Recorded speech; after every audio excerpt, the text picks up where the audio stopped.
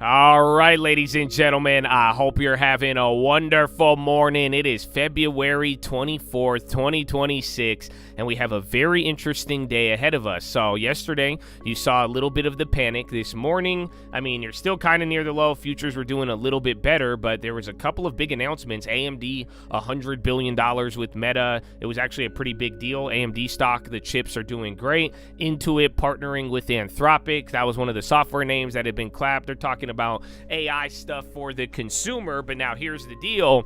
Right at the bell in about 5 minutes, that's when I believe it is going to begin. We are going to be getting the Anthropic Enterprise Agent event. It's going to last for about an hour, but given the fact everybody has been panicking over these plugins and all of these things going on, it is going to be related to all of that. So we're going to be going over that right as the bell starts. I got a couple of plays for you to look out for as well, a couple of things that we can be discussing. But Chatadonia, before we begin, before we try to chase a dollar, before we try to enrich ourselves, you know what we got to do, my friends. You need to stand up. You need to get up and honor the veterans and all of the freedom that you have, baby. Before we chase that dollar, before we try to enrich ourselves, we want to give a huge shout out, active service, past service, anybody who has served this country, even the families. God bless every single one of you. Thank you for your service. We love all of you, and I do hope, no matter what, man, you get a long-term, save 10% and embrace everything this year and use it for your future. I do hope that is a way that we can help you and at least show a little bit of thanks for everything y'all have given up for our freedom. So God bless every single one of you, and big shout out to everybody else out there giving back to their local communities, all the doctors, nurses, teachers, firefighters, police officers, the janitors, the coaches, the garbage men, everybody making their communities run, baby. God bless you and thank you. But ladies and gentlemen, please rise up. Place your right hand over your heart. Say it with me. I pledge allegiance to the flag of the United States of America and to the republic for which it stands, one nation, under God, indivisible, with liberty and justice for all, baby. Stand in the church! Oh, it's game time, Cheddar. Oh, no. Oh, my goodness.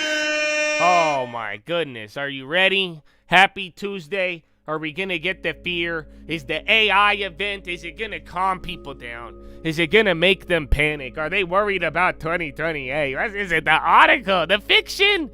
Fiction, dog. Fiction.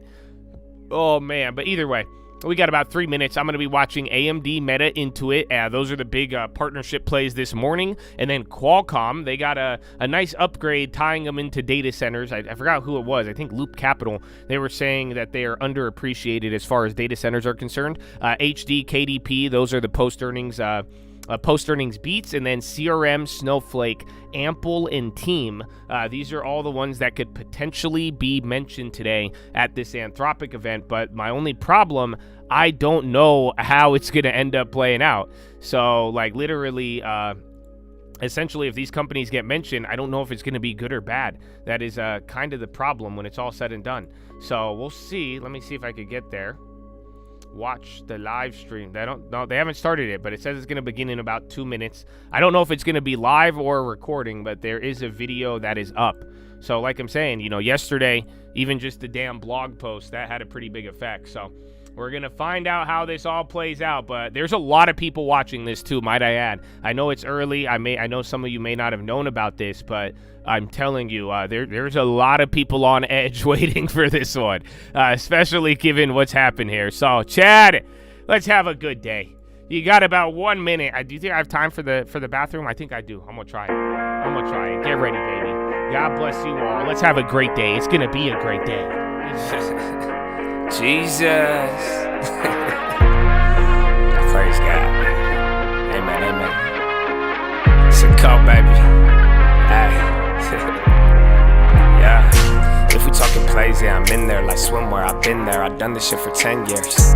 You could have it all, but you been scared. Big scare. Funny part, there wasn't even risk there. My thoughts been my own, yeah, I've been clear. No fear. Oh dear, who you try to control here?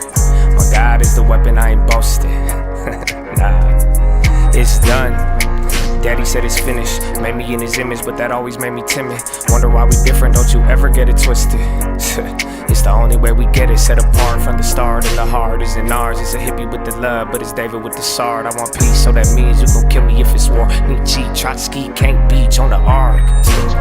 Want it easy or hard, want a genie or a god, then believe me, lil' bro, you a child, you a son of the highest in the bud. Don't deny it, we don't like it when they tell us who we are. I can tell you who I was, I can tell you who he is. I can make another song that's telling y'all about the crib, but for a second, keep it real, it's not the reason they will kill. It's the freedom in believing they want death to bring the will. But I'd rather have it now, and I ain't never backing down. I ain't gonna eat me or turn his ass around. Either way, I will remain up in his name and say a prayer. He had to say it now. Jesus. Oh, they're live.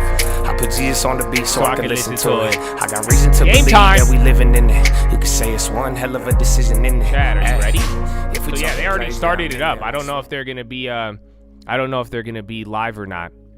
We're gonna find out. Is this American? I don't know. It's Anthropic Live, dog. Get with it. You better lock in, bro.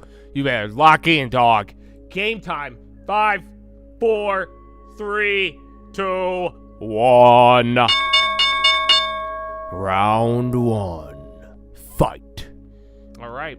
So watch your speakers because I have this playing live. I don't know when it's going to actually hit, but they started the event, and we'll see how on time they are or not. And then you're going to get your INTU and AMD to start off there. And then again, there was a couple of earnings, both good and bad. Hims did bad, and then Whirlpool just down on that common stock offering. Bop, bop, bop, bop, bop. I want to find one of these. Let's see.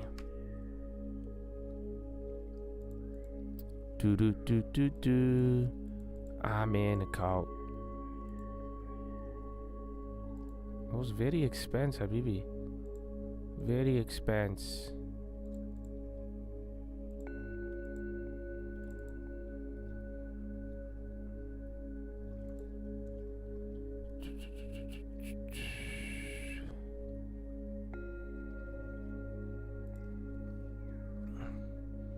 Alright, I'm gonna take a random one. I don't know if this one's gonna do as good, but I don't know. Oh my gosh. Oh, there it is. Oh, they got the little... Damn, they got their own premiere? What? No, that's different than the YouTube premiere. You know what I'm saying? Oh my gosh. Oh my gosh. It's kind of crazy. You know our YouTube premiere? They got their own, bro. They got their own. Bow, bow, bow, bow, bow, bow, bow. All right, let me see these other ones.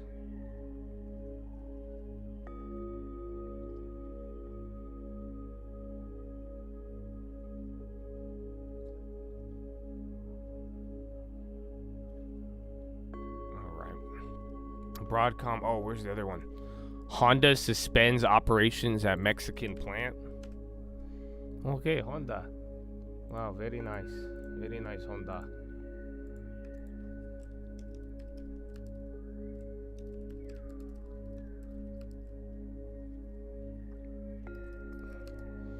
Wait, what was that other one?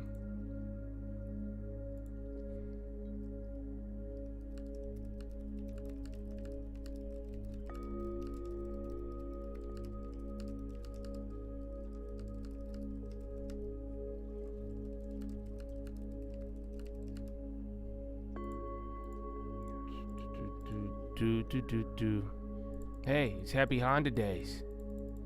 All right. So, be careful.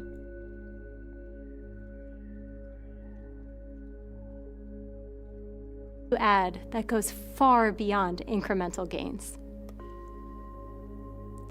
Alongside our own growth, the fastest growing startups in the world. That one's a bigger risk because I don't know if they're going to get a tailwind off it. Powered in part or entirely by cloud. And this happened because the value was real and the results were repeatable. And their success has raised the ceiling of what's possible for the industry. In 2025, cloud transformed how developers work. Cloud fucked everybody up. And in 2026, it will do the same for knowledge work. The magic behind cloud code is simple. When you can delegate hard challenges, you can focus on the work that actually matters. Co-work brings that same power to knowledge workers, and our customers and partners can build their own experiences using the same technology. By advancing what's possible in our products and putting the same building blocks in our partners' hands, we amplify the entire ecosystem. As a sales leader, I see the value every day. Claude pulls real insights from noise, gives me quick context on customers, and keeps me focused on what matters. It works across all the tools I use, so I spend less time searching and more time thinking and acting. Now multiply that across data, legal, and finance. There you go. Every function critical to the enterprise. The quality leaps we're seeing month over month are staggering, and the gains only compound from here. Just as we saw with coding, we see the signal that the world's fastest growing startups and enterprises with domain expertise are also co-building the future of knowledge work with Claude. Their value is greater than ever. These technologies are amplifying their professional and institutional expertise, and it enables them to move faster. Claude is the thinking engine that powers this transformation. It's one system of models, agents, and tools designed to give you smarter employees, faster processes, and transformative products. Okay. And getting there requires more than adoption. It requires a different quality of thinking. A thinking engine fundamentally changes what your employees, processes, and products can achieve. The companies pulling ahead, all three at once, like the companies shown here, which we'll dive into in a little bit. Let's start with smarter employees. Salesforce, so watch Spotify. Claude is now embedded in the tools that every knowledge worker already uses. Excel, PowerPoint, Slack, and the desktop. Financial models that took hours take minutes. And the step change started with engineers, that's reaching everyone. With faster processes, when Claude can reason across your entire operations, regulatory submissions, clinical reports, and customer support transform from operational bottlenecks into massive company advantages. It can compress timelines from months to days, or even hours to minutes. But this only works when Claude understands your organization's standards, your compliance requirements, your way of doing things. They're doing good for now. We're going to find out. And Gold and that's what silver makes moving. Claude NASDAQ so down impactful 0.4, for Dow your business. 0.2, and SPY 0.3. Russell's like right at open. And finally, transformative products. For many of you, the biggest opportunity isn't only internal efficiency. It's what you can build for your customers. Claude, as the intelligence layer inside your products, enables capabilities that simply couldn't have existed before. This is new value for your customers and new revenue for your business. The organizations that move forward on all three of these dimensions, employees, processes, products, they will compound their advantage over time. The ones that treat AI as a point solution, automating a single workflow and calling it transformation, they will find themselves falling further and further behind. Uh-oh. They just We call call people this out? the thinking divide. Enterprises are moving beyond experimentation and are making AI core to how they operate. And this shift is happening faster than ever. A few months ago, a Fortune 10 CIO told me something that really stuck with me. We were discussing how enterprises needed to fit a decade of innovation in the next few years to keep up. They smiled and they said, "We're going to do it in one, with you." This is the thinking that will keep all Mizzou enterprises warns AMD really squeeze leading the may pack fade. if they embrace it. I'm going to talk to you about 3 companies leading the transformation, starting with Spotify. Their engineers spend a huge amount of time on code migrations, updating and modernizing code across thousands of Spotify's services. popping a little bit off that. It's essential work, but it's slow. It's manual, and only a few specialists on any team could really do it. And then recently, they enabled Claude directly some of the into finance the ones are system still that moving. all of their engineers use every day. Now any engineer can kick off a large-scale migration just by describing what they need in plain English. You're taking a bottleneck that depended on a handful of specialists, IGV is getting back to and the you're previous opening it law. up to the entire team. Again, spies even at break even. You were doing a The little better impact here, pre-market. up to 90% reduction in engineering time. Over 650 AI-generated code changes shipped per month. I don't And think roughly she's half AI, of but she Spotify's sounds like total it. update now flows funny. through this system. Now look at Novo Nordisk. Novo? Every new medicine they develop requires mountains of regulatory documentation before it can reach So this patients. is biotechs. Clinical study reports That one's kind of alone surprising. run up Again, to NVO's down on the 300 50% lower pages. And Wegovy producing shit. one was a grueling multi-month cycle. Citron short on Their Sandisk. staff writers averaged just over 2 reports per year. And then they built Novo Scribe, an AI-powered platform with Claude as the intelligence layer, producing regulatory-grade content that's getting positive feedback from regulators. Think about that. That's the ultimate validation in pharma. And they used Claude Code to build the platform itself, which changed who could contribute. Their digitalization strategy director has a PhD in molecular biology, not engineering. But now they can prototype features using natural language instead of writing tickets for a dev team. A team of 11 is operating like a team many times its size. And the impact here? Documentation creation went from 10 plus weeks to 10 minutes. Okay, That's some a of these started off very 95% fucking reduction in strong. resources for verification checks. Most of them have already gapped up. Medicines are reaching patients They haven't faster. been mentioned yet. And then there's Salesforce, There one he of is. our strategic partners innovating with Anthropic and transforming right alongside us. And we are all terrified.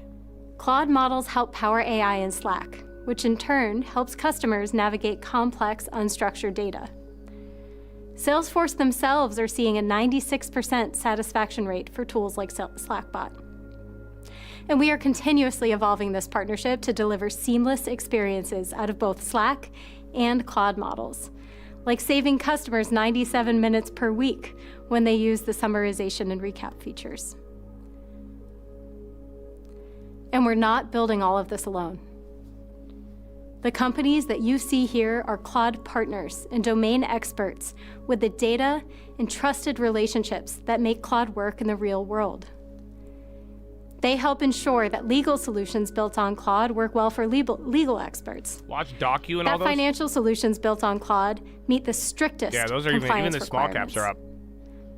Our Man, partners Spies help took us 4 deliver candles. value for knowledge Most of them are workers. being driven by And this, we as odd plan as to that may continue sound. to raise the tide Some together. lack of bad news so far. Now I'll They pass called it to out Scott one White, who will group, share but everything that was we've about built it. to get us closer to our ambitions for 2026. Nice. Scott White, head of enterprise. So again, that was just the intro. Hi everyone, my name is Scott White, Head of Product for Claude Enterprise at Anthropic. Building on what KJ shared, I want to show how we're making knowledge workers more capable using Cowork and plugins. Everything you see here today is also possible for anyone using our Microsoft's building getting a blocks, fucking bid. like the Claude Agent SDK, to build their own agent experiences. Claude is your thinking engine, a holistic set of models, building blocks, and products that help you make the most of AI across your enterprise. For this event, my focus is helping employees work smarter with Claude. Over the last few quarters, we've expanded what Claude can do in a conversation, and we've made leaps in helping developers delegate more to Claude Code. Now we're building Cowork so all other enterprise knowledge workers can do the same. It's a pretty quick rip-off there. Again, a lot of the software Even just stocks are getting a bid providing off of these this right agent now. Capabilities allows knowledge workers to get far. I mean, what, you're 10 But to minutes help in with each no team fucking pull Grim Reaper? ahead, we need to go further and help you bring the best of your organization, your standards, your quality bar, and your ways of working into Claude. I'm here to share several major updates in that Oh, direction. Bradley Frizzle! Cowork makes it Fuck possible for Cowork. Claude We got to the deliver. peach, baby. It goes beyond draft So I'm talking about. actual That's what, man. They can't replace the deliverables. peach, bro. They Plugins can't. are a way to share Good morning, specialized baby. skills, context, and connections to other enterprise APPN? tools so that Claude delivers work Zoom? exactly how you need. Combined, they make Holy it shit, possible he does for sound Claude like to Zuckerberg. truly become That's your scary. enterprise agent. Agent. Today, He sounds we're just like introducing Zuckerberg. several updates that make Cowork and Claude truly yours. Since launching Cowork last month and adding plugins a few weeks ago, we've heard loud and clear from enterprises. You want Claude to work the way that your company works. Not just Claude for legal, but Cowork for legal at your company. That's exactly what today's launches deliver. We're making Cowork more enterprise ready across key areas: how admins and power users customize plugins, how admins provision and control them, how users discover and use them, and how you connect every app to make Claude more effective. Combined with recent launches like Claude in Excel and Claude in PowerPoint, Again, high ticker plus Circle several is a new lot of just connectors software and plugins, tech going up we're now. making Claude the platform Again, for like, enterprise I think it's just 10 agents. minutes in, no And Grim Reaper. as we push the frontier of knowledge work forward, every partner building on Claude reaches farther too. Yeah, IGV's Plugins getting back are to an the 79. incredibly flexible way to customize Claude for your company. Today, we're launching a suite of controls to help admins build customized plugins that are entirely Okay, so private watch out and for inside here. your organization. Admins can set up plugins customized from our starter templates or built completely from scratch. Claude can also help, asking a series of questions to tailor a plugin to your specific company and needs. And you can set up connectors to make this process even faster. We're shipping two things here: customization of skills, commands, and MCPs within existing plugins, and Create with Claude, the ability to create a plugin from scratch. Enterprises also need to control what plugins their teams can access. Today, we're launching admin provisioning of private plugin marketplaces. Not a recommendation. Admins can That'll pay for the configure other ones. org-specific marketplaces, connect to private GitHub repositories as plugin sources, which is now in private beta, and But again, manage this might which shake some plugins are things up. available pre-installed. Beyond that, we're Feel like you're launching gonna get one loser out auditability of this. via OpenTelemetry, similar to what we already support in Claude Code. Once a plugin has been customized and provisioned, we want to make it dead simple for users to interact with. Slash commands, structured workflows like generate a report or prep for a call, now launch with structured forms, so invoking a command feels as intuitive as filling out a brief. We've also rebuilt many of the core plugin surfaces to be simpler to use and layered in company branding throughout Cowork.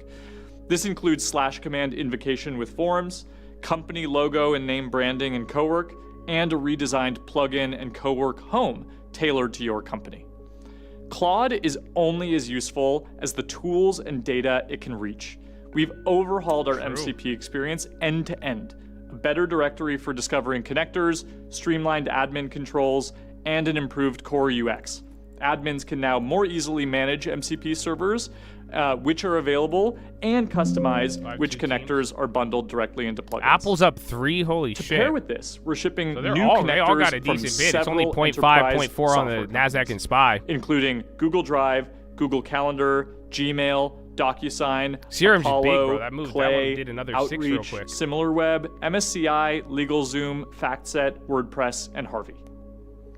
We're also continuing to expand our pre-built plugin templates so that everyone in your org can find value from Cowork on day one. Today, we're adding several new plugins: HR, design, engineering, operations, financial analysis, investment banking, equity research, private equity, wealth management, and brand voice by Tribe AI. Remember, that's all the shit that And it's Clap not does, just Cowork. but they're not reacting Claude to it can now. now edit files and pass context more partnership between Cowork, than Excel, eliminate them. and PowerPoint, including across multiple files in the same application, like a bunch Yeah, of I Excel got time on workbooks, mine. If you without got less having to time, start you over probably when you got switch easily between over apps. 100 on that. The powerful GG's, baby. thing about plugins, Well, yeah, I now made that them you can free, so create do your private thing. marketplaces, That's is that it. That you first- can collaborate fucking with 18 minutes. internal I could have paid for and everything. external experts to customize Claude And Spy's deeply still for going. every role, team, and department. It's a flexible system that enables the entire ecosystem to grow. And plugins that you build are simple So file again, systems. this I don't know, They're bro. yours, This might be its own portable little. to products that We you gotta wait a build with little Claude bit, as well. but if they don't kill To show anybody you how at the this end all of comes this, together, people are let's going to walk through a feel as demo if with it's a fictional more company, partnership than Silver killing & it. Capital, a global financial services firm. Maybe this is our risk-clearing Silver event. & Capital wants to accelerate growth, but competition with clear-edge systems is intensifying. With Cowork and plugins, the team is equipped to take this challenge on. First, the finance team uses Cowork to identify. We'll see. This just has to growth hold up. blockers. It's only been 20 Claude minutes. pulls details So far, nothing across bad, but customer touch most points of this to sounds surface the most partnership. actionable insights. If at the end of this Cowork we could get surfaces over the insights whole for the idea and analyst be like, okay, and creates a spreadsheet yeah, with its findings. these companies are going to use Claude it. identifies They that just have- Clear they have Edge 20 is different winning companies on that right there. 38% There was of HubSpot and a competitive bunch of other deals, on that little side driven panel. by faster onboarding timelines. The resulting spreadsheet synthesizes data across Silver & Capital's sales pipelines, work that would have taken an analyst days to complete. With Claude in PowerPoint, the findings become a presentation, turning raw data into digestible insights. Claude captures everything from product loss trends to recommended actions for Silver & Capital. It even cleans up slide designs at the analyst's request before the Yeah, I deck think is you're going to hear shared from some of with the wider companies. That's what I was looking team on for, Slack. but even then, you got way more mentions than I was Once expecting. shared, the entire company can review Like the I'm saying, findings this doesn't- and build out a plan None of of this seems action scary based on for now. Claude's This is all what the recommendations. market digested and knows Next about. up, the legal team, But it doesn't which seem- also they're not uses a coming out Claude-powered swinging. agent They're more like to help them update olive their branch. processes. But The again, legal it's still team early. uses co-counsel. Thomson Reuters rebuilt Again, co-counsel Thomson was legal down 18% from the ground up earlier. with the Claude agent SDK. So look, they got creating the clapped only one of the legal hardest on agent some of the with earlier native times. access to Westlaw and practical law. Yeah, With a so they're single partnering prompt, with it. co-counsel legal compares previously executed agreements They're against saying the you need the standard good template, data to practical make the law plugin market work. standards, and more. As it identifies patterns, it drafts fallback language and confirms enforceability on Westlaw.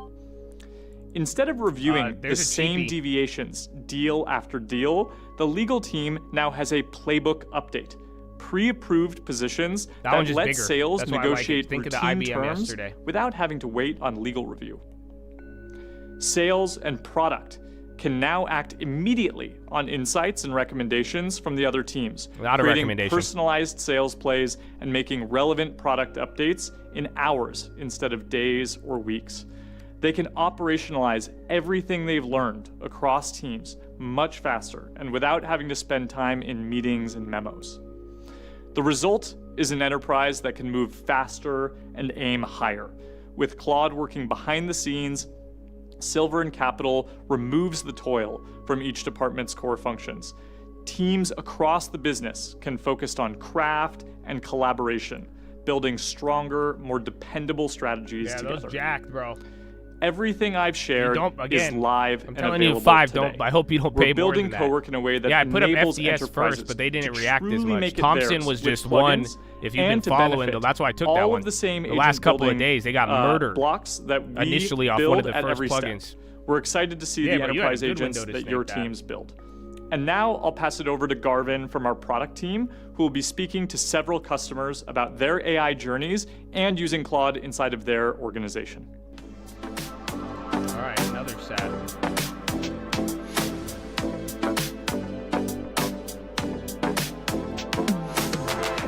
Welcome, everyone. I'm thrilled to be here in New York. 500, I'm 600%. joined with some leaders I shaping have a couple AI more. in finance, law, software, and media. That hit. To start, maybe I could have each of you introduce yourself quickly. I'll start with you, Steve. Yeah, thanks, Gavin. No, Good to be here. it I'm might Steve not get Haskell from mentioned. Thomson Reuters. So again, all those plays I we, took in the morning, that was just a serve fat risk, fiduciary dude. professionals. So I have no if you guarantee think that about any of knowledge those are workers going as to the get first mentioned. stage, Like I'm saying, I had a good professional-grade idea. AI Most of is the the ones second. that were We're in related, the they were able to fiduciary-grade make the AI move, business, but I and have that's no the idea what will or will basis not on come which, up. Again, we've this is all developed just coming out co-counsel, live. which was mentioned in the product overlay. Fantastic. Hi, thanks. Thank you. I'm Sridhar Masam, CTO in New York Stock Exchange. I lead the technology and IBIT's coming up, strategy so again, across our trading IGV, that platform, link. listings, and IGV's regulatory still up technology. too. I think we need a little bit more platforms juice. process over 1 trillion messages on a peak trading day. Even at that scale, system resilience, determinism are paramount. NYSE is part of ICE, Intercontinental Exchange. which is a Fortune 500 company where we operate ICE? clearing houses, The fuck you mortgage said? business, fixed income, and data. Sorry. Good morning. Seth Check Dane from SPGI Epic, a and MCO. healthcare technology company. So Well, again, most people S&P probably know Global us and by Moody's. MyChart, which they use to access information about their labs or schedule appointments with their doctors. But we also create the software behind the scenes that hospitals and those haven't clinics moved. use to have a full picture of the Again, patient's story. we haven't had any whether real that's a link to nurse, a pharmacist, or a cybersecurity yet. doctor. Thank you so much. Yeah, Welcome. TRI is moving big so off from that. our That's prior the one, bro. We got a conversations good and one off everything that. we've shared today, Those are I think we going, all damn. agree that fundamentally almost 1,000% work now. is changing. Sridhar, can you share how your organization is thinking about AI? That's why if they mention one of these that has been beaten down heavy in the last couple of weeks, that's the one you run. Adoption internally grows, and as we move on That's from exactly the setup with experimentation to Thomson production Reuters. to scale. Remember, they had an outsized Cloud loss. code One day they were works down remarkably well 20% with our on complex one of the code bases, freakouts. Hence, and we are kind of rewiring again, our it's still almost engineering $20 lower process than with that. Coding, writing tests, legacy code bases, refactoring, documentation, and we also built internal AI agents leveraging Anthropic's Cloud Agent SDK, agents to write code, dev agent, and in the CI agent. They work together to actually take instructions from a Jira ticket all the way to a commit code. Cloud models also are particularly effective in processing large documents and applying rules, and we are taking that to our regulatory and market watch workflows, where we have built agents to review proxy filings, to auditing SEC filings, news Ample went down classification, already now. so that can be fed into the market watch lack of functionality. We just announced an initiative platform for NYC Digital for tokenized trading, tokenized equities. We used Cloud Code to build a reference implementation pretty quickly, and we see AI being part of our journey to accelerate that implementation. Estee Lauder's up to. Have you found Staples sort of are still up in recent 0.5. months, Holy there's shit. been an acceleration? Like, how have you seen sort of phase shifts over maybe an 18-month and 6-month time horizon? Yeah, I mean, 18 I mean, they months haven't ago, really it was just mentioned more of a anything chat related to interface, Molbot and or people any were of the just agents. using We'll for see. Code completion. Now, with the agentic and reasoning capabilities, it's more independent. It's more of a collaborator than an assistant. That was a big fundamental shift in how people use AI. So, Sridhar and Steve, a question maybe for both of you. As we see more Okay, AI it's kind of chilled proliferation, out again. You hit that high there at 0.3, leaders but are overseeing like I'm saying, massive it's early AI and we're not out projects of the clear. and SanDisk managing on the people low. It had and a AI. short report there. What are ways we I can don't know if that killed maximize it or the not. chances of success? How do we shift the leadership playbook as we roll out AI across these organizations? I would say, Garvin, that for the fiduciary professions that we serve, so legal, tax, accounting, audit, and the like, the tools are, in many senses, ahead of the change management. So in other words, a general counsel's office, a law firm, a tax and accounting firm, an audit firm, need to rewire the processes to be able to take advantage of the benefits that the tools provide. And I think that work is ongoing, but I think it's 18 months away before that sort of change management catches up with the standard of the tools. So I think that's the sort of, one of the major work streams required here. Yeah. There's a few things I want to touch upon. One is the accountability. Bro, is that was a. shifting. Remember, So the government traditionally, made them we are stop so that. used to building deterministic platforms. NVO is still going up. I mean, they got that mentioned earlier. And now with the AI being probabilistic, the accountability Okay, they're all doesn't kind end of when the stalling out project now. Goes live, but on a daily basis. Been what, monitoring the 27 behavior minutes, 30 outcomes is minutes? the one. The other one I see is like, it used to be a simple buy versus build. Buy what you can, build what you must. Okay, And now we FactSet see going an up a little assembly bit as a more now. paradigm emerging with combining. So watch multiple models, SPGO and multiple then vendors, Moody's. platforms, data, internal capabilities. So Or like assembly is SPGI. becoming a key aspect where you're able to assemble, But you need to FactSet's up assemble all these 7. things to have a solution. Third one I would touch upon is like from risk avoidance to risk calibration. So typically in highly regulated industries, we're like typically towards risk avoidance, but just given the benefits of AI, that's not an option anymore. So we need to build systems and calibrate risk accordingly. If I can add to that, I think a key aspect of leadership in this paradigm is internalizing the rate of change of the technology under the hood. And I think a key to that is just using it every day. It helps be a cultural leader within the organization if you're spending time with it. And then we have seen that then has a direct impact as folks are spending time with folks on their staff, Scheinbaum says government is considering legal how to action use it as well. following Elon's comment related to drug cartels. So one What? Unifying theme, perhaps, going after between Elon? all of you, Not the aside from cartel? your roles, is that you all work in enterprises. You have decades of experience, and what are you thinking about when rolling out AI internally, and specifically to make sure that AI builds are exemplifying the expertise that exists within your firms? How are you sort of thinking about codifying all the metals? expertise, Again, doesn't USAR have earnings into the products and organizational systems you're building? Are you noticing any challenges?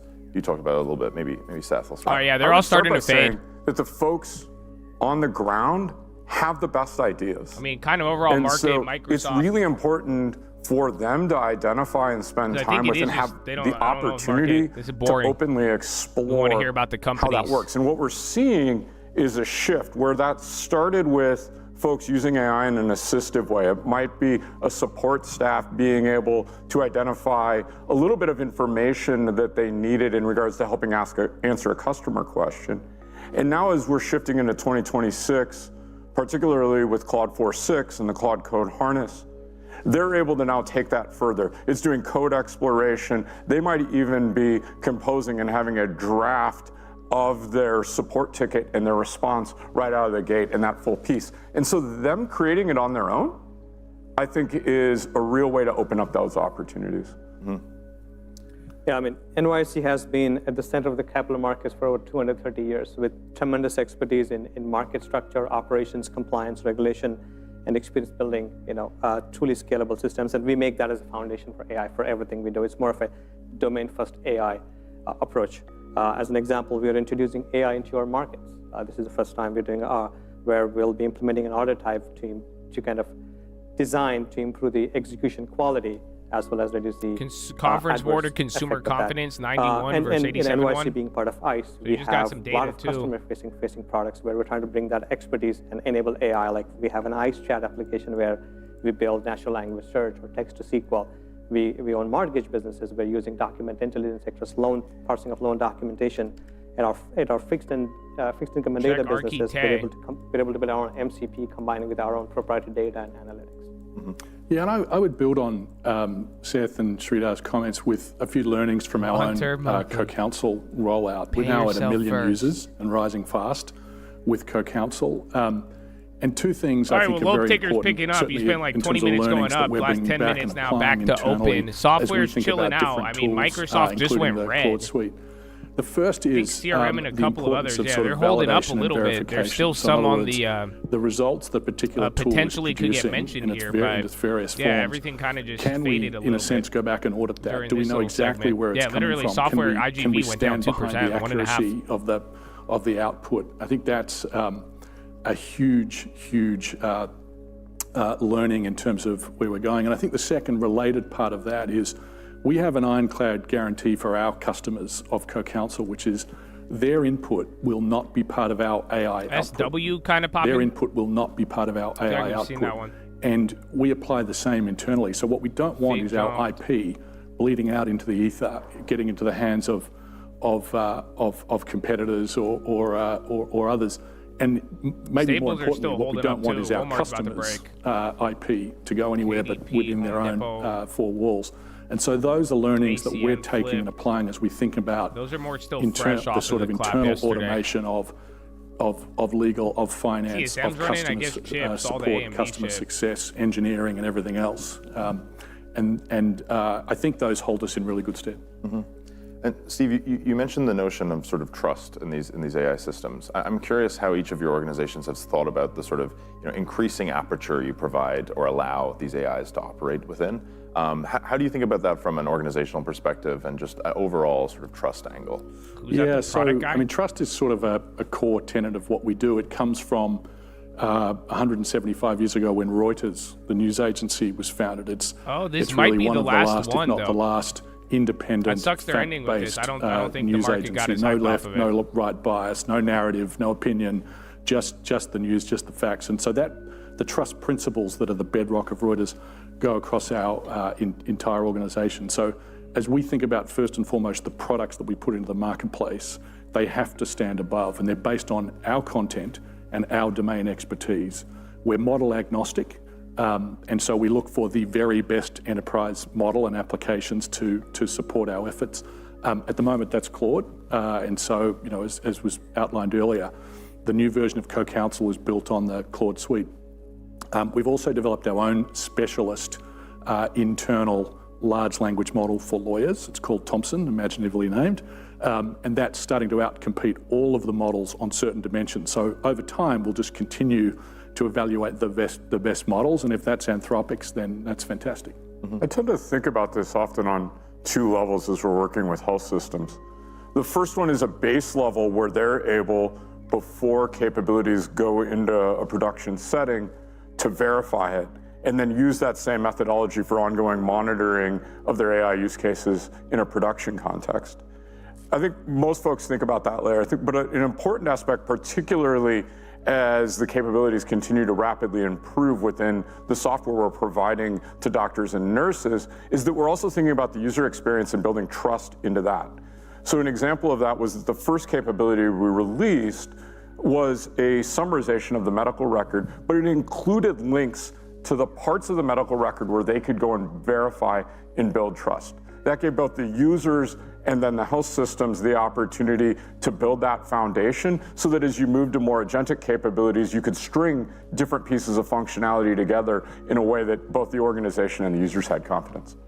Yeah, just I think as Steven said covered, I think to add, we're building observability and auditability and explainability, especially when we introduce AI into our market. That is key to our regulators. I think that is the core focus for us. How do we bring that observability and then have humans as a judgment and decision makers, not just AI. Couldn't agree more. Maybe switching gears sort of to the topic of Claude and co-work as we discussed earlier today. Given we're on the topic of sort of empowering employees and leaders, I'd love to hear about each of your experiences with Claude and co-work so far. I heard a little bit from you, Steve, but any exciting transformations you're seeing taking shape? Would love to hear how that experience has gone so far. I guess maybe I'll start. I think at an organizational level, the obvious place I can mention is development, right? That's what everybody's going to think that is where I'll start, which is true. We see teams and we see individuals now managing teams of agents to be able to both create new products as well as upgrade systems. But I think, interestingly, where we're going to see more impact, and this was very surprising to us as we rolled out Claude Code internally, was the amount of support and implementation staff. These are not developers that are suddenly using it in a variety of ways we had not anticipated. Over half of our use of Claude Code is by non-developer roles across the company. Personally, I've been finding it helpful in analyzing and keeping up with the rate of change of technology and using it as I'm reading articles to draw connections between different places. So I think it needs to be applied at all of those different levels and can. Yeah, I mean, we're still early in adopting co-work and plugins, but we see co-work as a shift from assistant to collaborator. Until now, the beneficiaries of agentic capabilities of Cloud Code have been engineers, and Cloud Co-works brings that to the enterprise. Club with plugins, which was announced earlier, which discussed earlier, the role-based templates, and we are kind of reimagining some of the previous solutions to see how we can implement with co-work plugins and kind of thinking about new ones. Yeah, so we're running a comprehensive program to automate everything we do. We've got the same team leading it that led our change program several years ago, and so they're a battle-hardened team when it comes to this stuff. I think we're starting to see similar benefits that Kate talked about in terms of Spotify and others in terms of development, to Seth's point. And so, we're really bedding that down. We're really seeing the benefits in terms of the quality and speed of our developers' outputs and those broader engineering teams. And then, of course, we're applying our own product, Co-Counsel, to our General Counsel's office under Nori Campbell's leadership, to our finance and internal audit under Mike Eastwood's leadership. And we're starting to see very significant benefits there in terms of not only the speed of output, but more importantly, the accuracy and the reliability I was saying, and trust watch that this we spy. place I mean, equal weight got a dip, but you might be getting a smaller little wave. Busy, not of software, but broadening out a little bit. It really frees them up the high ticker just did a little, to start to think more strategically and to start to look around corners and add value to the broader organization. And that's fun for them. In addition to everything else. And then Home Depot CEO is speaking right now. All three of you have experienced sort of the AI evolution over the last 2 years. I'm curious if you have any predictions for 2026. Sort of maybe, what do you think the next few months are going to think we'll still be working here? Either, in your specific industries, in your domain. Our product replace AI, us. sort of an open question to the group. Maybe start again with you.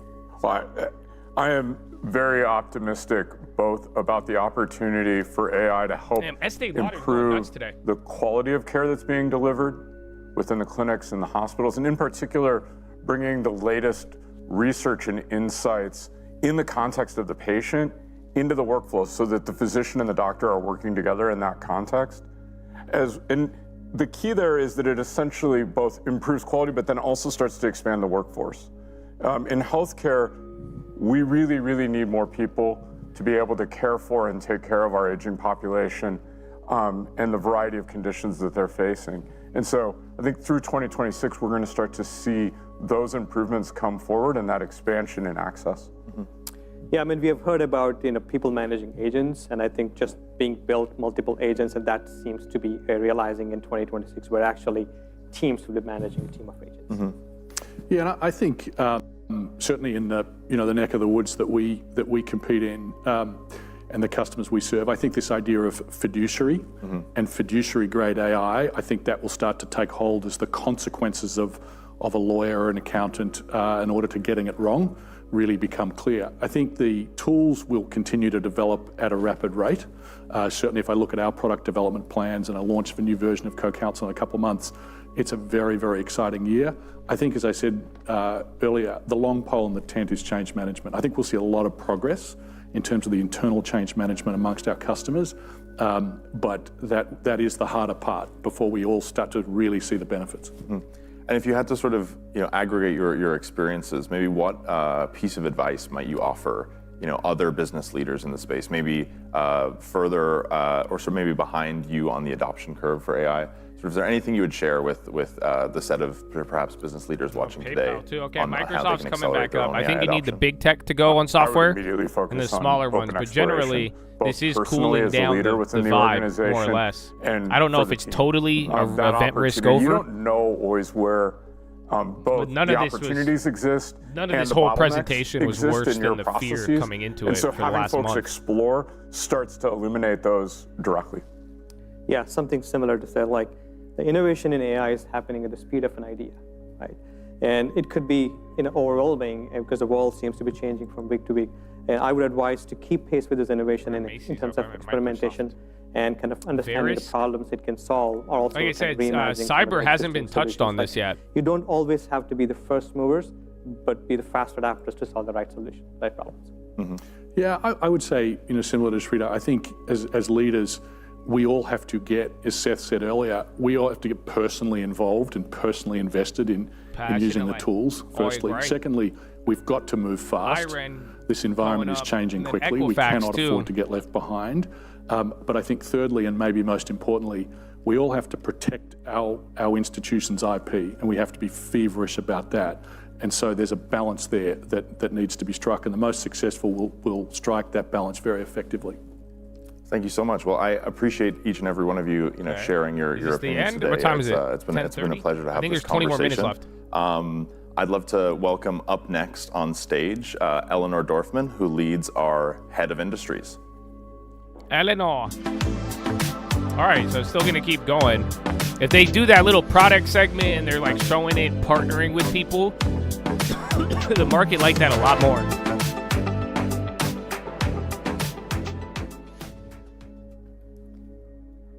Hi, everyone. I'd like to quickly introduce myself. As Darvin said, I'm Eleanor Dorfman. Why do you keep looking over? You're making me nervous. New York, and I lead the industry sales team at Anthropic. I'd like to thank Darvin and all of our panelists. It was amazing to hear how much has changed even in just the last 18 months and how leaders like the ones you saw today are really starting to pull ahead. But now I'd like to bring on a slightly different voice for this next segment and join me in welcoming Peter McCrory, Anthropic's head of economics, Mr. Worldwide, who has been thinking about and studying the economic implications of this technology cooled the vibe down more than almost anyone in the world. Peter, welcome. Hi, Peter. Head of economics at Anthropic. All right, so we'll see. They're probably going to talk pricing, and if they start talking about shifting the dynamics of SaaS to seats, excuse me, from seats to subscriptions. As we talked about earlier in the keynote, 2026 is shaping up to be the year that AI truly transforms knowledge work. You spent the last year building the most comprehensive data set on how AI is actually being used in the economy. What is the Anthropic Economic Index, and what is it actually measuring? Bald the Anthropic Maxer. Economic Index is our effort to understand usage and diffusion of this transformative technology all throughout the economy.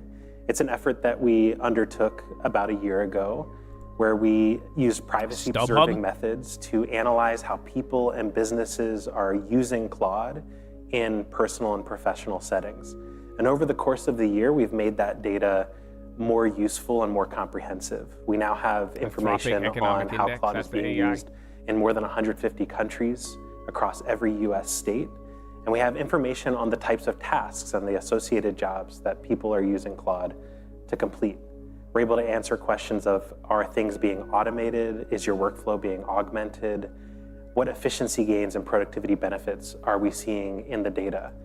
And broadly speaking, we think that this data is incredibly important for all of us. I don't know, it's StubHub. Not just Anthropic, but society more broadly, to understand what are the labor market and economic implications of this technology, given how quickly things are changing. And since we started tracking this data a little over a year ago, what are a few trends we've seen over time? And have these trends, or how have these trends, changed our approach towards how and what we're reporting? Yeah, so I think one of the things that sort of keeps me up at night as I think about this technology is that it's what economists refer to as a general purpose technology. It means that there is almost no facet of the economy that won't be affected in some dimension by large language models, by the type of technology that we're developing. And indeed, we see signs of that in our data. About a year ago, roughly a third of all jobs across the US economy had at least a quarter of the tasks that people do in those jobs appearing in our data. So you're a copy editor, something that you do in your daily job, people are using Claude for, software engineers, of course. That number, a third of all jobs, has risen over the course of the year to around 1 in every 2 jobs.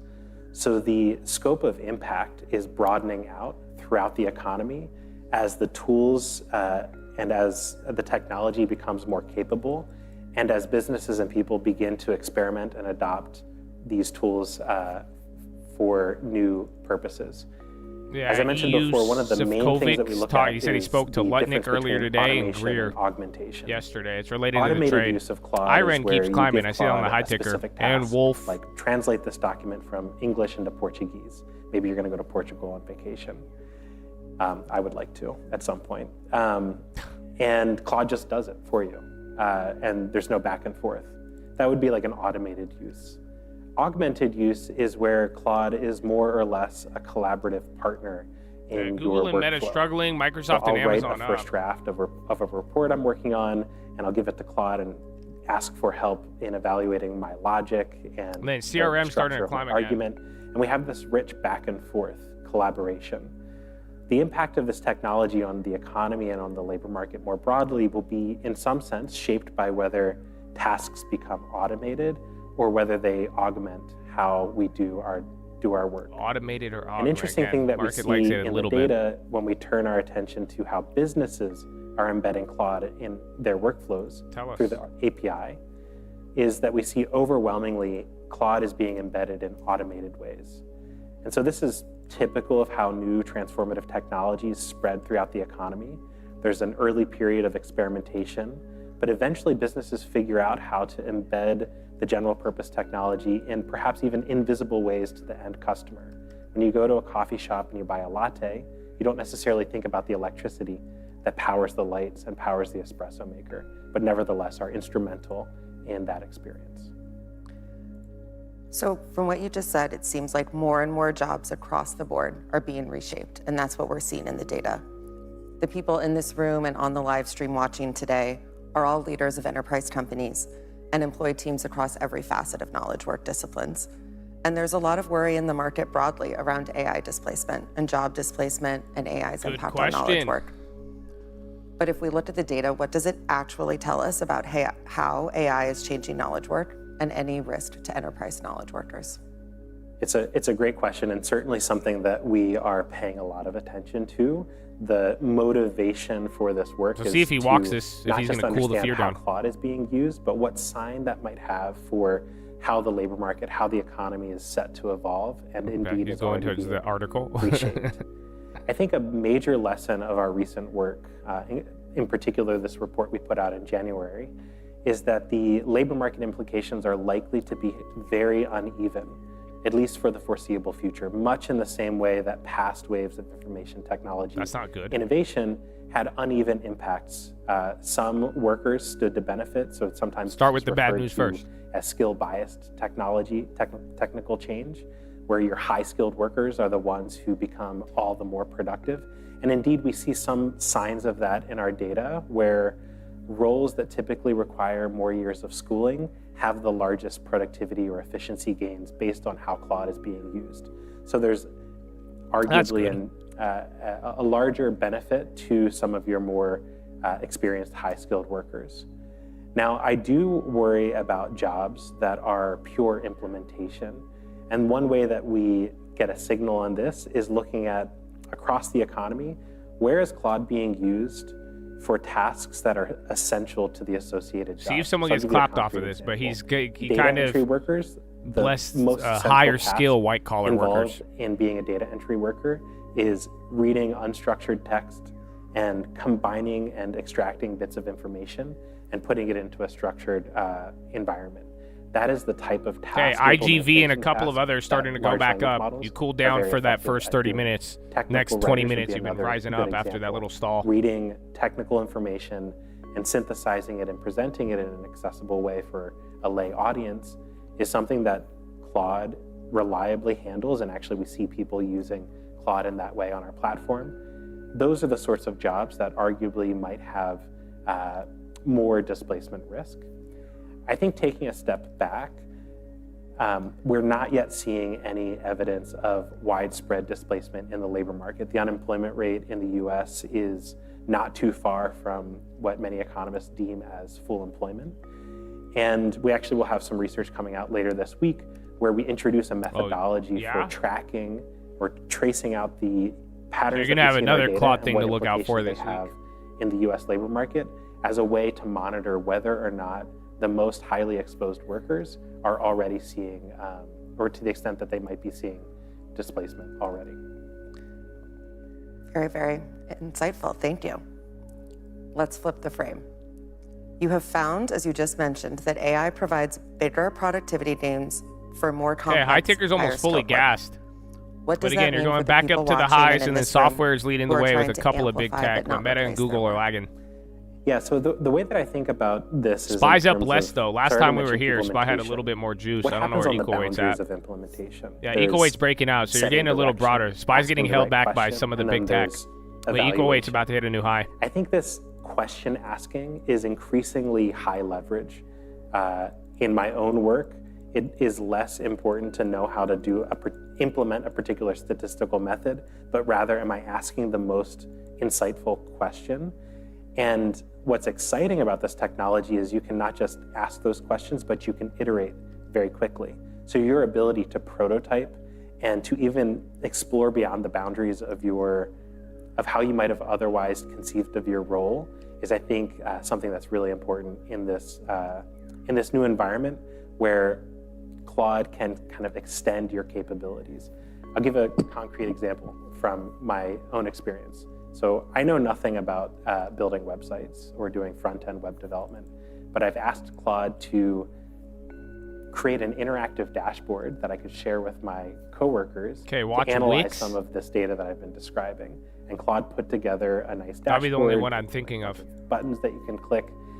And that could be negative. In some sense, my role as an economist is changing and somehow includes this thing that I would have never otherwise conceived of as being a part of my role. He's just like us. Another way read. that you might see this is product managers who are prototyping early versions of the actual software, not just Figma too, maybe. And vice versa, software engineers who are taking on some of the responsibilities of a product manager. So broadly, I see scope for job transformation and the boundaries between jobs are in this state of flux. And in that environment, skills of adaptability, yeah, and SPY hasn't broken out, but the ability to delegate, Ecoay hit a new high, but provide then oversight they're both chilling over now. these models as they do increasingly complex tasks, I think will become increasingly important. Have you enjoyed this new extension of your role? I think it's incredibly fun. They love destroying the global economy. I have opinions on what dashboards should look like, and I've also discovered that that sense of taste is like really important. The first version that Claude put together was not that good, but I was able to say, you know what? Cook says AI is already being incorporated in the Fed forecast. Style it in this way. Given my experience and the type of work that I've accumulated over the years, I knew exactly what I was looking for. That tacit knowledge is like really important. It's also, I think, an open question of how you transfer that tacit knowledge to a younger generation of workers who are just entering and IGV at a new high. onto the scene. Yep, I think that is one of the core questions a lot of people are thinking through. All right, to close this out, you have been studying AI's impact on the economy. They're going to close right on schedule, bro. Anyone, although Peter did ask me to say longer than anyone. Man, AI optimizes and if you were they might end where right these at leaders 10:30. Watching today are sitting. They're running an enterprise organization. They're thinking through a lot of noise and trying to find the signal and trying to make the right bet in 2026, especially as these models and the technology is evolving so rapidly. What does the data tell them that they should do? So one of the things that we did in this report from September is we dug into the details of how Claude is embedded by enterprise customers through the API. One of the interesting things that we find there is that for the most complex tasks that businesses are using Claude for, going now. They provide a lot of context, a lot of information. Claude relies on contextual information, and disproportionately more contextual information the more complex the task that Claude is being asked to do. And I think that illustrates a really key point about how enterprises stand to benefit. It's that it might not just be about fundamental capabilities of the model. Claude might be capable at the task that you want Claude to do, but do you have the right sort of data ecosystem, data infrastructure to provide the right information at the right time? They're trying to highlight historically you need the data on the back end, and Claude's only as good as the data. Same thing with all the other bots. Or data modernization efforts. So to ensure that a pipeline of data is available to Claude right as it needs it. It might also require new organizational processes and maybe even new organizational structures to elicit that information. So for example, if you're using Claude to develop a very sophisticated sales strategy, if the information that Claude needs is in your coworker's mind, that's not a technical problem per se, that's an organizational problem. How do you align the incentives within your organization so that your workers want to centralize this tacit information that can benefit the organization as a whole?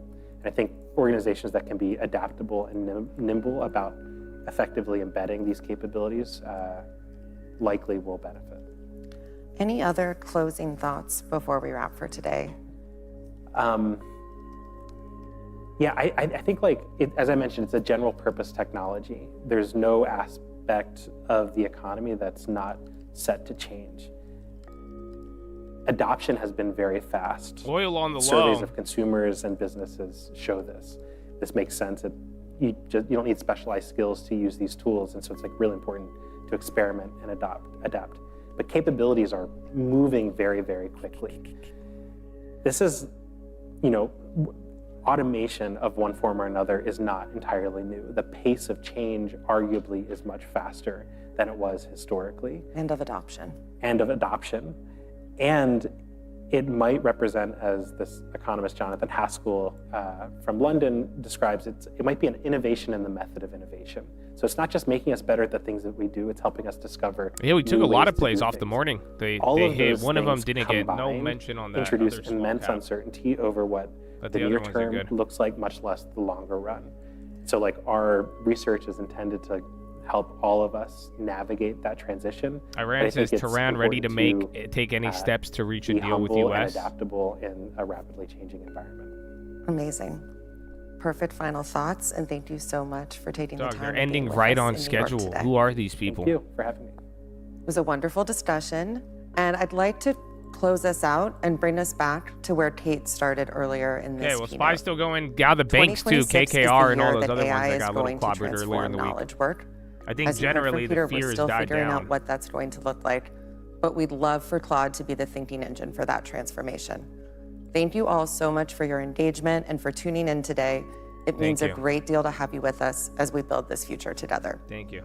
We have a few more sessions coming your way and content coming later today. Look out for 2 sessions we'll be sharing on our channels. The first is a question we get all the time: how does Anthropic use Claude? And so we'll have 4 Anthropic leaders, including myself, representing finance, legal, sales, and product. Okay, so you still got more of this? Fuck me. We will share how our teams use cowork and plugins daily in our work, and we'll have live demos that bring each use case to life and make it really clear for you all. The second is on deploying Claude in production across your organization, and it'll be a deep dive into how Claude, cowork, and plugins work in enterprise deployments, and we'll bring back Seth Hain from Epic, the VP of R&D. Thank you so much again. We hope to see you back for those, and take care. Thank you. All right, man. So I guess we're gonna, I don't know when the other ones are gonna start, but for the most part, I do think the, give Wall Street a second, but it does seem like the general vibe, excuse me, it seems like the general vibe is, everybody, kind of calming down a little bit. Didn't it? It seemed more collaborative than competition in terms of trying to destroy every company. They highlighted the enterprise. They highlighted these big enterprises having access to data and all those other things. So there was a couple of names we saw, especially names that got beaten down in the last couple of weeks. I mean, think about it. This was the this was the culmination of what we got to deal with all month. Again, all month you've been going that legal plugin, if you guys remember. Excuse me. At the beginning of the month in February, it was the legal plugins that kind of started everything, and people were like, plugin. So, you know, for them to kind of explain it, highlight it, that may have been the clearing event, you guys. Like I was telling you the other day, you know, last other time that we've dealt with any of this stuff, like when you were looking at IGV, all metrics are like, yeah, you should have bottomed out, but you didn't have a clearing event. You didn't have something to happen where people were able to be like sounding resilient. No, we could look past this. So yeah, this might be the event where people are going to be more likely to get along those lines and say that. So yeah, not bad. And then yeah, bro, I said I wouldn't go past those prices. Y'all doubled up those ones already? Habibi, why? I mean, Habibi, I want to sell it now. It wasn't 100, now I take 100. Why you guys do this one? It's not supposed to, Habibi. Now everybody get excited after the first, the big one, huh? Yalla, Habibi. Well, I do think a little bit. I mean, it's going to be a little bit bumpy, and then they're going to come out with more stuff today, and then they're going to also have more stuff later in this week, but I do think generally the vibe that people are having is that this is a little bit better than not. Again, I think a little bit of that helped cool some of the fear. I mean, you saw it right off the open. They showed a lot of these companies working with Claude and Anthropic and not necessarily being, threatened. He had the opportunity. He literally threw He threw out the bone to the higher skilled workers, saying, you spend a lot of money getting an education and learning something, it'll help your job. That's not what people were worried about. Or that's not, people were worried about the opposite. They're like, oh my gosh, you don't even have to be a doctor anymore.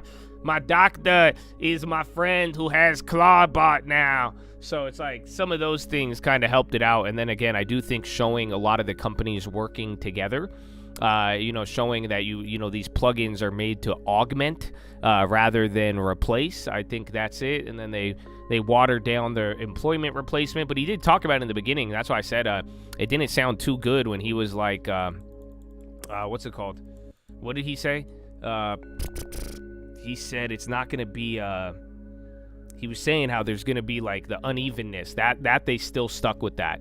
And they were saying, there's going to be a little bit of kind of short-term headwinds as people adjust to all of this, but everything else was kind of watered down. And like I'm saying now, people got to hear this.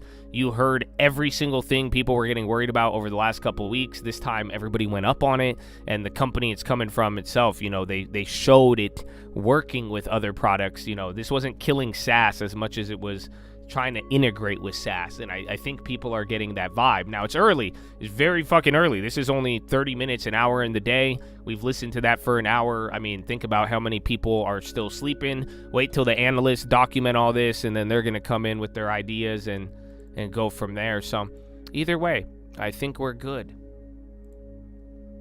Ba-da-ba-ba-ba.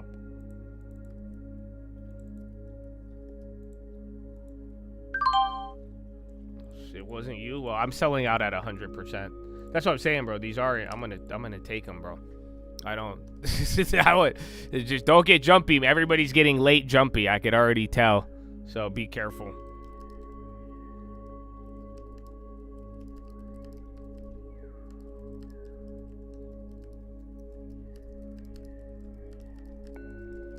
Visa on the low now. Uh-oh.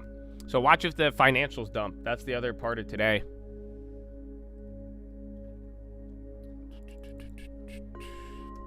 I still have one of the TRIs, actually. That one's still I think that one might be at 1,000%. That one, you actually have a decent amount of time left on it. Yeah, that one's right under 1,000. Michael Saylor, Bitcoin on sale. Nice. Nice, Micah. Nice. Again, SPY doing good there. I don't know why Visa. I haven't looked at XLF. XLF is still kind of weak. That's probably your shitty part of the day. So one part of this looks good with IGV and getting a little bit more of a bid there, but other than that, you know, it's not as I think financials are still the only other one. AI will replace analyst. Well, again, they talked about it. Even FactSet went up. SPGI, that was the other one recently. And then who was the last one? Thomson Reuters. They're, you know, again, they showed it working with them. They even mentioned some of these companies as well. I think the only thing they didn't touch on was what's it called? It was cybersecurity. And that was the recent one that everybody freaked out on. Again, they showed a lot of integration there with CRM. Some of the other stuff didn't come up, but like I'm saying, we're going to hear from them in a little bit too. I don't know the schedule of it. I don't know if it'll be during market hours, but you're going to hear from them one more time. And then they said they have a report that they're going to come out with. J&J. Habibi, 52-week high.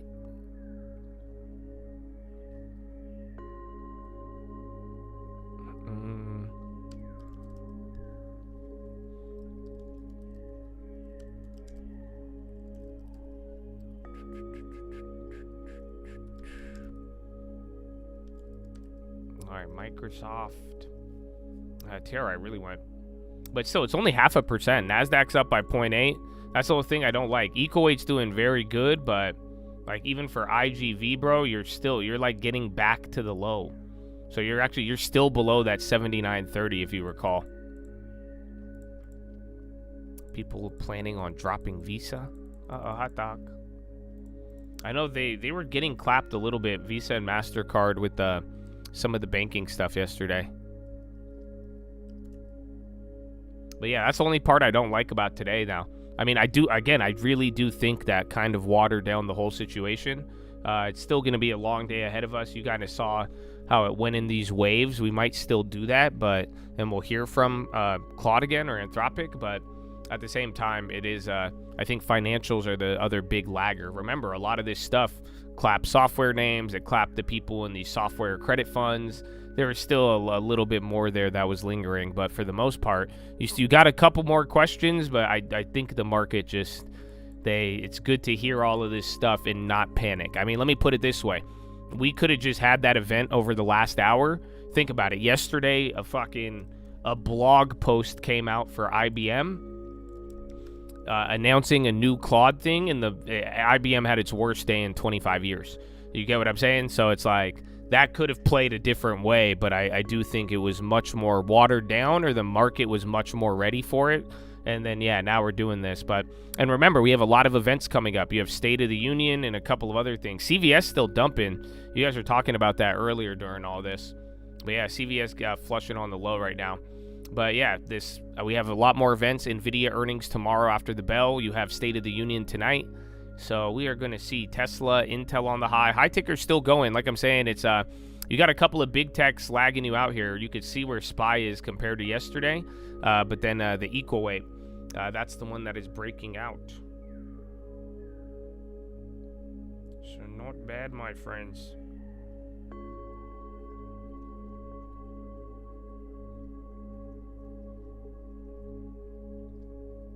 Alibaba.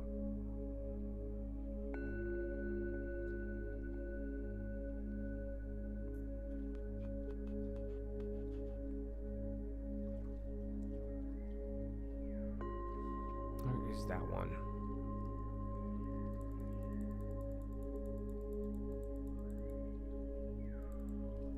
So lawyers will be losing jobs? I don't know. I don't know if that's what he said. The lawyers, I mean, we talked about some of the court cases with AI that kind of defend the lawyer institution, but that was one that comment really stood out to me.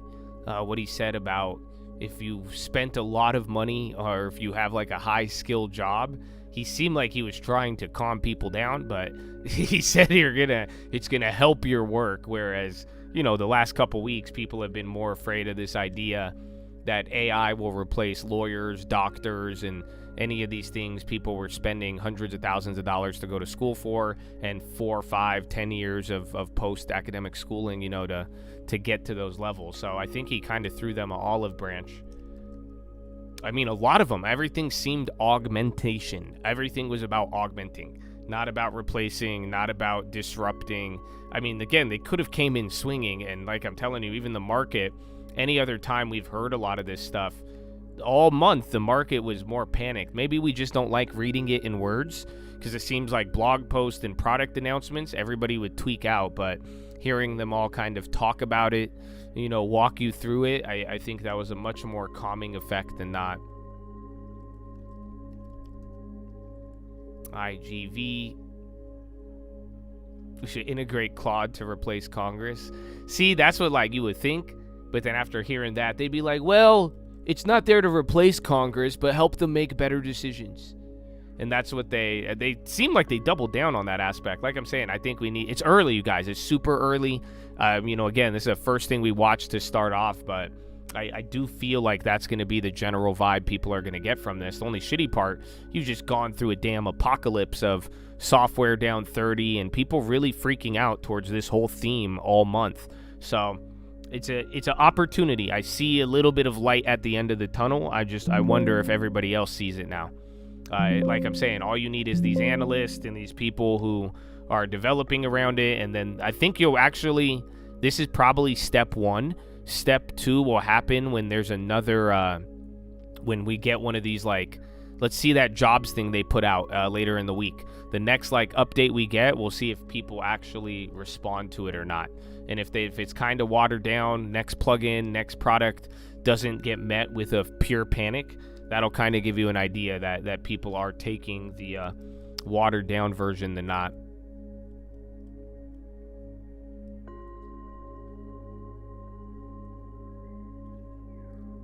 Where's Intel? So again, NASDAQ 0.8, Russell up 1.1, Dow 0.7, and SPY 0.5. Let's see, what time is it? 7:40. So we've been here just over an hour, man. That took an hour. Got an extra 10 minutes again, ended higher. It was a nice move off just right off the rip, though. So I'm glad we got to make a play on that. Damn, NASDAQ, 80 names in the green, 20 in the reds. Dow Jones, 22 in the green, 8 in the red. And then SPY, 330 in the green, 170 in the red. So yeah, you got a majority of stuff up. NASDAQ has 80% in the green. Like I'm saying, you still got some of the bigger tech, even NVIDIA. Equal weight really is the leader. You're getting that broadening out.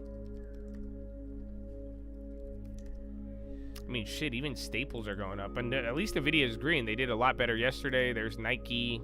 I know Apple. I think Apple might be the bigger leader. Apple's up almost 3, and they're getting volume. Microsoft wasn't doing too bad, but then they stopped with everything. CRM and Oracle did great. Team is climbing back up. Again, Ample, that still did good, but it was looking hot in the morning, but they didn't get the mention.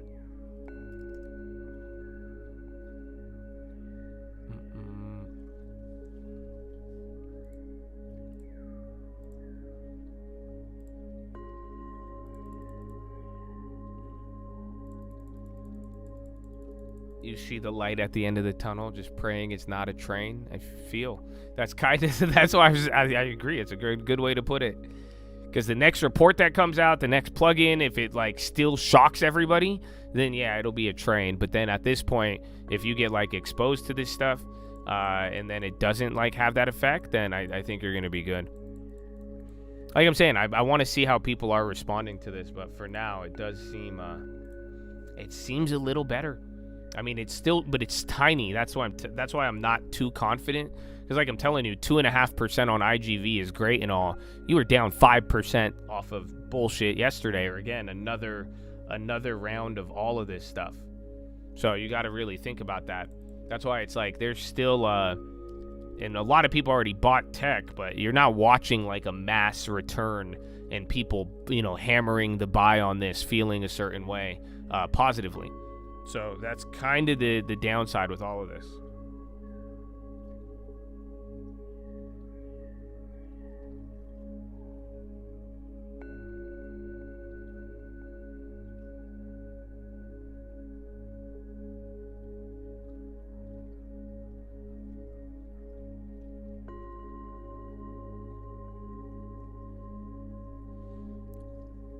ZB. Bonds surprisingly haven't moved. That's the other part. Bonds didn't even get fucking budged off of that. Intel and Netflix going up. Yeah, both of those. That made me want to see, where's Owl? So yeah, those are still kind of down. I know KKR was running up during it. And then again, XLF, that's the only other one too. Today would be a much better day if XLF was in the green. So that's another one of those drags. Yeah, Intuit has earnings. CRM has earnings. They all have earnings. So that's the other crazy part. This is still a earnings week. So that could be another tailwind too if they do good. Amazon Cloud available through AWS, Amazon Bedrock in Southeast Asia. But yeah, those earnings too, that might either be the next tailwind or headwind depending on how they do.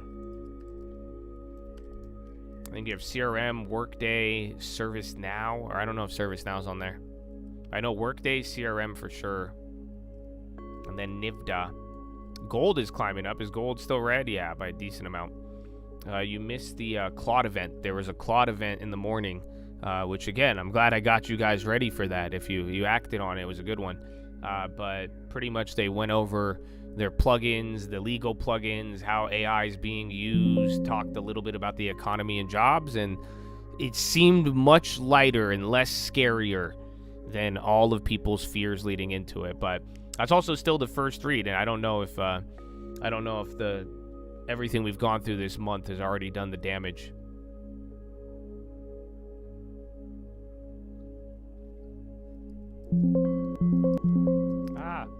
XLV still in the red? Yeah, so I'm surprised. I'm surprised financials are red. I'm surprised staples are still green. Some of those haven't moved. A lot of this has just been these tech and software names kind of just meandering a couple percent in between. Trump is on? Trumpetto? Oh, no. I think there's a lot of videos for the State of the Union.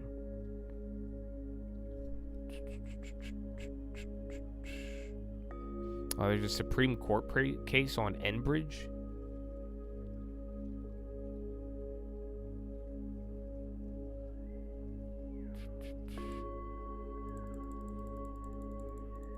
Chat is free again. It's always been free. But we're going to, I'm going to turn it on and off every other month until we get with the vibe.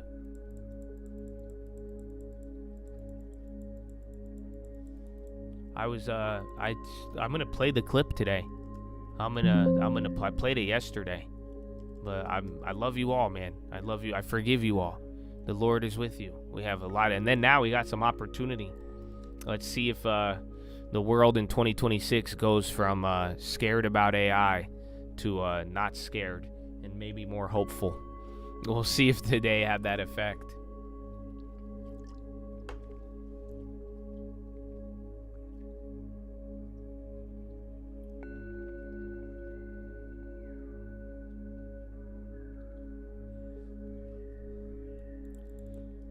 TRI, bro. So I don't know, man. That one went third. That was a fucking hitter, dude. So yeah, those are 1,000%.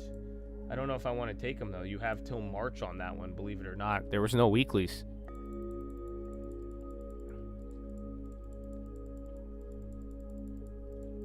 You had the Amazon, and then Russia attacking gas facilities. Hi. Anthropic did seem nice if they were real people. They did seem like AIs. Okay, there's NVIDIA now. Remember, you have NVIDIA earnings tomorrow. Fortinet AI breach. Amazon low-skill hackers used commercial AI tools to breach hundreds of Fortinet devices. That's not the last thing we need, Habibi. Last thing we need. Because that's what I was saying, bro. We didn't get the... Yeah, Fortinet's actually moving. See if it ends up having a reaction, but we didn't get any update on cybersecurity. SPGI still going. I got out of that one. But that was the one part because that hit on Friday. That's a lot of people ignored coming into yesterday. You know, yesterday had a lot of different events and reasons to react. But remember on Friday, you had that CrowdStrike stuff. So see if that circulates or not. But yeah, we didn't hear anything on there. Ba-da-ba-ba-ba. I'm in a co. Amen. Early worm gets the bird, bro. Always. Always. Yeah, it's been a good year starting off. I mean, we were up. The Russell's outperforming the long term, like most things, but if this leads to stabilization, it'll be good. And then now, I mean, you guys got to think about it. You got to think about your long term, your cash levels, if you are going to take advantage of any of these growth, or if you're going to wait a little bit more if you don't have cash. I mean, like we said, just have a plan, and I think you'll be good. And then I do think there's going to be a lot of volatility to embrace this year. So if you didn't watch the midterm video by now, I would definitely make sure you get that. The midterm money glitch. The midterm money glitch. So we'll see. Fortinet's still going down. I don't really like those as much.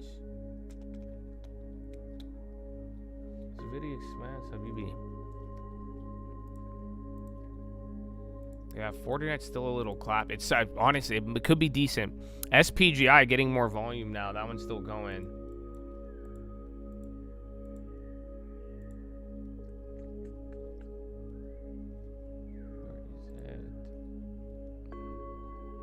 Please hold or reconnect your long term.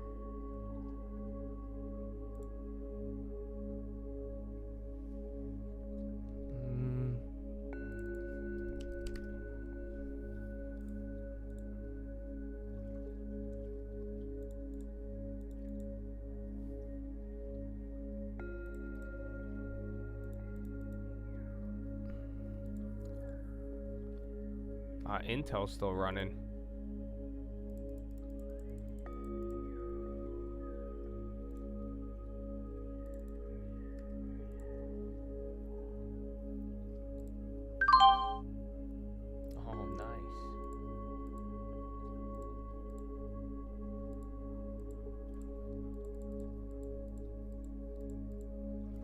Yeah, and then this one I'm not going to tell you because you guys are going to overcrowd them all. That's why y'all went a little too crazy on SPGI. we hit too many in a row today. Now you'll be like, the 8th one? I want the 8th one with all my money. So I'm going to have to put a barrier on you. Not a recommendation.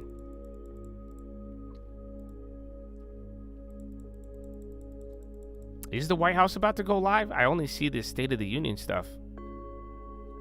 We flipped PayPal yesterday. That was actually nice. I see GOP leaders share about Trump tax cuts. What time? I mean, it's 7:50, 8 o'clock. Oh, why did they go? That's so weird. They went live on the State of the Union one? So yeah, I mean, the White House just went live on the State of the Union page, but I don't think they were supposed to. So that's the video they scheduled for the state. I think they made a mistake. But yeah, that did just go live.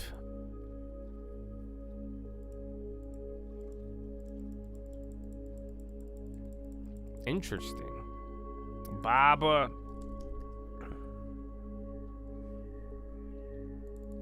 Yeah, Yeah, China did good yesterday with all the other stuff. Where's IGV? EU, we should have much more clarity from US in 3 to 4 months.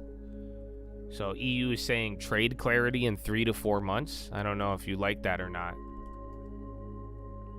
Thomson Reuters. Again, Intel kind of ramping up here now. Intel's up 4.8. I mean, remember, AMD is still up 7 from the Meta deal. And again, you had Meta and Intuit deals this morning. Meta and AMD, and then Intuit and Anthropic had a deal. No, the State of the Union's at nighttime. So that's why, so here's the State of the Union address. This just went live, which is odd. I don't know if they made a mistake on that, but they scheduled that one last night. So, but yeah, people are starting to tune into it, but I don't think it's going to go live. And then again, you have a couple of people in Congress talking right now.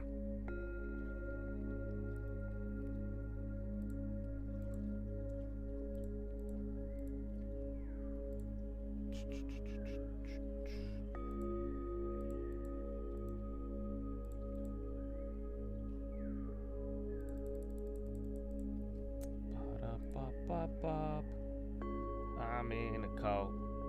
Hey, happy Honda days. Live up. Yeah, they put it up before, but this is the State of the Union one. I remember they scheduled this last night when we were live. So I'm going to go live for all of you guys tonight. We'll watch this one together. Should be a lot of fun if you're into that. I'm sure. Actually, I don't know though. I'm kind of scared. Some of you can be like, "Oh yeah, Josh, I would love to talk politics with you, Josh. I hate you." I'll be like, "Why don't you just go to fucking Reddit?" But yeah, I like it though. I'm a big fan of the State of the Union. You know, I'm a real American. I like, I think I watched Biden's State of the Union. It was kind of rough to get through, but I still watched it.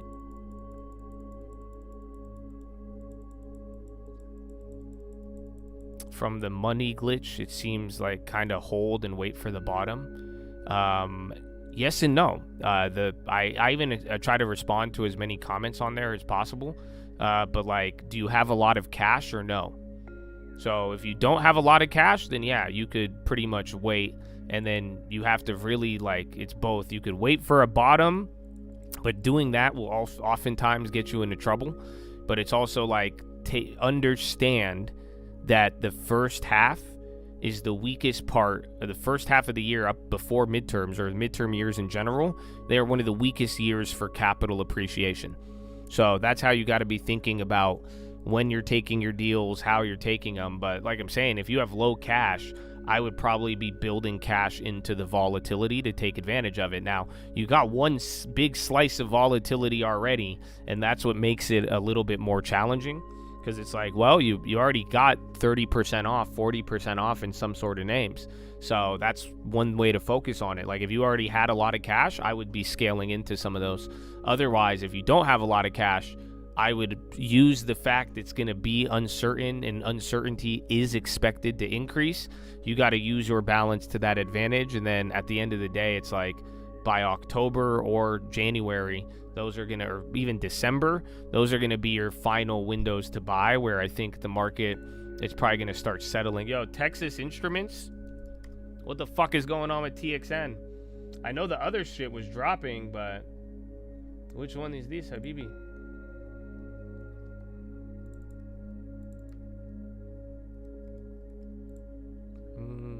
1.1. I'll leave it for you. That looks good though.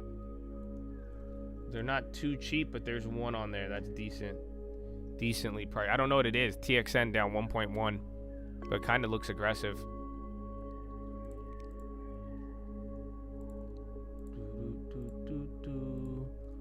I'm in a coat. Yeah, all you have is the short on SanDisk and MU.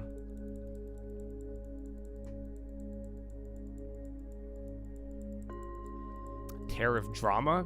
He might mention it. It might outline the plan, or he might just talk about some confidence. I think Donald Trump's objective is to introduce certainty, because that's the thing that's happening this time around. You're getting uncertainty. So I was telling all of you guys yesterday, I even explained it last night again. I just hope everybody hears it, man, because like we are almost a carbon copy of what happened last year. Everything from staying in this little range to towards the end of February, uncertainty starts to climb, right? All of this stuff starts to happen, and everyone's like, wait a minute, every other week trade uncertainty goes up, then we break the 200-day, and then things start to move.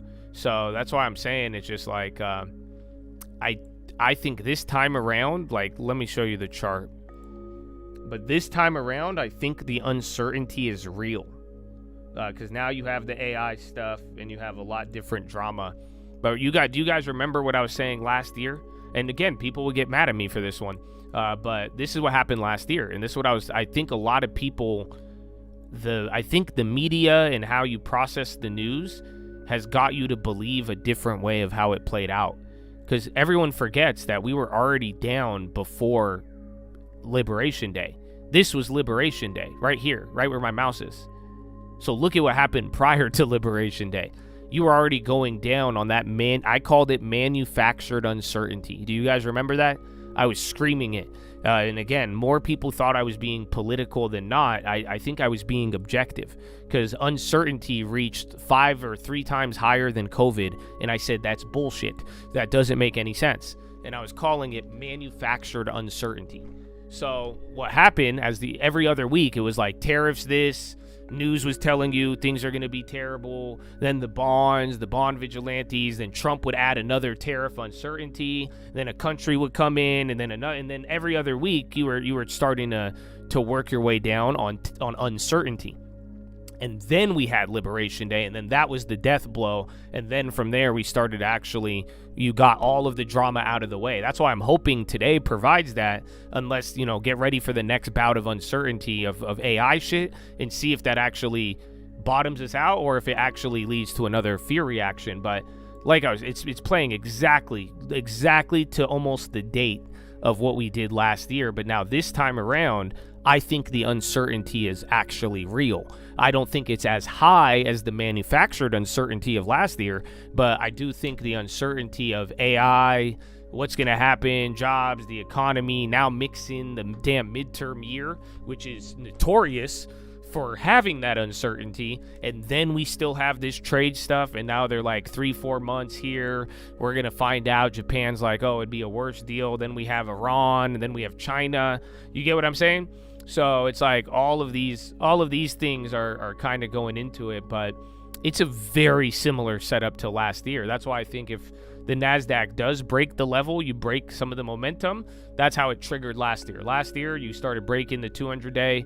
People started panicking, and then you went every other day, every other week of uncertainty. It created that event. So, Speaker Johnson, Senator, yeah, he's live? Chief Justice Roberts, Justices of the United States Supreme Court. Is this a recording? President Clinton, President Bush, President Obama, President Biden, Vice President Harris. What is happening right now? And my fellow citizens. The golden age of America begins right now. I don't know if this is a recording. No, yeah, never mind, it's not. Yeah, he's live, but I think this is the pregame to the State of the Union. Our country will flourish and be respected again all over the world. We will be the envy of every nation, it's just weird. And we will not allow ourselves to be taken advantage of any longer. During every single day of the Trump administration, I will very simply put America first.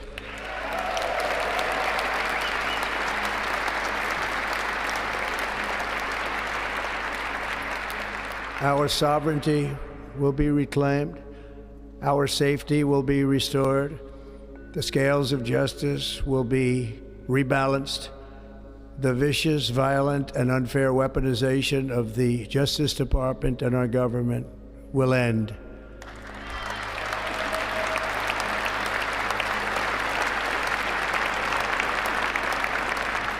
And our top priority will be to create a nation that is proud, prosperous, and free.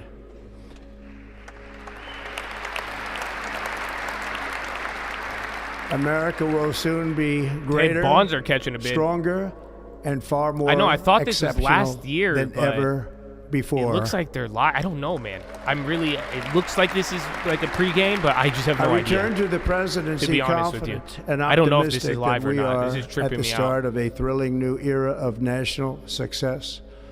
A tide of he's like, the change is Supreme sweeping Court's the a bunch country. of Sunlight is wackos. pouring over the entire Hakeem world. Jeffries, And low America has the IQ. chance to I need seize something, this but I don't know if this opportunity is like last. I don't never know what the fuck's before. happening. But first, we must be honest about the challenges we face. While they are plentiful, they will be annihilated by this great momentum that the world is now witnessing in the United States of America. As we gather today, our government confronts a crisis of trust. It was when they For zoomed many out, years, though. a It wasn't like radical a and corrupt It establishment wasn't like a State of the Union has setting. extracted power and wealth from our citizens while the pillars of our society lay broken and seemingly in complete disrepair. We now have a government that cannot manage even a This is simple the crisis at home. ICCIC. Someone while check at the if same that's time scheduled stumbling today. into a continuing Southwest catalog and of UNH on the low. catastrophic events Smuckers, abroad. Texan still going down. It fails to protect our magnificent, law-abiding American citizens, America. but provides sanctuary USA, and protection for dangerous criminals, many from prisons and mental institutions that have illegally entered our country from all over the world. We have a government that has given unlimited funding to the defense of foreign borders, but refuses to defend American borders Yeah, or, all the more mineral plays are running importantly, up. its own people. I see Our that country Iran, can China. no Dude, I longer heard a deliver rumor on that basic yesterday. services in times Or of 2 days ago, emergency, people were as saying China recently moved a shown bunch of missiles by the or missile wonderful defense to Iran people of and North turned off the Carolina, planes. been treated so badly. Yeah, UNH was on the low there. Is it still dumping? And other states who are still suffering from a hurricane that took place many months ago. Or more recently, Los Angeles, where we're watching fires still Yeah, this is tragically old. burn. From weeks There's ago, not fires without in even LA. a token of defense. They're raging through the houses and communities, even affecting some of the wealthiest and most Why are they powerful playing individuals this? in our country, some of whom are sitting here right now. They don't have a home any longer. Yeah, That's this is interesting. old. That's We why they can't went let this live with it. happen. They have 10,000 people Everyone watching is this, unable to but this is not do live. anything about it. That's going to change. That's a weird one. We have a public health system that does not USA, deliver in times USA. of disaster, yet more money is spent on it than any country anywhere. Yeah, this is. I think this is when he took presidency. So yeah, that's not live. That's not live. Let's see. Where's the Anthropic? Again, we might hear, or they said they're gonna go live again. Mastering Claude.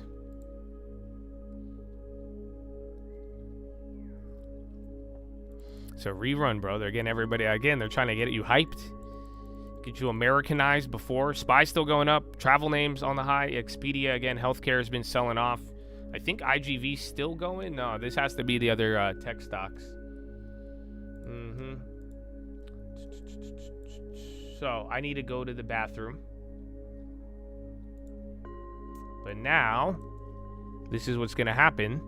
I'm gonna play you this clip. Fact of the matter is, I'm gonna play you this clip over and over and over again.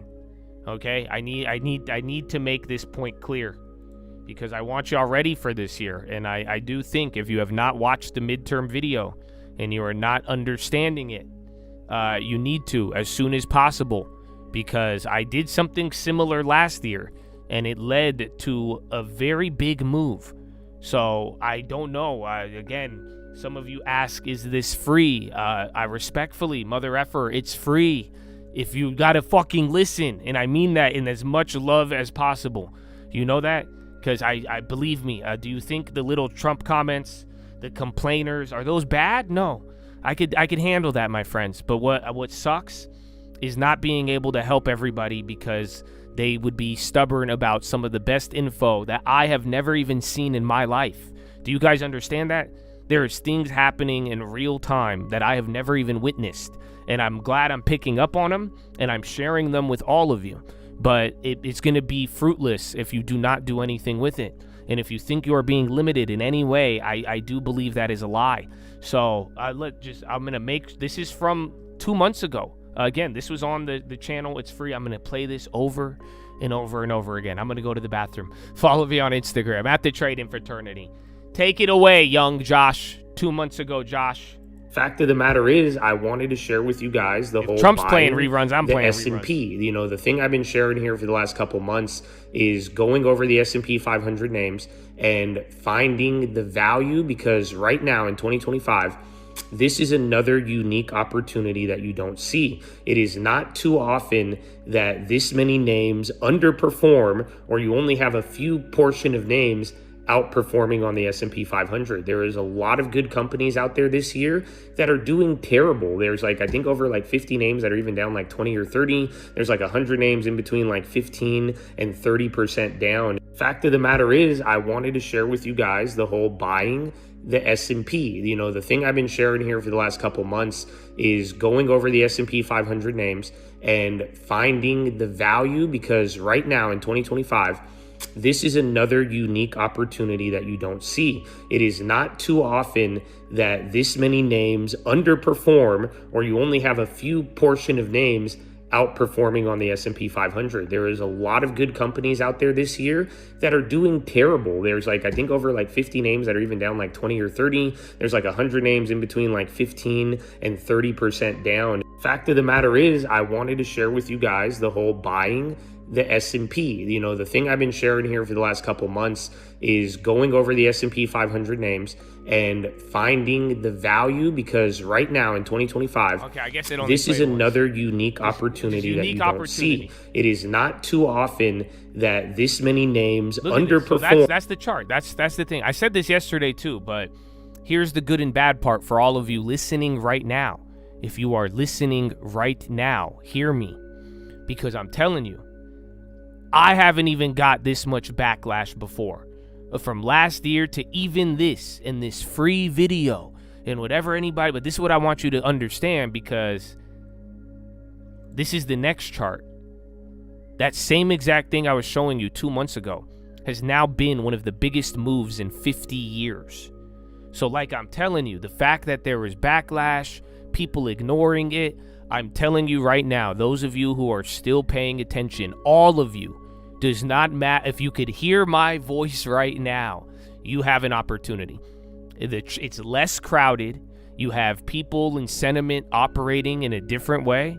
And like I'm just telling you, bro, I'm gonna give that. So the ISM, the midterms, the dollar debasement, I'm giving you guys the important stuff, and it should be super easy to follow. But yeah, bro, we are living through a crazy moment, and you are getting economic shifts. And now that you don't have everybody clamoring over it, trying to crowd it all, get it handed to them, if you could show a little initiative, I think we could get you to a very, very good spot. And that was my goal. I told you I want to make sure everybody secures something good and takes it. So this is all within 2 months, bro. So just I encourage you all to run this up and just pay attention. Because, right, and it doesn't have to be fast. You do not need to be quick. That is, I feel like that's a myth right now. You know, none of this had to do with anything with being quick. There's probably been a week delay. I mean, even to the point where yesterday, everybody was freaking out about a piece of fiction on the stock market. We did that a week ago. So that one was just a fun one. I enjoyed that one. But I hope you guys are kind of seeing the dynamic. You know, you have a lack of crowding right now, where if you're still paying attention, I think we've cleared a way for you. And just unfortunately, though, some of these moves, and when I'm telling you, hey, all of you, when I'm saying this is a very unique opportunity, this is a big opportunity, I hope and I pray that you listen and help yourself with it. Because like I'm saying, we can't go back now. This was only 2 months ago. This was for everybody, but we can't go back and re-catch the 50-year, you have never rotated like this in the time I've been alive. You could even go multiple lifetimes for some of you. So you are 18, 20 years old. You get what I'm saying? So, well, I'm teaching you how. That's why I said, just at the very least, if you see one of those trading fraternity videos, I would watch it and understand it. And guess what? Here's the best part. If you don't understand it and you have more questions, come ask me a question about it. Like I'm saying, some of you came in today and are asking, and that this is what I'm going to be executing my strategy on this year. But like I don't know what's going to happen next. If we get any other of these unique opportunities, I do think software is one corner right now. I wouldn't say it's the biggest one just yet, but if you have a lot of cash, I think it's a big opportunity. If it's not, then yeah, that's a different story. And I hope you have the ability to actually listen, understand what we've been linking together. You got a Unity rumor, it's chatter of selling China unit, or and that Unity, and that's part of the gaming shit. And they got clapped. Let's see, is there any cheapies? There is one. They already moved up a little bit, but the chain's kind of fucked. Let's see, it's already up 6 if that keeps getting juice. Apple outside shareholder proposal on China is approved. But yeah, man, I think just what we're going through with all the AI and the software stuff's part of it, but bro, 2026 is very pivotal. And you know, I'm glad we got to kind of cut through some of the BS even from last year. But like I'm saying, bro, if you those with ears to hear, bro, I hope you act wisely. And at the same time, I mean, just even the last couple of videos, bro, you all have access to them, and I do hope it lets you know that I do have your best interest in mind. But I think about it, if you're gonna fade it, you're gonna ignore it, you're gonna be in your feelings about whatever and frame it as if you didn't get something. I imagine that some of the people who listen, I was able to help them capture the biggest rally in 50 years, literally 60 days before it occurred. So it's like that's great, but I want to be able to help you, but I can't if you're gonna kind of just be in your feelings about it. So like I'm saying, we have a lot of opportunity this year. The latest one, I mean, I taught you how to watch the data, watch the manufacturing so you could understand the big, beautiful bet, watch the dollar debasement and how that leads to the AI deflation, which we talked about in that video, and now the midterms and the uncertainty and how you need to structure and get ready for your opportunities there. Trump's new tariffs are illegal too. New York Times. I don't think the temporary ones, but they're going to bring out Section 322. None of those are moved. I think for today, though, man, until we get to the next Anthropic update, everyone's going to kind of be a little bit more chiller, or I think we need to just see if whether or not it's the light at the end of the tunnel or the train, which I like hearing. That one's fun. Apple approves all company proposals at annual meeting on executive pay. Shareholder for report on China entanglements rejected.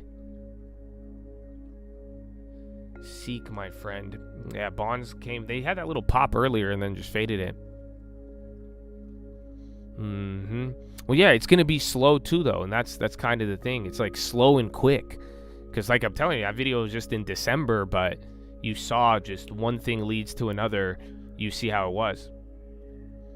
If we don't know how to use the info, where should you start? I would start, again, all the trading fraternity videos. But like I said, if you don't really get them, you should follow up with me and follow up right away. I mean, again, I can see your chat right now. That's what I did. I opened the chat in January and people were still kind of just harassing me about Donald Trump and God knows what else. And that's what I'm saying, or asking me if they should be buying shit stocks. But if you're following up with me on that data and the info that I'm giving you, that I'm telling you, even the short-term track record of all those videos and the long-term track record, you got something there. So I would just encourage you to follow up if you're not getting it. And even then, you have some other chats in here who are asking great questions, so you could kind of piece it together. But even if you don't get it, you could still ask me. Trade Minister Kyle Peel of UK, deal negotiated with US still stands.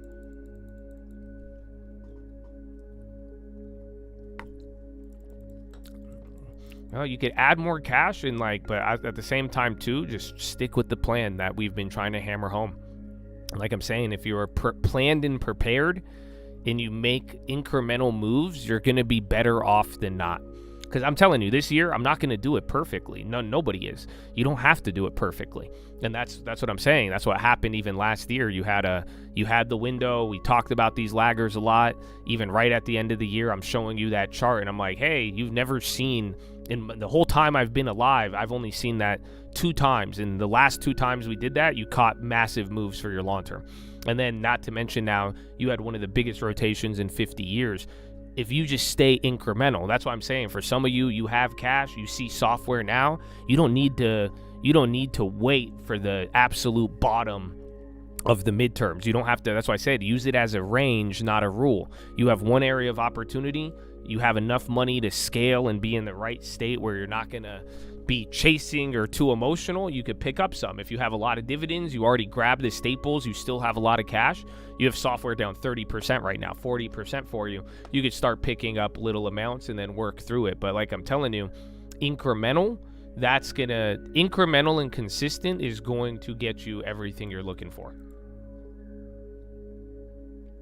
Vastly. You don't get it? Well, you're going to have to elaborate if you need me to elaborate, my friend. When do you think it'll ignore or not react? That's what I think we need to look for. So after today's little Anthropic meeting, we got to watch out to see if the next Anthropic thing they do, we'll see what that causes, and then either that report that they put out or the next like AI plugin feature product that comes out, if the market kind of takes it more receptive, that might be the short-term end of all of this.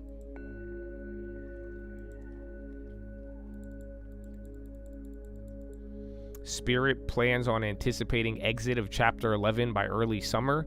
Plan projects cut in annual fleet costs by $500 million. I forgot their ticker. Isn't it have like a Q at the end, or they changed it?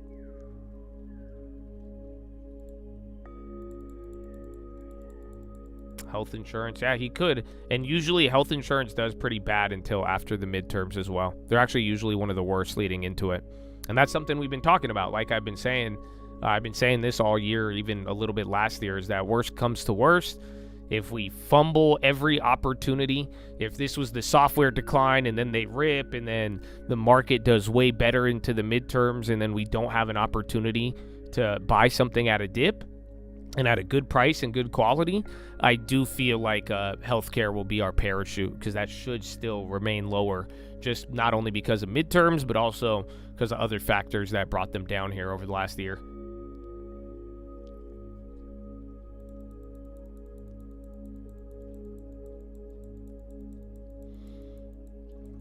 Stocks you should be putting into incrementally, or the market as a whole? It depends on how much time you're going to put into it. So like if you're really, and disciplined too. So like if you're going to gamble, you're not going to select high quality names, you're not going to be able to follow up at least once a month, then maybe go with the ETF. I mean, I talked about this yesterday. You could even just go buy the software ETF at this point if you really want to make it easy and if you don't really have the track record of discipline with there. And you just got to be honest about it.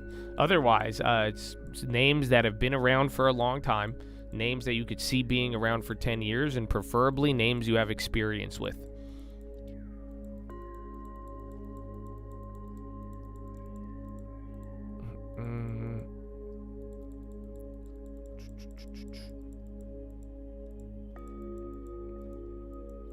They're back. Well, I'd watch those trading fraternity videos. Watch the latest 6 of them. The latest 6 or 7 will probably catch you up with a lot of other things. But that's what I'm saying. Even if you don't have to be here all the time, but if you're not going to be here and then you're going to miss all of those videos, I can't go back in time. And like I'm saying, some of them will really give you it there with a nice opportunity. The latest one here is the midterm one. That's the latest video I posted, but that's something just a lot of people don't know. And that one has 100 years of history. So that could take you a long way if you play your cards right.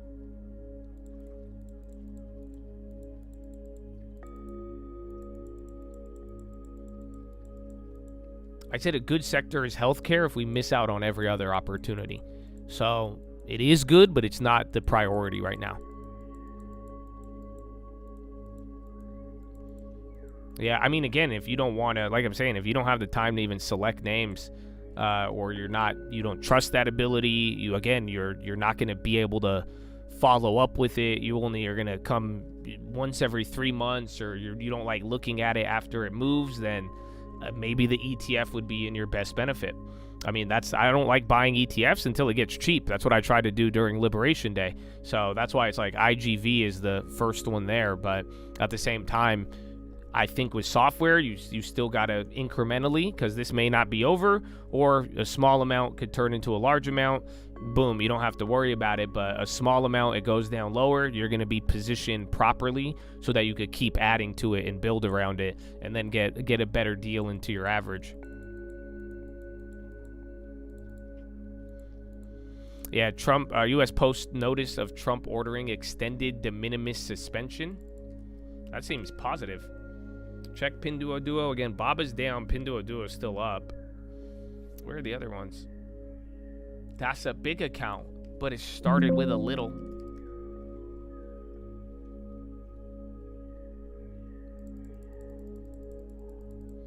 Software staples. I think you balance some growth and dividends. That's kind of how we've been doing it since 2019. And I use it in a very informal way. I just call it growth and value. Pretty much anything with a dividend is, you could say, quote unquote value, but you either go 60-40 or 70-30, depending on how young you are, how much risk you could take, your goals, all of that. You got to figure that stuff out.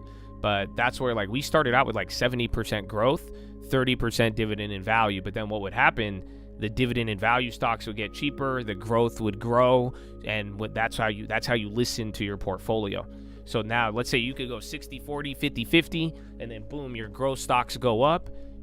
Now you use your deposits to incrementally buy the value to balance that out. Because if you're 60-40 and then it balloons to 80-20, you can now use, though, you don't have to buy the names you're up on. You could go buy other names that are giving you both value, dividend, good price, and then you buy the stuff that's getting you more bang for your buck. And then think about it, you're going to be holding it for 10 years. That's exactly how we have done it over these like 5 or 6 years. You know, 2022, we were buying MO. It was cheap and all the other growth was going up. And then the growth went up, and then what eventually happened, those growth stocks came down. Snapchat went down, and then other names just started plummeting. We started buying better quality on the plummet. We got Meta, we got Netflix, we got the banks, and then we were able to buy the other dividend stocks that still lagged after those went up. And then you just keep cycling through it. So have a range for it, but as your portfolio moves, you know, that range is going to fluctuate, but you could use a 60-40, a 70-30, you know, that way you have a balance. And if your goal is dividends and your goal is income and growth, then you could go 60-40 in the side of dividends if you really wanted to. But the thing that sucks right now about dividends, that's why I'm bringing up that video from 2 months ago. All of those dividend stocks that are high quality are now up 20%. That's why I'm saying, you know, you may want to start with a little bit of growth now, or you may want to start with a little bit of software where there is a discount. And then again, if software gets cheaper, you're going to have to work around that, or vice versa. Software goes up, the value names, the dividend names come down, then you're going to start to purchase those as well. AI spending hype may be too high. Wolf Research warns investors.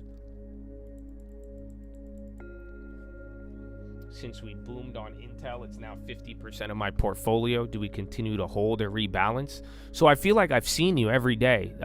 You know, I'm tempted to kick you in the shins with that type of question because I feel like you're being cute. But no, that's not our plan. You know, Intel's a big portion of our portfolio now too.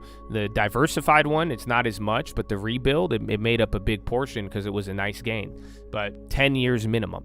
So they're just like Intelligent Investor, we have a mechanic. It's mechanical, act like a robot. It's very simple. I bought that stock to hold it for 10 years minimum. You want to rebalance, you got to go through 10 years.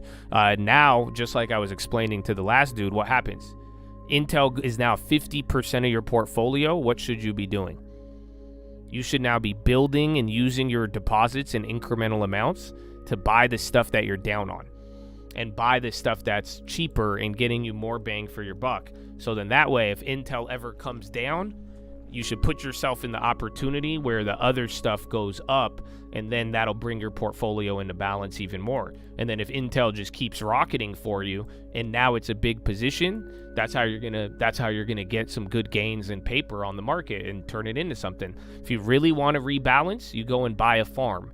That's what I did to highlight this point. You know that? So that was another thing last year, and that's why I said I'm kind of tempted to kick you in the shins, because a lot of people who I think are really well aware of this strategy, and they understand the rules that we have outlined, they kept asking me this question.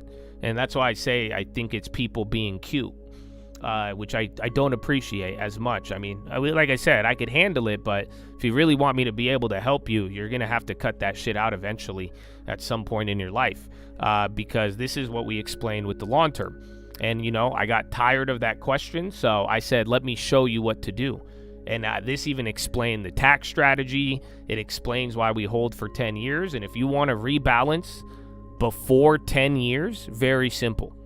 You have to turn it into a bigger investment outside of the market, which is AKA real estate.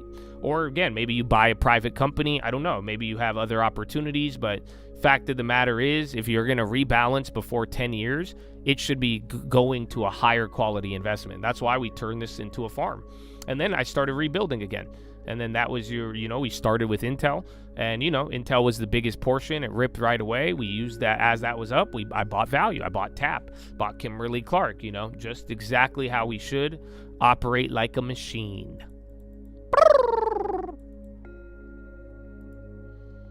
How can you find companies to buy? I can't find anything. Well, don't use the word can't.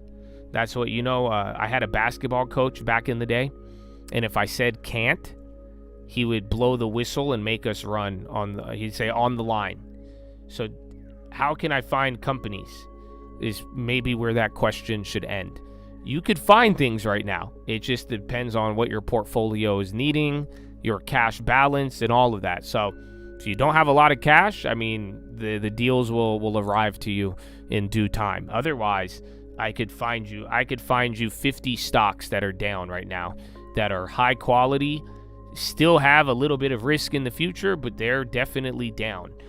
Some of them at very decent multi-year lows, but it is a different set of names. It's not the same opportunity as some of the other stuff that we got.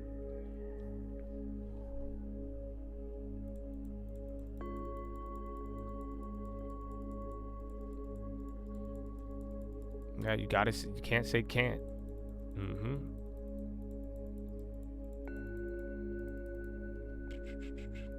Thoughts on Humana? Same exact thoughts I have on all of healthcare. I like UNH more when push comes to shove, but I mean, unless you like my pretty voice, if you want me to explain it again, I mean, I can, but we did just talk about it.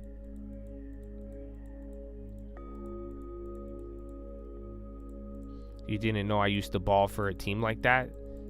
I'm pretty sure this was in the 7th grade. So, you know what I'm saying? Like, I don't know how, but, if it makes you feel like I was on a team at one point, like then yeah. I'm pretty sure I was in middle school. It was a nightmare.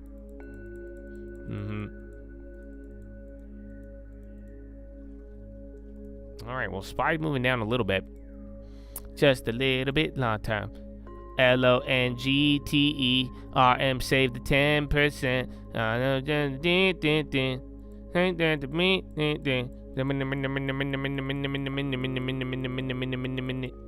All right. I'm gonna go to the bathroom. I just need a carbo, so I'll be back soon.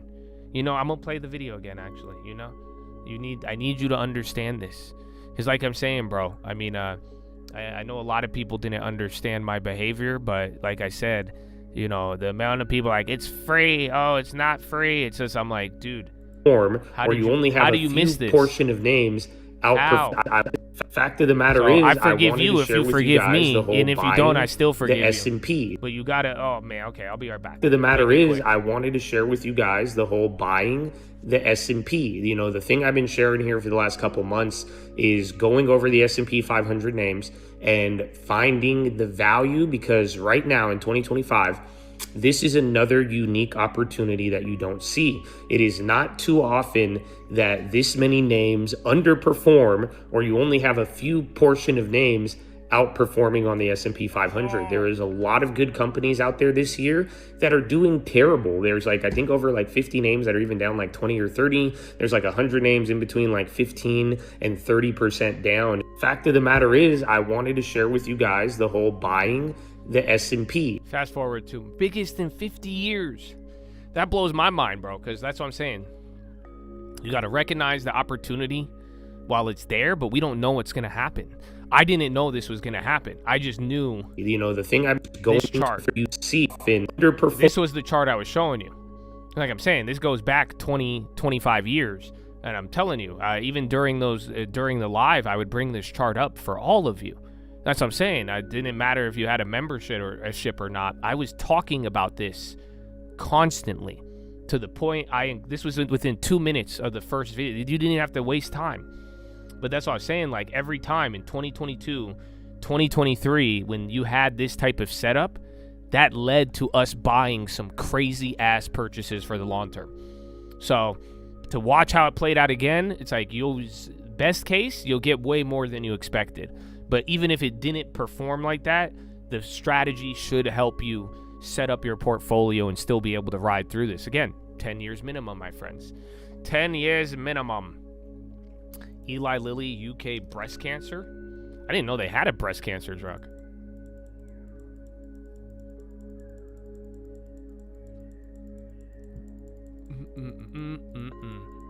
So yeah, man, I hope we do it.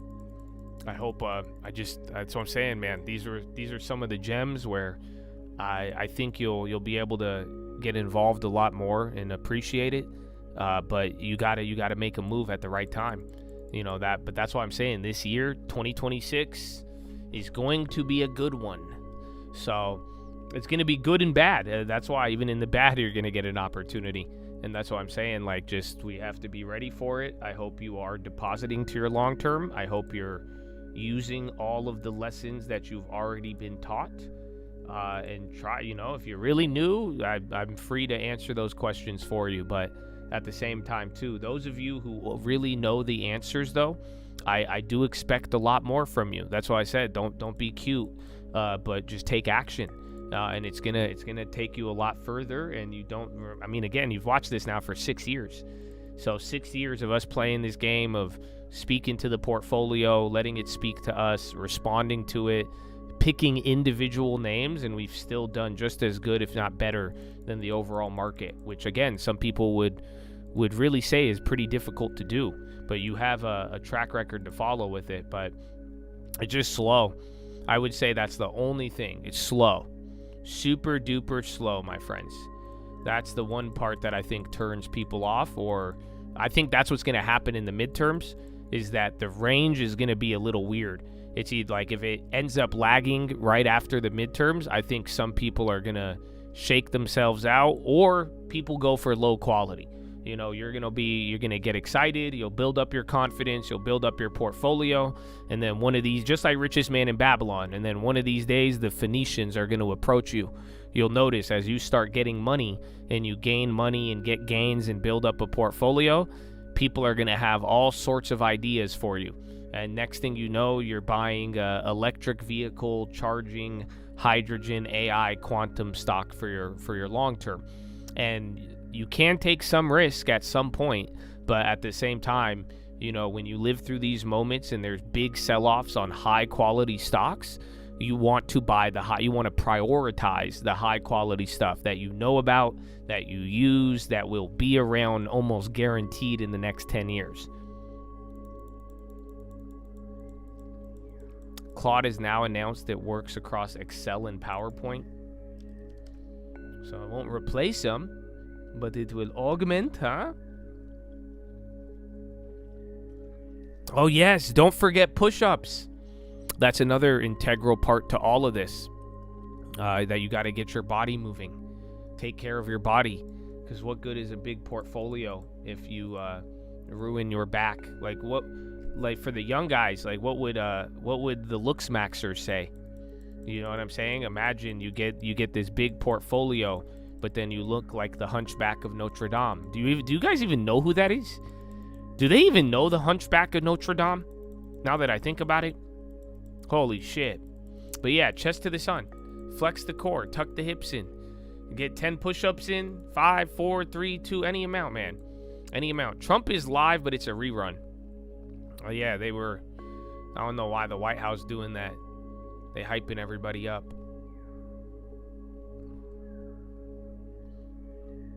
I'm dating myself. Dude, I mean, Hunchback was way before me, but that was like OG, bro. Do y'all know Humpty Dumpty? Y'all know Humpty Dumpty? He sat on a wall, had a great fall. He was in software. You don't know that? They try to put him back together. That's what people are worried about. Ironically enough, they're worried software is Humpty Dumpty, and that it will be hard to put him back together.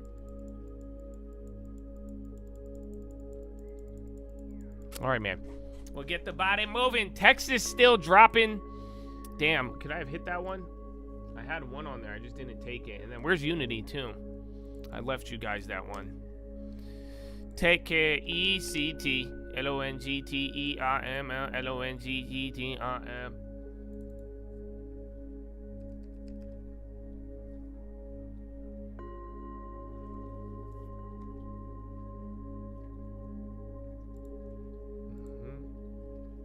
Habibi, you need to go. You need to move your body. Don't be a Humpty Dumpty. Don't be a hunchback. Notre Dame. You don't know Notre Dame. Dude, why are 11,000 people watching this? Yeah, bro, they're playing the old. Is that because they want you to know what he said last time? White House, this is so confusing. USA! USA!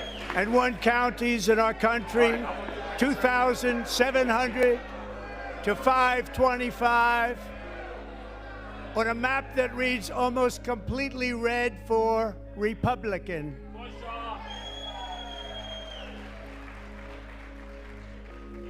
Now, for the first time in modern history, more Americans believe that our country is headed in the right direction than the wrong direction. In fact, it's an astonishing record, 27-point swing, the most ever.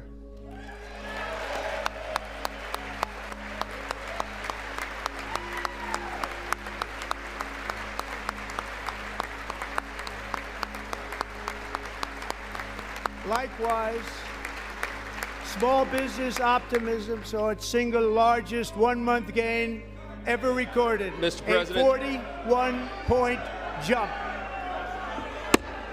Was it really this dramatic last? It's kind of crazy. Members are directed to uphold and maintain decorum in the House and to cease any further disruptions. Thanks, Ned. That's your warning.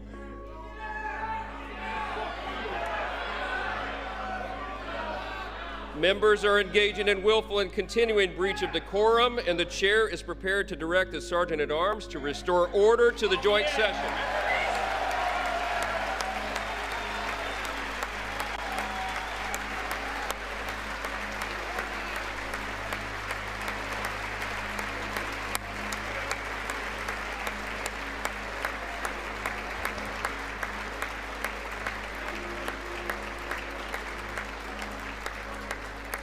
Mr. Green, take your seat. Take your seat, sir. Take your seat. Finding that members continue to engage in willful and concerted disruption of proper decorum, the chair now directs the Sergeant-at-Arms to restore order. Remove this gentleman from the chamber.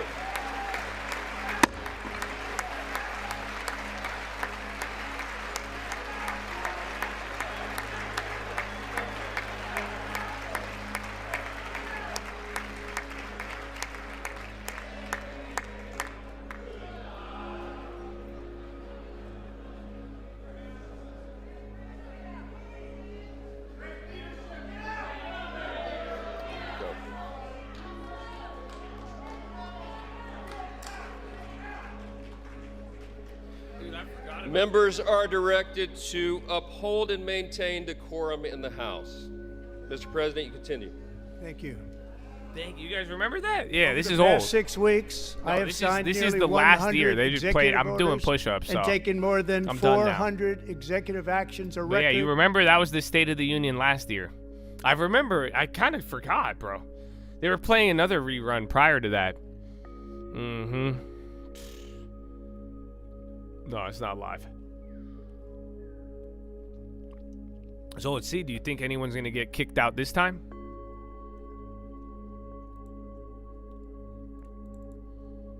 Take care. ECT. Long term, long term, long term, long term, long term.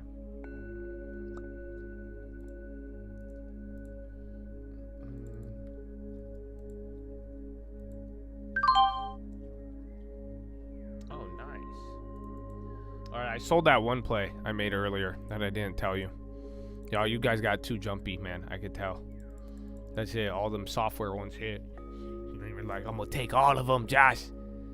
You said they're how much? I want 1,000 of them. Like, no, just calm down. Just calm down.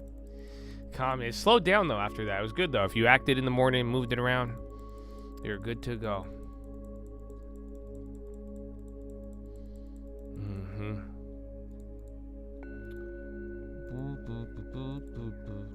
Long term. But yeah, man, gonna be a great year. Are you guys ready? Are you ready for a great year? Are you gonna use it? Are you gonna, I hope you embrace all of it. You need to embrace the political uncertainty. Do not get distracted by it. Okay? Whether you like my politics, my religion, my anything, I pray that when you hear there is a multi-year, multi-decade opportunity, you act on it. Okay? And guess what? Just the fact that we are so divisive in this world and what I've already experienced with it, those of you who are wise enough to take wise, objective info and use it, you will have an edge. Because there is clearly people who will not use it. So you got it's just game time, baby. I do not practice Lent. No. Speaking of religious beliefs, I am not Catholic.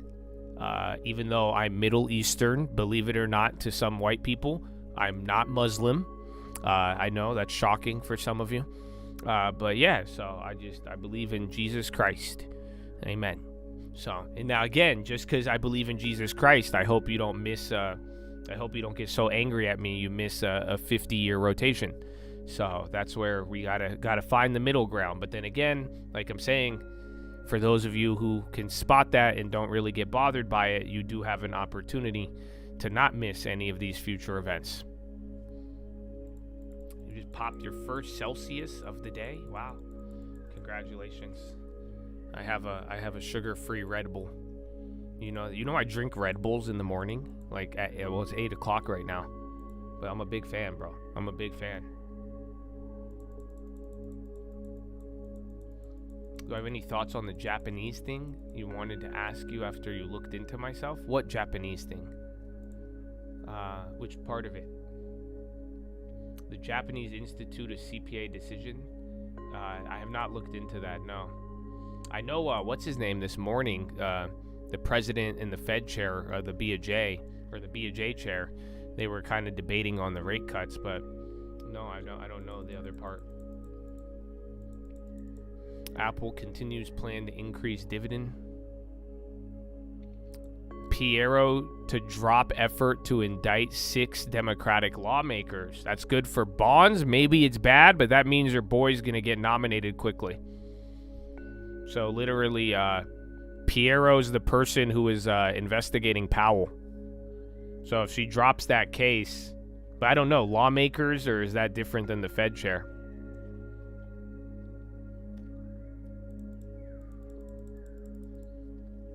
But yeah, that's her. I don't know. See if the bonds react. See if we get if it does apply to Powell or not.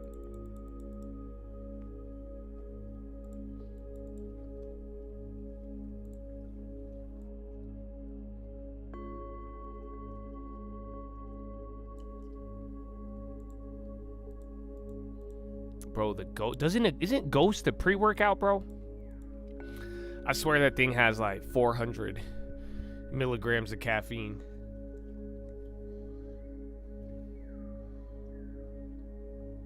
Take a look. It's in a book. Bank of Japan.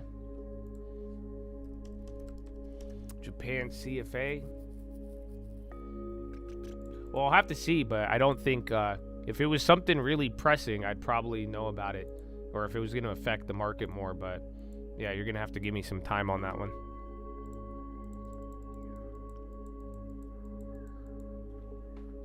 If Jay Powell went to prison, would you put money on his books for commissary? Yeah, I would visit him. You know that? He'd have to talk to me. I'd have a lot of pressing questions. I'd be like, come on, bro. I'll give you a pack of cigarettes if you tell me if you really thought it was if you really thought it was transitory. Come on, man. I know you know. I know you knew at the time.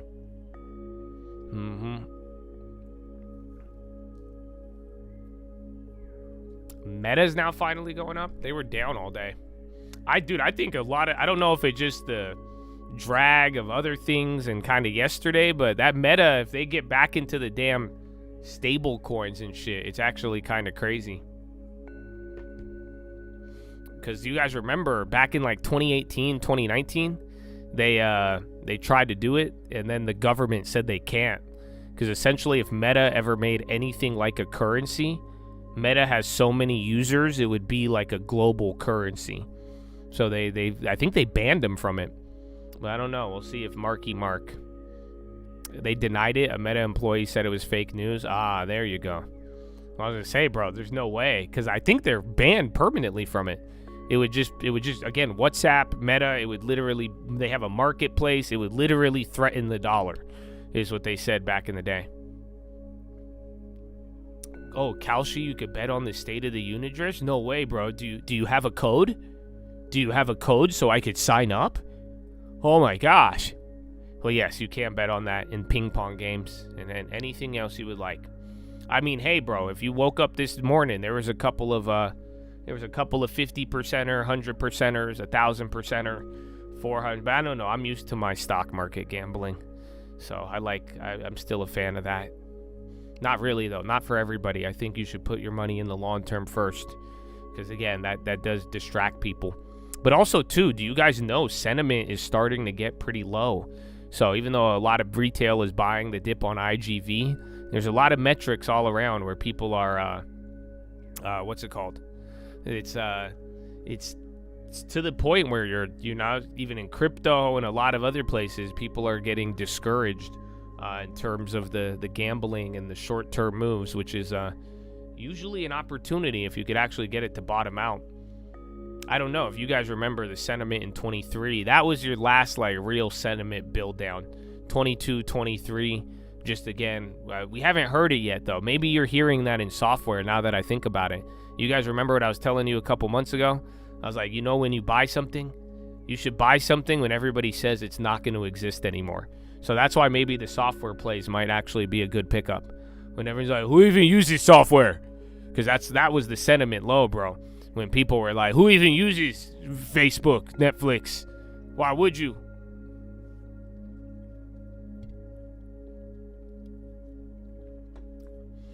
It's not gambling, it's predicting. Oh, I think it's gambling. That's why I was a little confused why, Donald Trump did it all. But once I took a step back and realized, Donald Trump is the father of gambling. So I know people don't like to hear that. Some of you are like, yeah, Josh, I told you. See, Josh, now you see it, Josh. Do you see the light, Josh?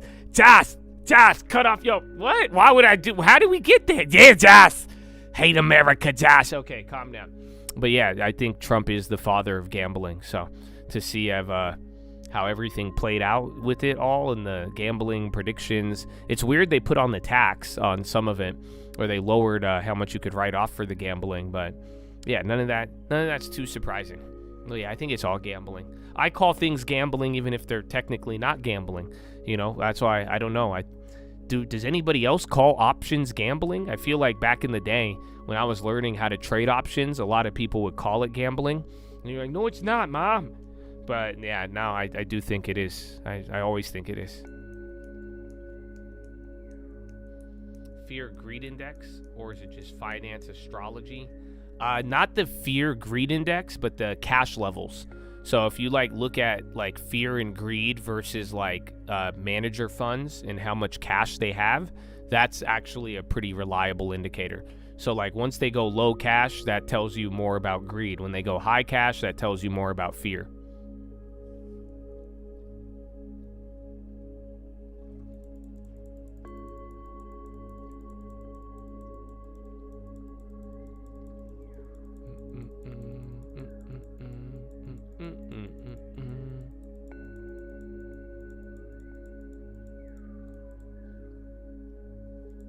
You think it's an art? Yeah, it's like gambling's an art too, but I still call it gambling. It's a good way to process it mentally. I think stock picking is more of an art. But then again, just how Benjamin Graham would describe it, there's investing, and every element of an investment has speculation built into it. And that's why it's like at a certain point, you just got to watch the mentality, separate them, and don't let it, sometimes that it's like a pendulum. And, you're investing the artistry to the gambling pendulum, maybe is how you could put it.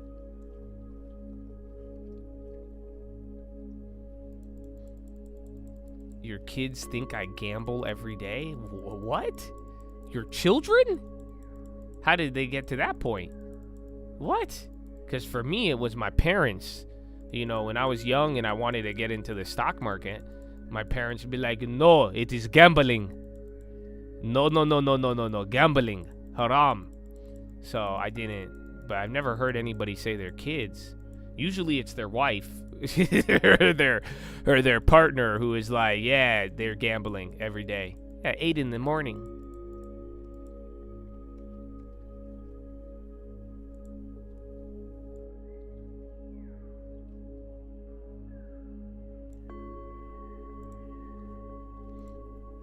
You think options are astrology for men? I've heard that about technical analysis, but here's a fun fact. I don't know if it's a fun fact. It's just what I saw this yesterday. I saw somebody post a chart of sunspots overlaid with long-term bond yields. So yeah, I've seen it. I've seen it many times. I feel like last year people were trying to use astrology for the markets. And I know someone's be like, no, Josh, it works. How dare you deny it?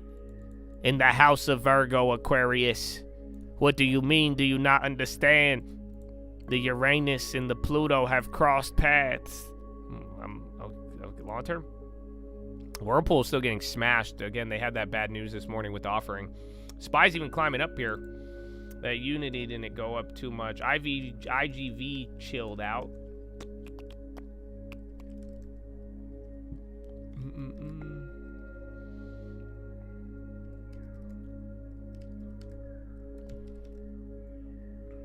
How do you find out how much cash they have? There's a Bank of it's the FMS, the Fund Manager Survey by Bank of America. That's the indicator with some reliability of it. But it updates like once a month, I believe, or once a quarter.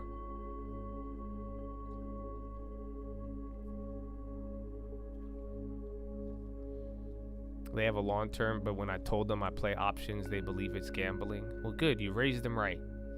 That's it. Give them intelligent investor. Because again, at some point, speculation is part of the game.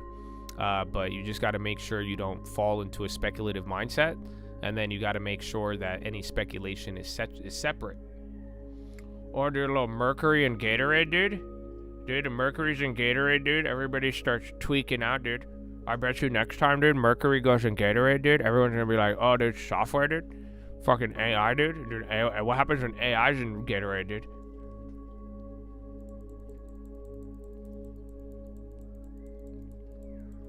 I'm still waiting for the space stuff. All of this shit cooled it down a little bit. They're kind of holding. But yeah, we're still going to get that SpaceX shit. So they dropped from the top, but they're still holding from the beginning of the year, surprisingly. Now NVIDIA is climbing. Again, they have earnings tomorrow. You're back to the high NVIDIA was at yesterday. Remember, they were kind of leading things. So that's going to give you a boost on the SPY. I don't know where the equal weight is.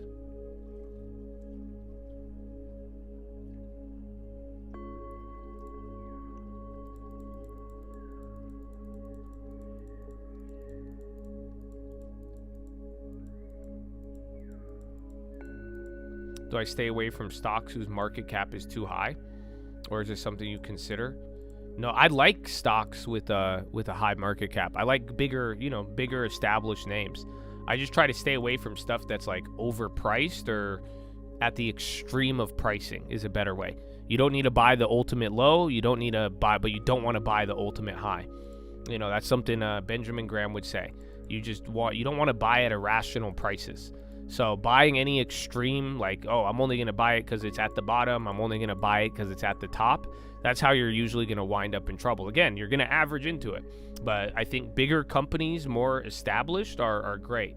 Again, the craziest part about our portfolio is that over these years, people would bring up the same names, Meta at 6, whatever it was at, and I would say, no, Netflix at the ultimate high before we bought it, I was not down with it. Somehow, some way, you had an opportunity, and again, common stock will fluctuate in prices. Those prices fluctuated. They came down now at a fair level. I mean, Netflix wasn't at the ultimate low, but it was definitely not at the ultimate high when we bought it. And that's what kind of offered us that opportunity.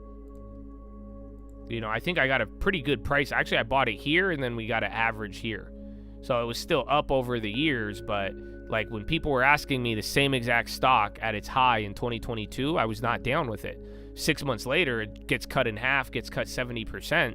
I'm like, okay, I'm actually kind of down. So same thing with Meta and all of these. So I'd like big cap companies. I just don't like buying the extremes.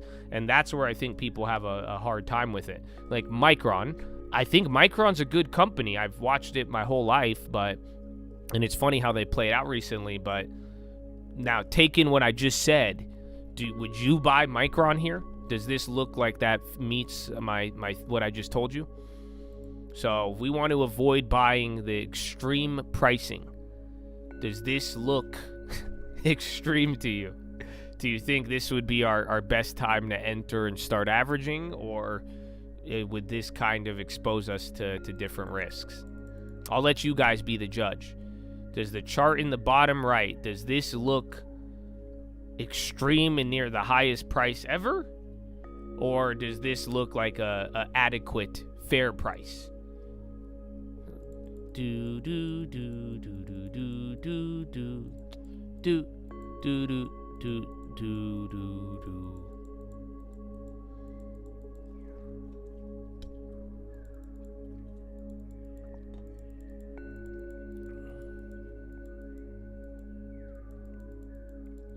Well, no, I'll wait. I'm gonna see. I like Home Depot. Their earnings was decent. I like them as a company. I just haven't really looked at their pricing recently. So yeah, you're kind of still near the higher end here. I think a little bit towards the end of the year would have been your best point, because then you were going back 5-6 years. Now there's only been like 1 or 3 segments where you've been near this level, but I haven't even looked at their fundamentals in a minute. You meant it as an example? Well, yeah, that's why I'm giving you some, was it Aristotle method? So what do you think about Micron? What do you does that, because you could apply this to any company, but you just have to understand the extreme. So you got to avoid extreme lows and extreme highs, because that's even the other thing. When like a stock drops 20%, usually in one day, even if it's at the bottom, I will always tell you guys, let the dust settle. So just because it just dropped extreme, that doesn't mean you buy it right away. So you want to avoid extremes. That's how you are going to be an intelligent investor and make some good buying decisions and make your money off the buy. So looking at that chart in the bottom right, does this look like an extreme pricing for you? So yeah, you got it and then sold. So that's not what we do. That's why anything I'm going to buy and flip, I call it gambling, and that's okay. But it's separate from what you were doing with the long term. And that's why I say it. But that's also why with these types of charts is exactly why I talk about holding for 10 years minimum. Our target is time, not a price. Because again, even an intelligent investor will tell you that. What's going to happen? You're either going to sell incrementally and run out of stock to sell. You're going to sell just because you thought it was high and then it goes even higher. Or you're going to start getting into a lot more speculative of a mindset, and now a good investment, in a weird way turns into more of a gamble. So that's what you got to think about. It's been 3 years since it was at 59. And guess what? 59, even at the moment, 59 would have been a fair price. You see what I'm saying? It would have been down from its ultimate high, still up from there, and back. You would have been able to go a couple years back in time. You see what I'm saying? But that's, again, this is just intelligent investor. This isn't anything crazy, but a lot of times when we say pull up the chart, This is without looking at valuation, without looking at the story, without looking at anything. This is no PE, no forward valuations, none of that shit. And again, you could get into that, and that will help your analysis, but at the same time, just looking at the pricing alone, are you buying extreme or not? Klaviyo and Google AI partnership. What's Klaviyo's ticker? Oh, they're moving off that. Klaviyo partners with Google AI and Klaviyo customer data. No, is that up 8%? Well, that had to be up from the morning, right? Yeah, Klaviyo, Fabio, Mabio. They're kind of jacked. There's one cheap one. I don't know if that'll hit though. And no bid. And it's already up 8. Damn, a lot of options on that one today. Yeah, those already moved 100%, but I don't know. Those might go. Klaviyo.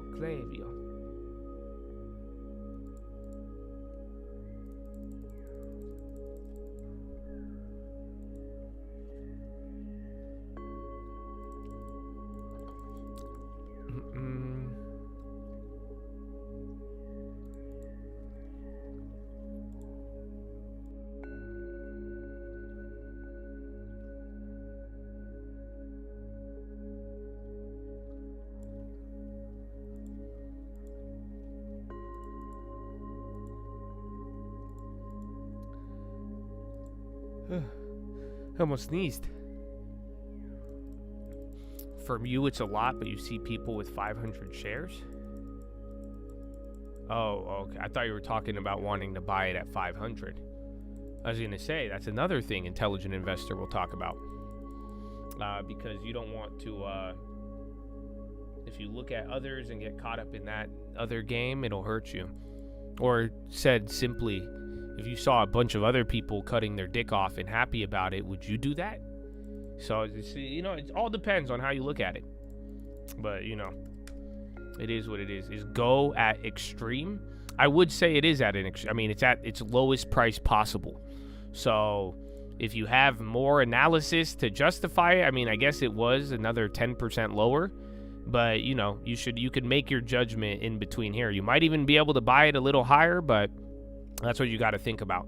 But it is technically, it's the opposite now of a hockey stick. You're just going straight down. So my philosophy, if you buy something and it had a crazy run, I wouldn't sell it. No, I would not.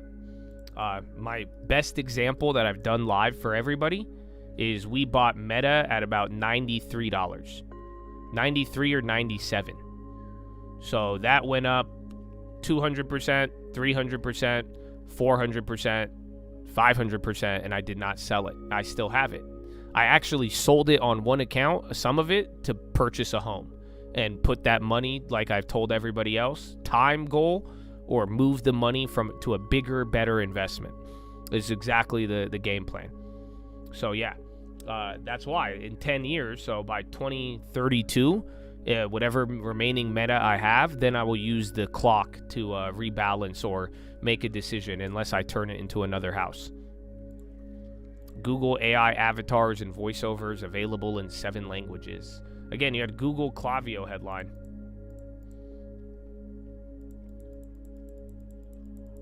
But yeah, you rebalance after 10 years. The clock, because that's how you get these crazy gains. I like stocks that go crazy. But if you're always playing the let me sell out, I think it's too high, let me sell out and do this, like a lot of people, I think it was Benjamin Graham or Charlie Munger would say, like a lot of people would be better off buying a high quality investment at a fair price and then smashing their computer screen. I think that's what I said, but he said turn off your computer. I think if most people, you get a good one, you would be able to take it, smash it, and then you'd make a lot more. Yeah, Snapchat's the example of it working the other way, but even then, I mean, whatever happens, I'm still we got like 4 more years, but then I held Snapchat.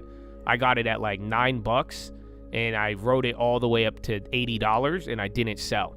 But what did I do? Let's see if you remember that part, Nadruk. What? Come on, give me the kicker. I need the kicker. But yes, I use it. I do it all the time. Whether win, loss, up, down, I stick to the strategy like a machine. And it usually is going to work better for you. Yeah, we sold covered calls. So I think I made like 60-70% of my initial investment by selling covered calls in like the 60s to the 70s. And that was able to bring us some money there. Because again, we just got it so cheap.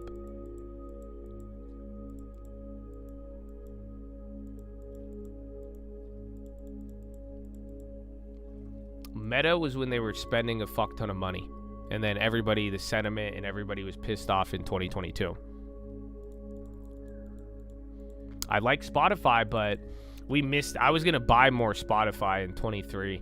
But we have that in the long term too. That was another one.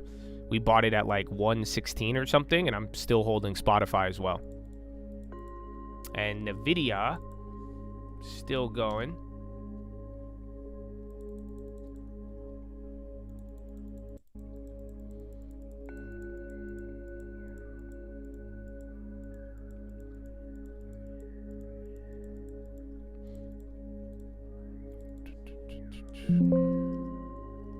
I think after the covered calls, our cost basis was dramatically lower. And then for the big account that I had Snapchat in, we got most of the money back in covered calls. And then I used the decline on the shares to lower my taxability for when we turned it to a home. That's the crazy part. So like, not only did we get that money, we realized the profit at a different time. But now when it came, because again, you hold the shares for 10 years minimum. That's like the real high level shit with all this that most people don't see, and why I tell you wait. And like, again, every single bad play, I still have it, especially in this account. The one, because I've never touched this account. All I've done is add to it, and we've made our purchases. So anything down, when I'm ready to sell this, and if I stick to the rule, I use it for a bigger, better investment, I stick it to a home. When it's come time to sell, we're going to use all of these losses, and that's going to lower your taxability. Because then when I realize the gains, you're going to realize the losses, so it's going to save you a little bit in taxes.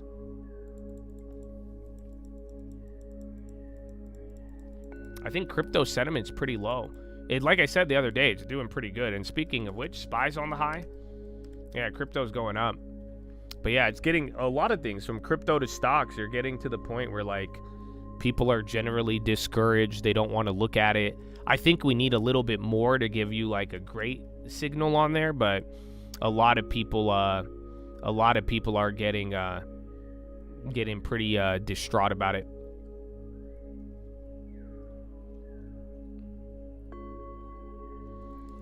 The TXN still go.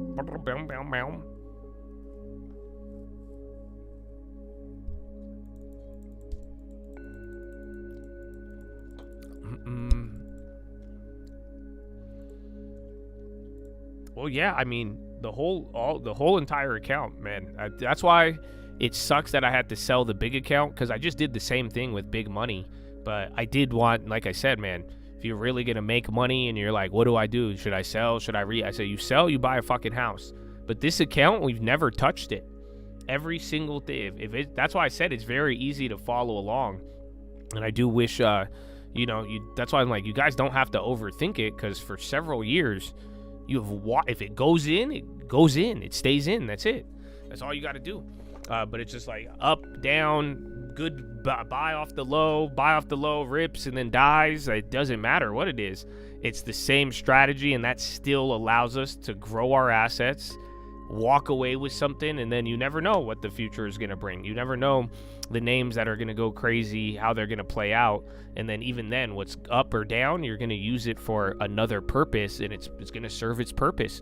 Would have loved other names ripping, but it's like when it comes down to it, if all the other stuff's working, and then now we could use that to minimize the taxes, and then you're keeping it very machine-like and putting it to another investment, especially a house. I mean, this is how you're going to grow your wealth.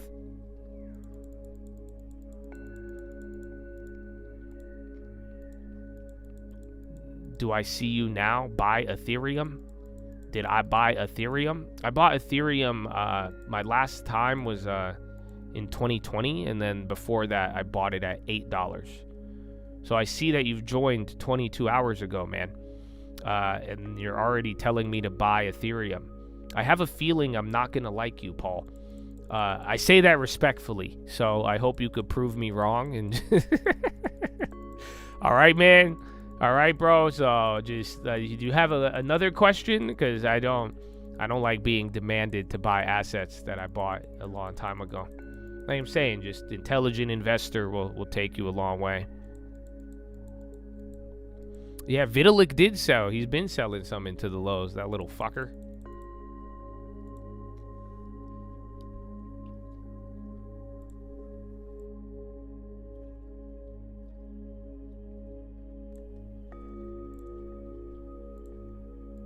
It's already 9:13.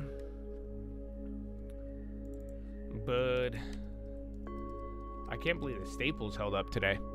Some of them not moving though, man.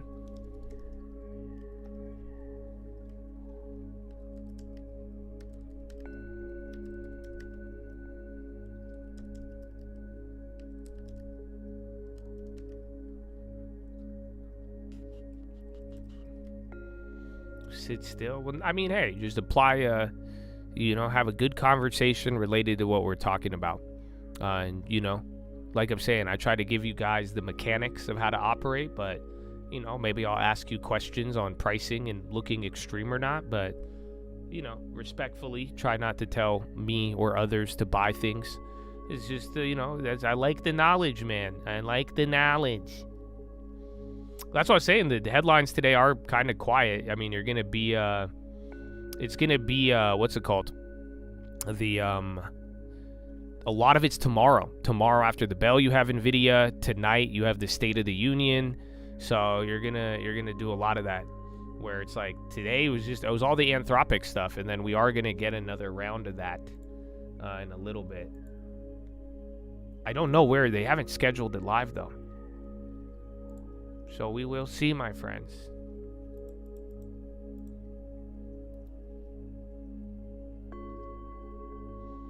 Ba-da-bop-bop-bop. It's been a while. What up, Maria? How are you? Good to you get. Hopefully you got the long term. That's what I was telling everybody, man.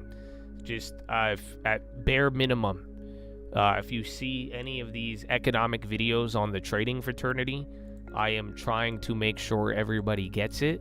And there's big opportunities this year. So I do hope that you don't have to be here all the time. That's totally understandable, but just make sure you don't miss some of these things, because like last year, just even 2 months ago, and some of the other videos, they've been very critical to what's going on. So if you haven't seen the midterm video yet on the trading fraternity, I would definitely watch that, because that's setting us up for a nice opportunity this year. Microsoft for the long term, maybe. The irony of Microsoft. So tell me this, what do I like about it? There's only one thing, it's like halfway there, but I kind of like it. Then there's one thing on the fundamentals. So beyond Microsoft, all of you damn know Microsoft. Every single one of you knows Microsoft. Microsoft will be around in 10 years. Most of you have known about it your whole life. Weed stocks on the high. MSOS. Interesting. Up 8. There's only one thing I like about it. It's just what we've been talking about, the pricing. And that's why I'm like, I feel like it could go, I would like it a little bit lower, but at least it's not at the high. And then it's still, it's at one point this would have been the extreme pricing, but it's not. But like, if you actually go and look at some of their valuation comparatively, it's pretty low. That's the thing I was telling you guys the other day, like in the software sector, if you even looked at like price to tangible book value, which that's something Mr. Benjamin Graham likes to do, surprisingly, Microsoft has one of the lower price to tangible book values. There's a lot of dog shit that is just priced a lot more. So, like I'm saying, man, it is. I really do think this is. It's just not at the extreme pricing. You could maybe call it high adequate, But I do think if it ever, again, depending on what we get this year, everything else, if it could get a little bit better, I'm down. But for now, it's like if that bounces and rips, I mean, I wouldn't mind missing out on it. And then I'm sure there'll be some other names. But I have it on watch. But that's what I was saying. There's some surprising things that where I'm like, valuation-wise, it's not bad, and at least it's not there. Price to tangible book value is not the same as price to earnings. So that price is like compared to their assets and like physical hard assets that are like valuable versus how much they're earning every quarter. But then that's why I say even their forward PE, I believe, is getting to the low end, but it's not as low as some. So the other software stocks that are trading like super low right now, like Adobe, has a price to forward PE is like 16, or like Intuit was just at a 10 forward PE. So the price to their earnings, how much they're making, and then looking ahead at this current price, they're expected to still earn a lot, and then the price dropped a lot. So that ratio, you're trading at 10, 11 times the earnings. That's pretty low, especially for the space. But then some of these stocks, they don't have a lot of assets. They don't own a lot of stuff. They have a lot of debt. Some of them even have negative tangible book values, or again, they earn a lot, but assets, debt, some of them aren't even profitable actually, which is kind of the mind-blowing part. So it's like that starts to change how you value the quality, but then some have been around for a very long time. So yeah, actually Intuit popped up to 15. So literally the other day it was just at like a 10. And then Microsoft's still at a 21 or a 23. And then their price to earning is 24. But yeah, Microsoft's book value is like $52 a share. So that's what I'm saying. At the very least, like their assets, what they own, and all of it, it's pretty solid. So let me see. Who's another one? Who's a shitty example?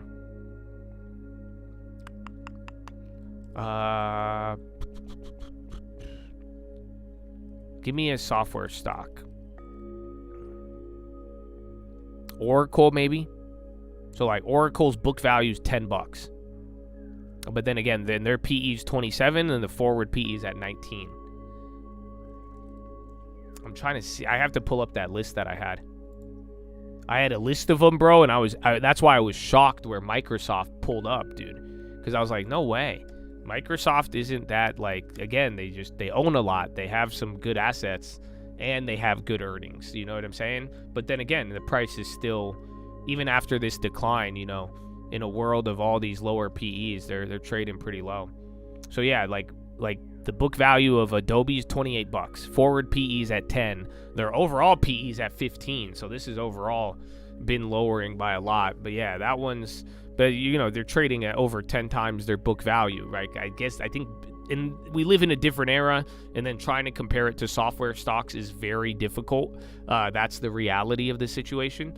But like back in the day, Benjamin Graham would tell you, you don't want to go above 1.3. So you don't want to be 30% over book value. That is too much mixed in with certain things. But that's hypothetically, though. I'll tell you this, according to Benjamin Graham, if you found a stock with a forward PE below like 16, and then the price to tangible book was like less than 1.3, 1.4, that's usually going to be a fire-ass pickup. Kind of like the 4% dividend stuff we've talked about, but I think that one, I don't know if you'll ever see that on a good quality ones. The ones that are good are all dog shit. Here, let me pull up the list. Like the only names right now with like price to tangible book that's like appropriate with lower PEs, some of them don't even have earnings, is like Riot and damn the other Bitcoin miners that are trying to pivot to data centers. Exactly, but that is what what's his name talks about, though. That's the contradiction. That's the paradox of the market. Think about it. So I'm telling you, you want this low value, but what happens? If a stock is like lower, if it has this low value, it might be low quality. That's the dilemma. That's why I look at some of these and I'm like, well, it meets the criteria, but they're dog shit. And then vice versa, you go take a name like Microsoft, that's what I'm saying. It's near adequate pricing, but at the same time, Microsoft is like it's still trading at a premium. Why? Because it's a good stock. It's a good company. There's a lot of good things going for it. So the paradox is going to be that if a company is really good, outperforming, and has a lot of things working in its favor, it's probably going to be more expensive. And then vice versa. Just because something is cheap and just because something's trading at value, below value, that might be because it is doing poorly, and it may be a sign of being a poor company. So that's what we're juggling every day when you're looking at all these names. I hope that makes sense, because that's the ultimate paradox of all these investments.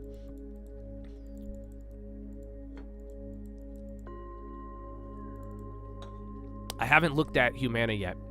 Like I'm saying, I don't even care about the healthcare stocks. Because I already kind of, just like what does Intelligent Investor say? Every time there's a price, you have two options. What are your two options when you see a price? So, Humana hits a low, right? UNH hits a low. What do you have two options. What are they? Common stock price hits a level. What do you do? Every day you get a quotation. You have two choices. What are they? Do do do do do do do do do do do do do. Yes, Habibi, very good. You understand exactly. You either act on it or you ignore it. That's it. So that's why I said this whole time with healthcare. Once I, put all the data together, was looking at the healthcare industry, the relative valuation of everything, I just made my decision to ignore it. So I have not even looked at any of the price valuations of Humana or UNH. I know UNH is the highest quality. I knew that one price at $230. That was the last time I looked at it. I would have acted on it if it went a little lower, but then again, the timing was in the way, and then Warren Buffett bought it, and then it ripped. But yeah, it's very simple. You either act on it or ignore it. But the healthcare stocks, I am simply ignoring them right now.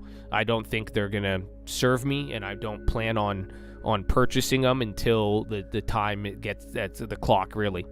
So, but yeah, that is the otherwise software I'm looking, and that's why like a lot of the prices, they're not there. Some aren't there for me to act on, because the ones that you'd want to act on in software are lower quality. But the other ones are in the middle, and that's why I'm saying if you have a lot of cash, the ones in the middle, I wouldn't really hesitate on them. And then there's names like Microsoft, which are still relatively expensive, but they're not. They offer some compelling things about them. But then again, I mean, I don't have any cash, so it doesn't seem like it would be better, in my opinion, to wait for my personal situation. Action or inaction, that's it. Swing or ignore it. Because again, that's why he says you act on it or ignore it. Because again, every day, Mr. Mark, you got a business partner in your ear who's going to try to get you to buy at irrational prices. You either have to act on it or ignore it.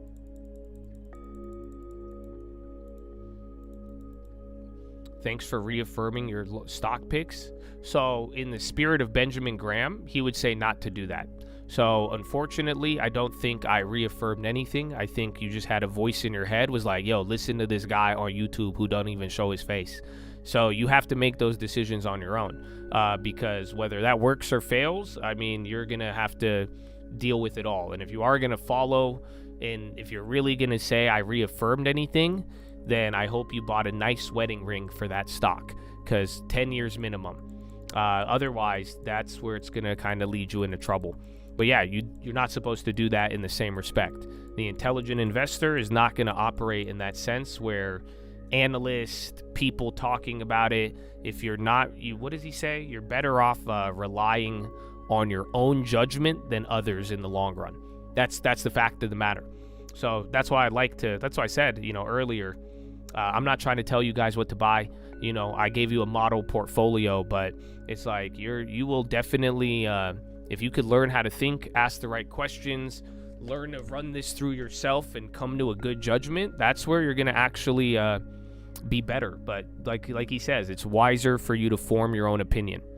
That was actually, he says that right before or right after he talks about buying or ignoring. So very good. I might have to play you guys another intelligent investor. And speaking of which, Well, investing. The market's just melting up, man. Little by little, and I agree with whoever said that earlier. The shitty part about all this is that, like, IGV is still not going up. That's the crazy part. IGV, this is like a decent rally, but it's not there. NVO would be a biotech growth. It's an established biotech company. So it has elements of like stability and cash flow, but then again, they were one of the people who had a breakout drug, led to huge price increase, and now it's kind of winding back. But yeah, biotech growth, but more established, not biotech like you're betting on a phase 3, phase 2 trial, trying to get the next big thing. Again, they have money that they're making. They're just losing their growth, and then they've spent a lot of money too.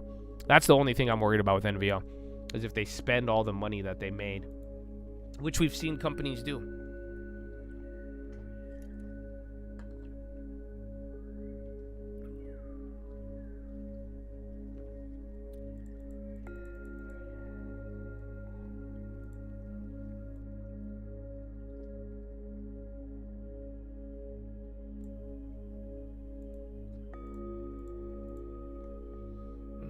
Man, a little melt.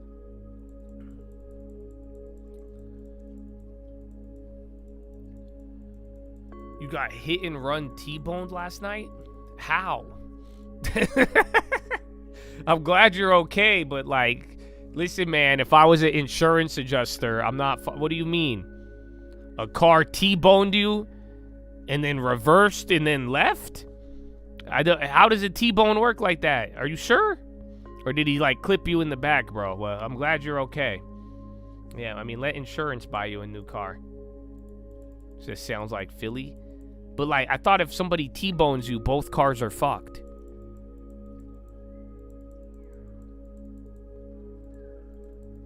Yeah, wait, were you in a car or were you a pedestrian? Hey, bro.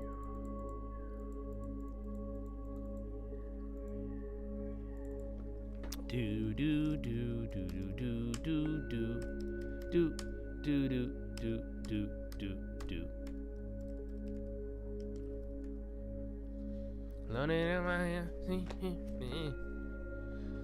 You got paid your check. You got hit as a pedestrian, dude. I've never been hit by a car. Knock on wood, bro. I've never been hit as a pedestrian. You know that? I've had like a motorcycle like run over my foot, but like I've never been hit by a car. I feel like I try my best to avoid it. Like, you know what I'm saying? Like, it's actually like, it's one of the craziest things ever. Just felt like falling hard. IBRX, that biotech, that cancer, damn, that still went? My goodness.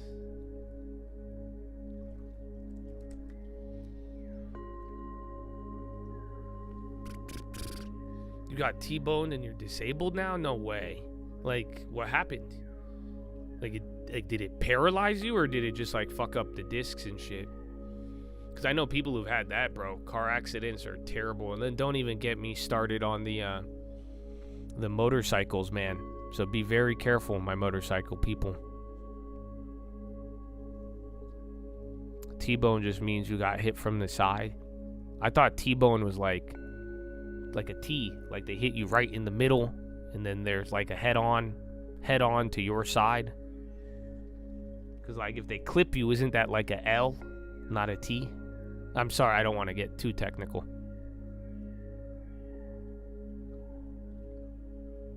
You've been in 5 accidents? What? I've been in a couple, but not a lot of them were, I mean, knock on wood, bro. I don't want to talk about this, bro. Because I feel like I'm just inviting trouble. Because I don't even, God is good, bro, but you stay safe. Look both ways, okay? How many of you have been hit as a pedestrian? Because that's, I think, is the most surprising. Because it is kind of crazy if you think like, dog, we share the roads every day with just people. You know that? Like every day. And I drive a lot, but it's like, dude, what the hell? You had like, so yeah, you shit. But that's why I'm like, as a pedestrian, I feel like that's more rare. It's more likely you just run into a car. I ran into my garage. That's silly. A Ford, he had a brush bar? Oh, yeah. Well, damn, man, I hope you're okay. Your homie's mom smacked you with her car once? That's crazy. You got hit on the crossing road when you were 7? Dude. Dog. All right, man. I'm gonna look twice now.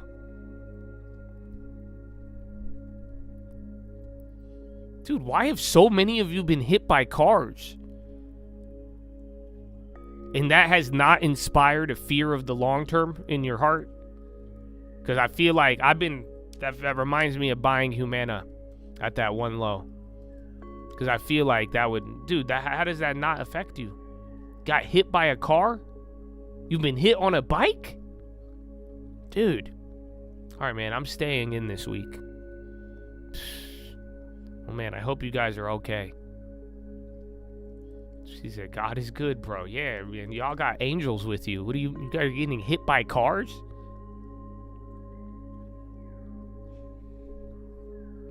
You, but it was your ex? Yeah, domestic violence doesn't count.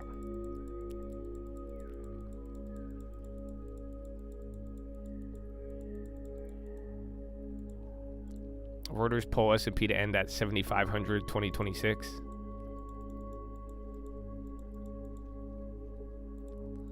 Same, your ex got you? Dog. Like, I've had an ex, like, vandalize my car. And it wasn't even bad, bro. Like, I had an ex throw a Starbucks at my drink, and she thought that was going to do something. I was like, oh. But, and you know, I acted offended by it. Because I was like, this could have been so much worse. Thank God she didn't take out the windshield. Y'all are getting ran over by your exes? What's wrong? Man, y'all need to repent. In a long term. How did two people back to back? They're like, yeah, my ex got me. Said, who's been hit by a car? They're like, yeah, my ex ran me over.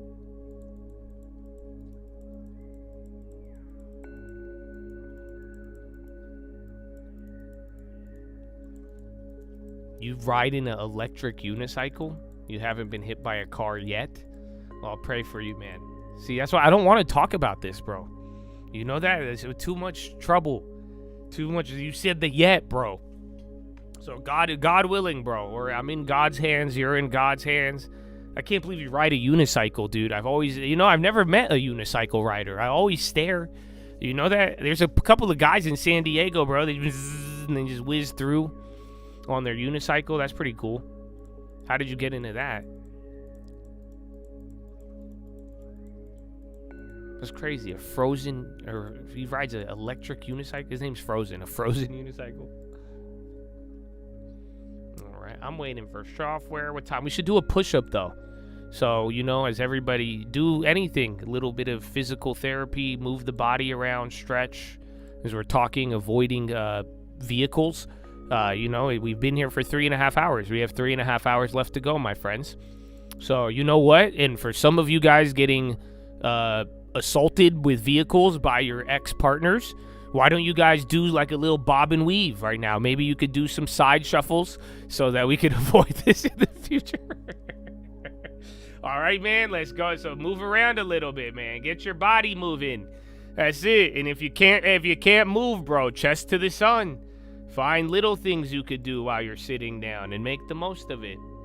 All right, man, that's it. You guys need to shuffle a little bit. I did not know this epidemic of being assaulted by your ex. There's too many of you. Y'all, slide, bro, slide.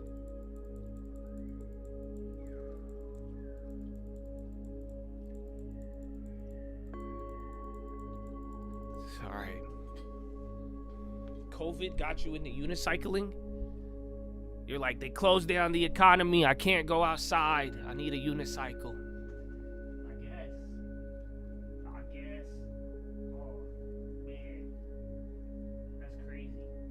COVID got me into republicanism. You know that? COVID turned me to a conservative about 2.5 years later. So I don't know how I'm glad you found the fucking unicycle. But man, I had a different experience after they pulled all that shit.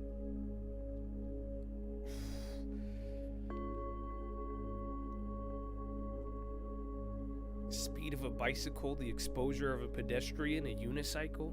I feel like it's hard though, bro. Like, I feel like you have to, like, that's pretty intense, bro. That's pretty intense. Like, I don't have balance. I can't. That's it. The most I ever did was a longboard in college. But that was like on a closed, like, campus, bro. You know what I'm saying? All right, hold on. I need to do the wall stretch. We got any propaganda for you on this fine Tuesday morning at 9:30? Da-na-na-na-na-na. Best stocks in the market according to Josh Brown. Today, as we said, Okay, well, highlighting names in a group that's done pretty well. Right, Josh? Yes. Well, look, this has been a trade that's been absolutely on fire, and I've talked about a lot of them before, and we just wanted to write these up because a lot of them have spent some time consolidating and are now starting to break out to a new range, let's call it. NextEra is really the one I want to focus on, though. We're looking for 8% CAGR on earnings per share through at least 2032. Remember that half of this business is a regulated utility, Florida Power and Light. The other half is one of the most exciting renewable energy businesses in the country. 88 to 90 was the breakout area. Now that it's broken out, that's probably where support will be. If the move is legitimate, it should not lose that level. If you're trading, that's your pivot point. That's where you say, okay, my entry was wrong, I'll let it set back up. RSI is 66, which we can't show you on this chart. That is a measure of momentum over the last 14 days. 66 is confirming strength without being what they call overbought. A lot of people use that term qualitatively. There's a technical definition of overbought, and we're not there yet. I like 80 for longer-term investors. Like, give yourself a little bit longer of a leash. Below that, the 200-day is 78. A break below that 78 to 80 area would change the conversation. This would no longer be the best stock in the market. So long as it stays above, I think the rally continues. This, Duke Energy, First Energy, which is FE, these are stocks I've been talking about in this segment for 6 months. They all look great. Jimmy, you got PG&E. It's been helpful. You know, I'm really glad to hear what Josh is saying because I personally have not been paying that much attention to utilities, even though I have this one name. It's small in the portfolio, but God bless it, it's doing well. And I think you have to respect, as Josh is saying, when a sector like this does well, you need to make sure you have some exposure. Why don't you pay more attention to it, Jimmy? Why? Because it's so boring. It's fundamentally so boring. It just is regulated utilities. Josh makes you more excitement. You can't help but look at it all the time. All right, that's yeah, all right. Am I boring you? No, you're exciting me, Josh. That's the point. You're making it exciting for a sector, regulated utilities, Duke Energy. I mean, otherwise, I'm just like, all right, they're putting in a rate increase request, and they're going to get it, and it's going to grow 7%. But something like Pacific Gas and Electric, still cheap, growing nicely. It got knocked down last year on these California fires, which it had no hand in, and it's got more room to run. If you want a investment off of the California wildfires, look at EIX, Edison International. We own it in the ETF. It's had a remarkable move since earnings last week. I wouldn't chase it here. Wait for a pullback to the 50-day. And then also servicing the utilities. There you go with your Quanta Services, ticker symbol PWR. More exciting. More exciting. Let's look at Quanta Services because the price target, there it is, 560. Goldman today goes to 685. So from 495. Yeah, that's a reaction, and other investment banks have raised price targets since this company reported earnings within the last week. The 12-month price target is only $5.98. 66% of the analyst community have a buy rating. So I actually think there's more room on that price target, closer to what Goldman's doing here. All right. Are we still boring you? No, I'm excited. Josh got me excited. I mean, Edison, there's some risk there. I got to tell you, they may have some culpability in that Los Angeles. You came in hot over the Citrini note. Now you're excited about utilities thanks to the best stocks in the market. It's amazing the things that happen on this program for you. This might be a 4-bottle-of-water day. Wow. Well, you're on number 3. There's a lot going on, Scott. Okay. It's a volatile market. Gotta stay cool. All right. Let's do a calls of the day next. One firm talking about 20% upside for a stock in this year's best performing sector. Jimmy owns it. Maybe he's excited about that. I am. Maybe he's bored. I don't know. We'll find out next. They're all bored. Everybody's bored. It's led to the epidemic of gambas. All right, man. It was good. I got a good stretch in. Got a nice little mini workout. Oh, I should sit on my medicine ball now that I think about it. Oh, but it's 9:30. You got 30 minutes till Philo. Architay's going up. They got a brief mortgage mention. Not them, but during the Anthropic thing. So we'll see. What is Anthropic? I just keep refreshing this page. Oh, you know what? That other video was unlisted too. So be on the lookout if you end up hearing any of that. If you hear anything with Anthropic, because yeah, they put that other one as unlisted.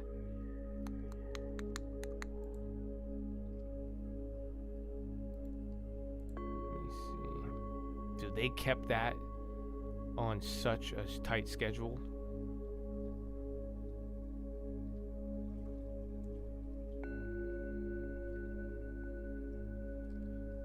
Yeah, that's kind of crazy though. It didn't even get like, there was a lot of people watching it, but overall, since they have the video unlisted, I don't think it's circulated that much. Concerns with NVIDIA? I mean, just event risk. I mean, the volatility right now is pretty high, like for even the market, and it's all related to NVIDIA. So it's going to be make it or break it. I mean, people are pretty confident. I mean, I think what's borderline going to happen is they're going to do good. They're going to guide up, and then everybody is still going to be kind of, you know, hesitant about the guide, unless it's like the highest one ever. But, I mean, I think it was like 2 years ago that you saw, or like a year and a half ago, where you had that like crazy one. But, yeah, man, we're gonna find out. We are going to find out. 10-minute delay is diabolical? I don't think you're on a 10-minute delay, brother. I don't know what you're referring to. Oh wait, I wasn't live. Okay, so I accept your apology, is what you were trying to say. It's okay, man. Don't worry. We'll get to the bottom of it. You know, you had to be here, bro. If you were here a couple of hours ago, I think you would have enjoyed it a little bit more. But good morning. Good morning. Clack. High ticker's still kind of gassing. Again, you do have to, the little equal weight thing. AMD is going as well. Palo Alto. Again, Cyber was the only one that didn't get there. Those TXNs would have hit, bro. I left you that chat. I hope you did good with it. The bids are very, very low, though. Owl, Silent Runner. I mean, now that we found out software won't kill us. They got a bigger downgrade, though, or move to neutral, I think, Deutsche Bank today. Oh, and speaking of which, where's XLF? XLF came up. No shit. When AMD, Staples stopped moving. IGV actually stopped too, though. That'd suck if it came down. Bitcoin's still down, but it recovered like 2.5 from the morning. GG, I made a grinding the easy. Crowd again. Oh, Palo Alto. Remember you had the Fortinet. They had that little baby hack thing here, or that issue this morning. But yeah, that was the part I didn't like about all of them, is that you didn't get a cybersecurity had problems on Friday with all the AI shit, but then I don't think you really got an answer to all of it.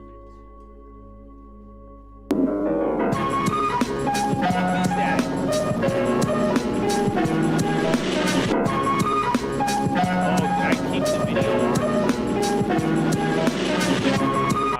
My bad. It scared the shit out of me.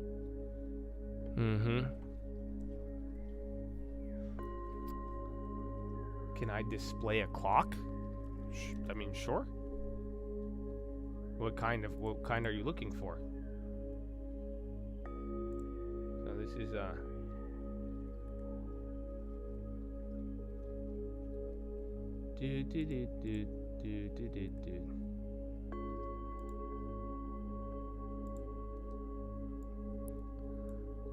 Just let me know. This is the best I could offer for now. But yeah, maybe we should put a clock up there. I have a clock at the bottom of the screen, but you can't see it because of the banner.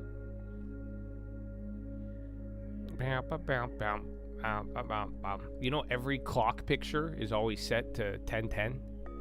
It's a fun fact. It'll trigger something in the mind.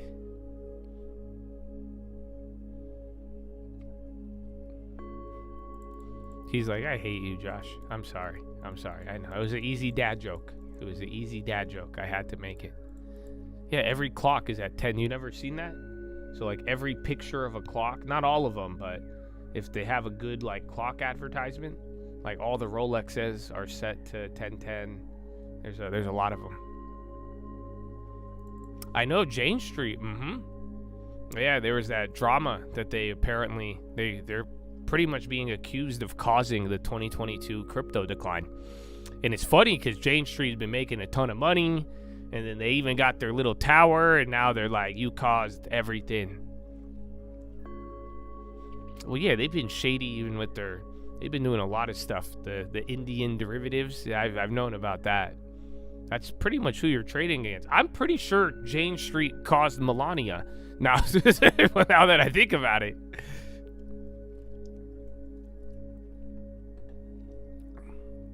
Is it philo time? We're getting close. Can I display your favorite bullion piece? What's your favorite bullion? I don't know, bro. Everybody has a lot, bro. Like, some people are talking about nickel now. I mean, we were talking about copper.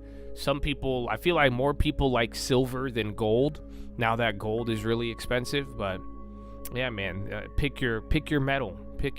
Everybody has their favorite metal. Platinum. I don't know. Platinum in Brazil. Shout out to Druckenmiller. So yeah, all of those.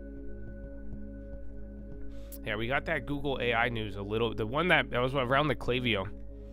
Swiss National Bank midterm course of inflation is important to us. Main tools of SMB policy were necessary for other instruments like interventions. U.S. tariff and uncertainty are burdening economic growth, but in many places have remained more resistant than expected. I think was there something on YouTube with that one?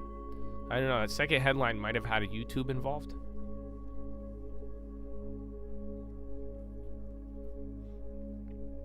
You got asked the clock reading question as part of my interview. I think someone told me that the other day, that apparently, like, the young generation, like people who are like 13 or 15 and younger, they don't know how to read clocks. Like, do you guys understand? Like, think about it. When you grew up, you were looking at clocks like that. They could read numbers and they know what the fucking time is, but like reading a clock with hands, that's like not, like, think about it, bro. Like, you don't lose. It's just not an everyday occurrence if you grew up with an iPad. I forgot there's a stat behind it, but yeah, I read something on there. Someone told me it. Your kids have no clue.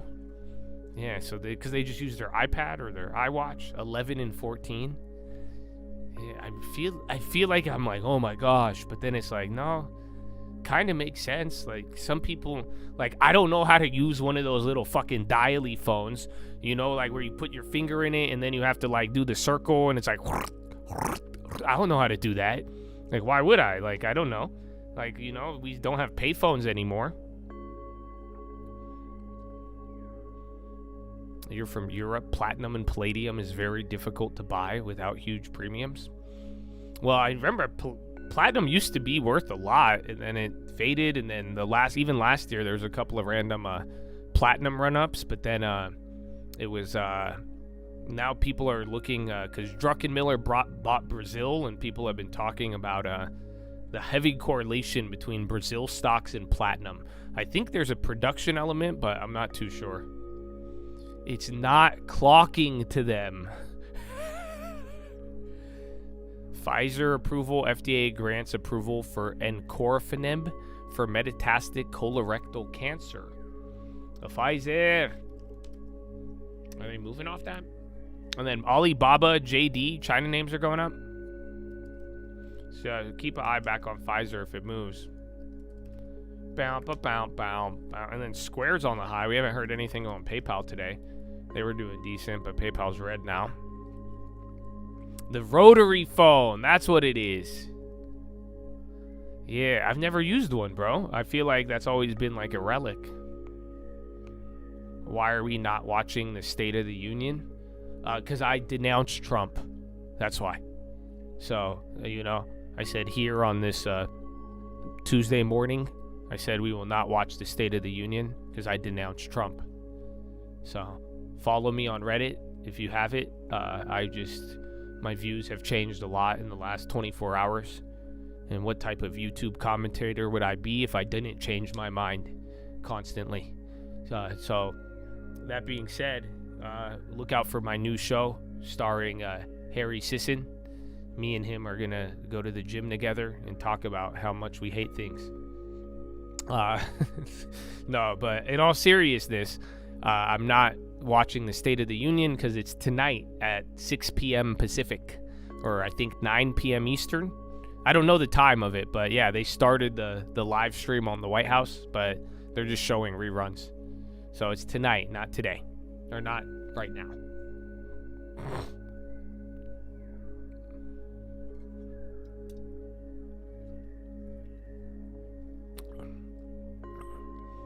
Dude, I don't think I've ever used a rotary phone in my life. I'd love to.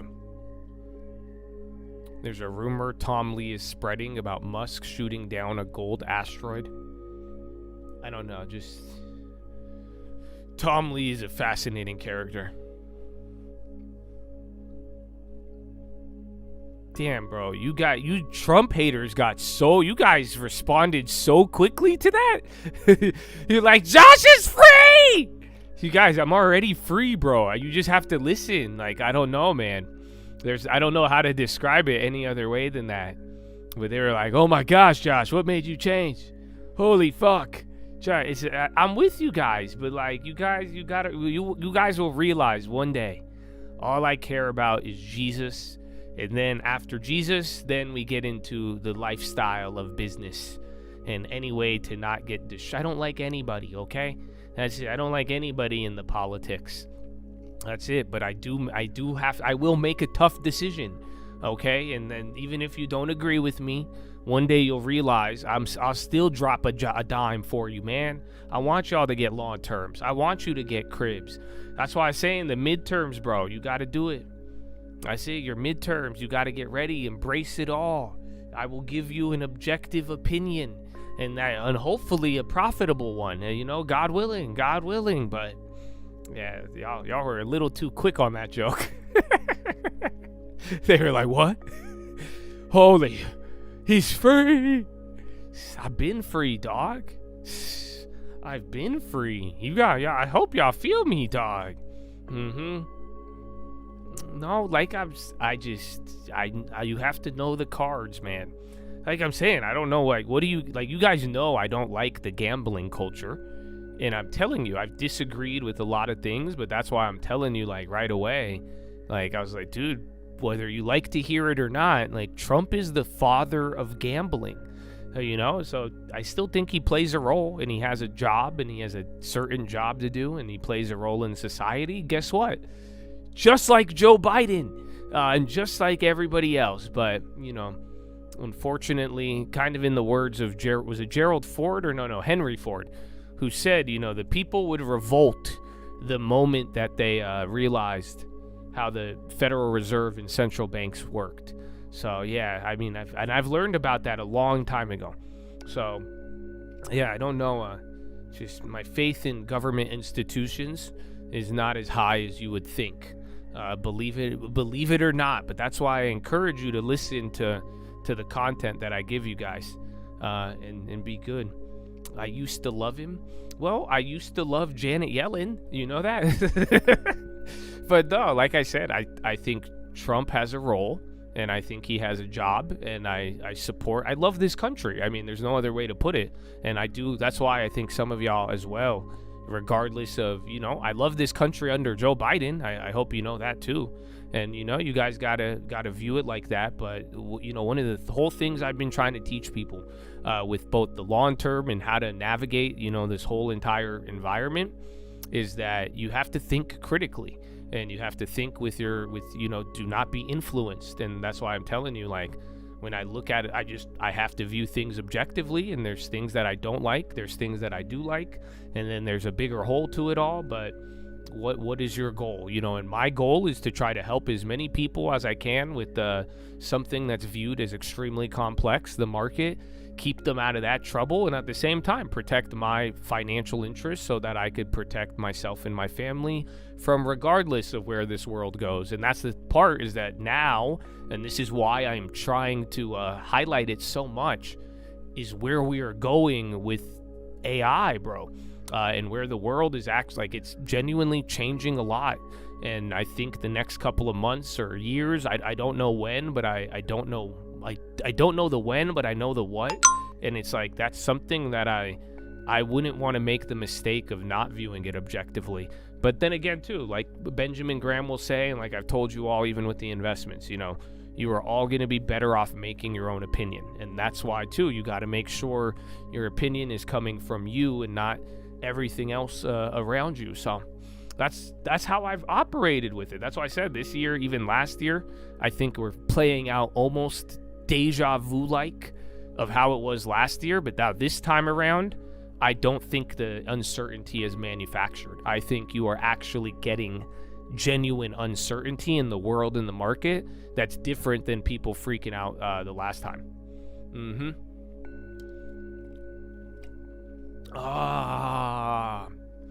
Hey man, that's good. I think but please,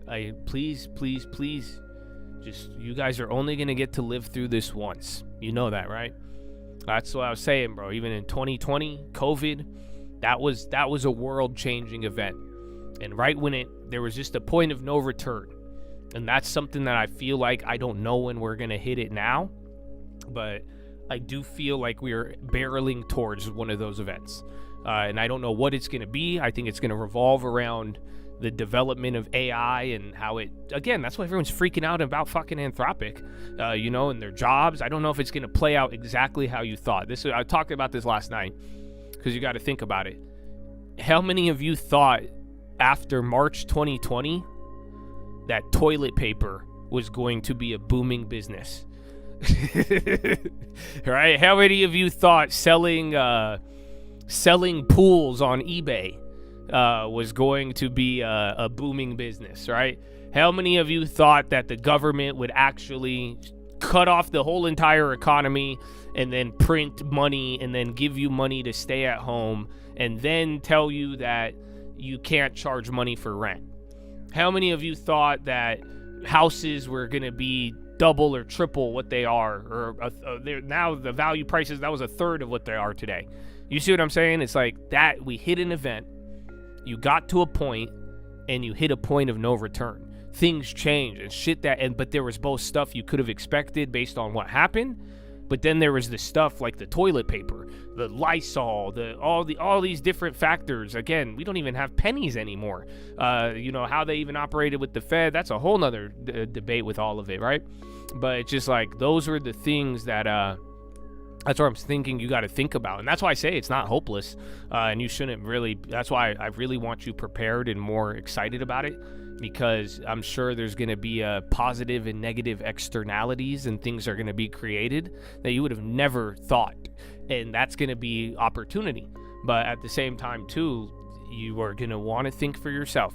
And that's why your influence and what influences you got to be very, very, very critical, and use critical thought, so then that way, as that moment's there, you will be prepared. And I've been trying to tell y'all this in a way, like, I hope you're a good person. Like I'm saying, I'm here to help y'all, and I would love to. And at the same time, you also need to become a little bit more selfish. That's what I'm saying. Like, your views have to align with what's going to benefit you and your family. That is something I believe, because then you will actually benefit those around you. But if you're not, and you're adopting views that aren't, you could say you're helping other people and care about it, but then if it really backfires and you're leaving yourself vulnerable to these changes and ignoring warnings and signs and opportunity, I think it's gonna flip really hard on you in a negative way, just by not being prepared or at least being willing to acknowledge it. So like I'm saying, I think that's what we're headed to, and I look forward to being here, God willing, and I look forward to telling anybody who wants to listen. That's the best I could offer. So yeah, man, we're gonna see. Anything about pension funds buying up collateralization obligations packed full of adjustable rate loans? Not recently. That sounds very 2008-esque, but there is many markets that exist like that. I mean, that's how mortgages are kind of sold, but they're not necessarily adjustable rates.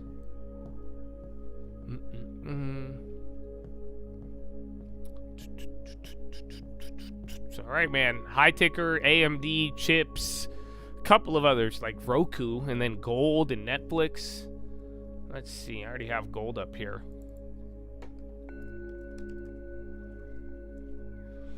With change comes opportunity. I think we are going to see one of the bigger changes of our lifetime, at least as tech. It's like the rise of the iPhone.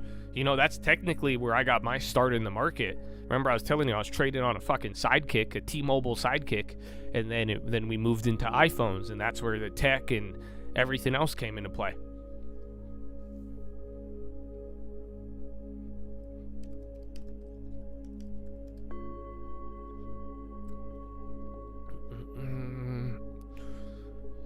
I wish we could get real volatility. This shit's boring as fuck. Oh, Bobby. Just wait for it, man. Just wait for it. You know, be careful of what you wish for during this midterm year, as they were all just worried about losing their jobs to AI. Indeed. Bobby, can you help us? I can't shake this feeling that there's something they ain't tell us. Don't believe the record because the data was embellished. They don't understand me, so now I'm overzealous. I'm really jealous. The steak looks delicious. The wolves look magnificent. The truth looks vicious. The government benevolent is such a pretty prison. That's a good song. People, the people. Oh, well. I guess it is time for Philo. Would you guys like one?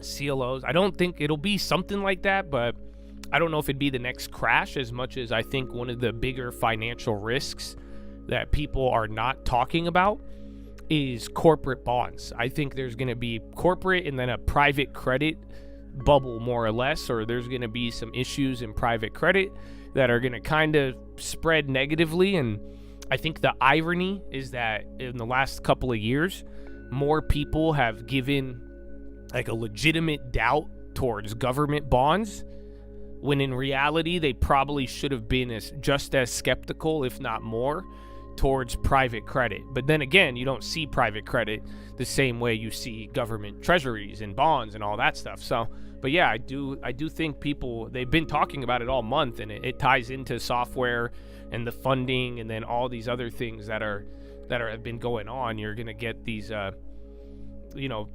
I think it's like a 3 to 7 year cycle. That's like part of the AI, and that's what you have to think about, because all these companies that raised money and they sold bonds, private and public, and they sold corporate bonds and then private bonds to go and build out AI, do this, do that. If they either get replaced, it doesn't pay off, you name it, those bonds come to maturity 3 to 7 years from now. Those are the typical maturities. So think about it. 2023 is when this all started. Depending on where they raised money, eventually these companies either have to turn a profit, pay the bonds, or that's going to be a whole area of credit crunch. But then again, now these software companies getting clobbered, that did kind of push this to the forefront. And then that's where like Owl and some of these other names come into play as of recently.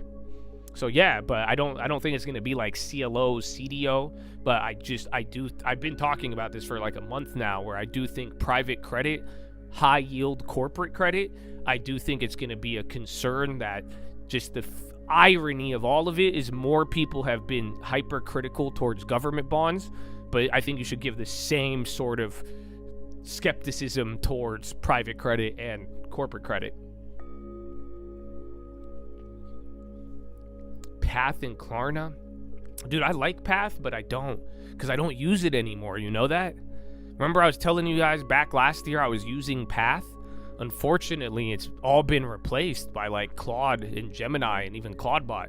So I don't need Path anymore. I used Path a year ago to like get browser automations with the AI and have it do stuff, but now you could do that with every single you could do it with every single Claude application. Claudebot could do it, Moltbot, all like there's even Google, even Gemini released a browser app that can pretty much track your browser, copy, record, and do certain things. That's what I was using Path for.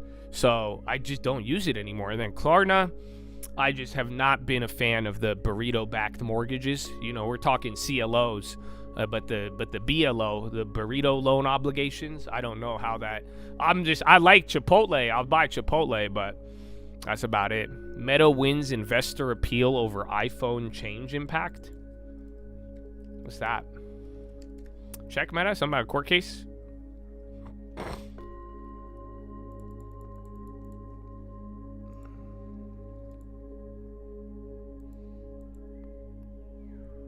I just got an email for the BBS burrito back securities. I'm not as familiar, dude.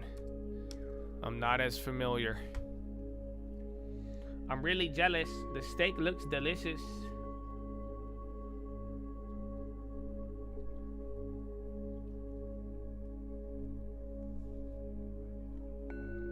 Oh.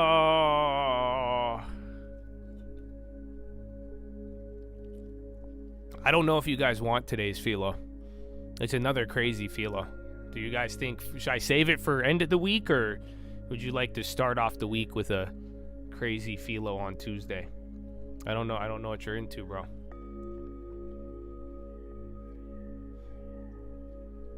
Anything I see is from Bloomberg Law about investor appeal over iPhone change. Meta didn't react. I mean, SPY's still near the top. Collateralized lunch obligations. It's a true CLO. Yep. All right. Well, give me a second, and we will begin philo. I already have you guys on non. So here's the deal. If I keep it on non-members only, then you guys have to deal with philo. I don't have to change the title, and yeah, we don't need to move it around. We don't need to do any of that. Does that sound fair? But if you are gonna harass me over it, I will probably send you to the dark ages in terms of the black hole of YouTube. Okay? But does that sound fair? Can we vibe on this? Can we have a window of opportunity? You guys know this is a cult, right? Like, again, I'm about to tell you some crazy stuff. I got some Bible stuff. I got some weird way to look at it, dog. But I'm just saying, you know, I do hope, because I left it today's State of the Union Day, and I would like to go to non-members only there as we get to the next month. My plan was to go off and on, but like I was telling you, just in general, man, even beginning of last year, that's when I was showing you guys. I started off the year ready to go, man. I wanted to see what everybody was about, but, you know, I'm here for this same shit I've been dropping on you for a while, and it's still good quality. It's still ahead of everything, and it's still, I think it's going to help you a lot, but I'm not here to get harassed back and forth and argue. I don't want to argue with you about Trump. I hope you could listen. I don't want to argue with you about things you don't want to hear. So it's but I don't want it to get in the way of you actually running it up. But at the same time, like, you can't expect me to fucking alter everything and deny what I truly believe and how I believe it. You know what I'm saying? So vibe with it. I don't want to go back and forth with you. I also am not trying to force this shit upon you. So that's why I think you get it how you fit in, get it how you please, but I think that's the fairest way to go about it. But at the same time, you know, there's only one of me here, and there's thousands of you guys. So I'm not. And again, y'all seen Reddit, y'all seen the world. You live in this modern day America. It don't have to be like this, and you're on the cusp of shit. And that's why I'm saying, man, I don't know, bro. I don't know. It's up to you. It's up to you. So yeah, we'll begin here in a little bit if y'all can handle it. We'll keep it here. You guys are all labeled. You've been chatting all day, baby. So let's get it. But I will BRB. Where is it? There it is.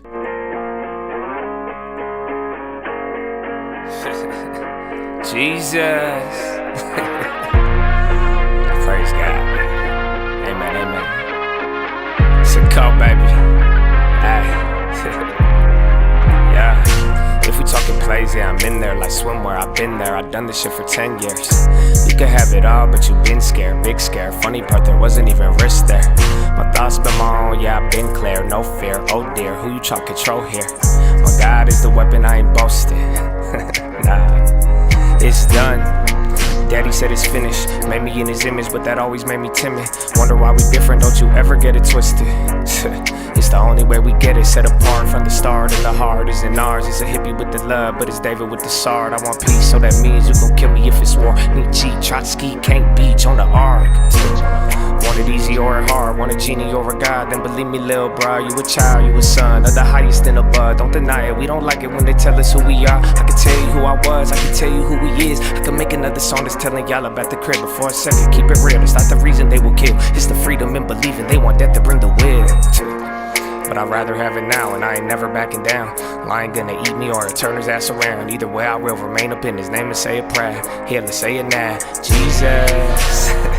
I put Jesus on the beat so I can listen to it. I got reason to believe that we living in it. You could say it's one hell of a decision in it. Ay, if we talking plays, yeah, I'm in there like swimwear. I've been there, I've done this shit for 10 years. You could have it all, but you been scared, big scare. Funny part, there wasn't even risk there. My thoughts been my own, yeah, I've been clear, no fear. Oh dear, who you try to control here? My God is the weapon, I ain't boasting. Amen.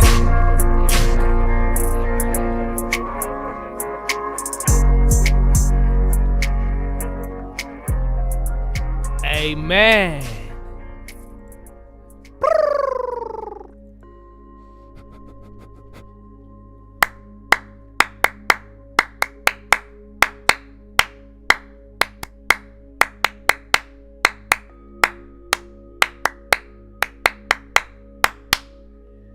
Oh, ladies and gentlemen, boys and gals, I hope you're ready for Philo. I got a good one for you, and I do hope it encourages you. And quite frankly, bro, that's what I'm saying about everything.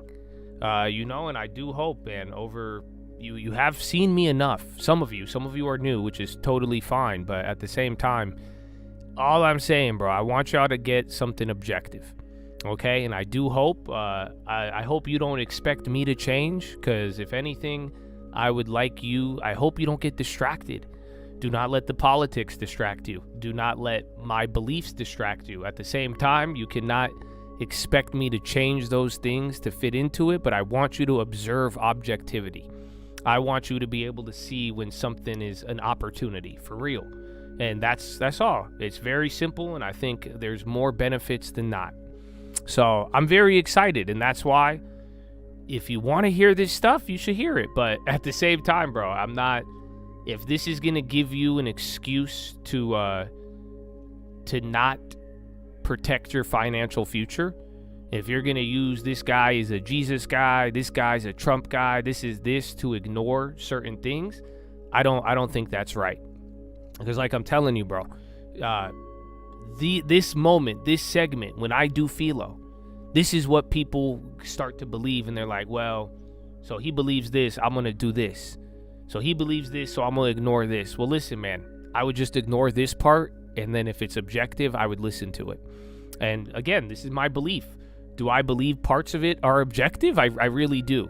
But again, I don't know what's in your mind. And we all have a different reality, and I'm sure it's getting shaped day by day. But when it comes to finance, and it comes to the markets, and it comes to these things here, oh man, I don't want you to miss it.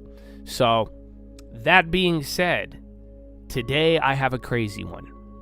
This one is a crazy one. I don't know if you're ready for this. Because let me ask you, you know who we're going to talk about? And it's going to play out way different than you were going to expect. I promise you. I'm going to say one word, and I think a lot of you are going to jump to conclusions. But there's, this one's, okay. Ready? Here's the word. Are you ready? Here's the word, man. I be yelling, Jesus. Are you ready for this one? Judas. Judas. What do you think when you hear Judas? What do you think I'm going to talk about today? I've given you philos on Judas before. I don't know if you remember some of the Judas philos, but I have one on Judas for you. It's fascinating. Well, yeah, I'm sure. You could jump to conclusions. You could think betrayal, lack of faith. What's it gonna be? Oh. So, I'm gonna read you a verse real quick. But we are gonna talk about Judas today. But it's deeper than you thought. Do you know that? I think it's actually extremely deep. And it actually brings questions.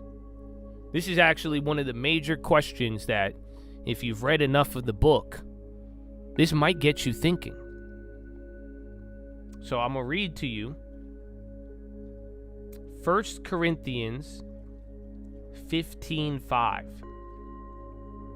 It's talking about the resurrection of Christ, right? So it said, I delivered you, Christ died for our sins, that he was buried, that he was raised on the third day in accordance with scriptures, and that he appeared to Cephas, then to the 12.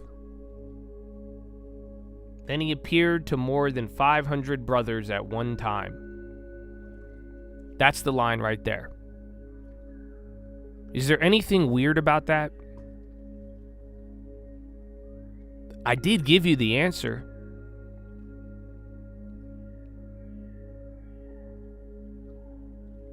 So he appeared to Cephas and then to the 12.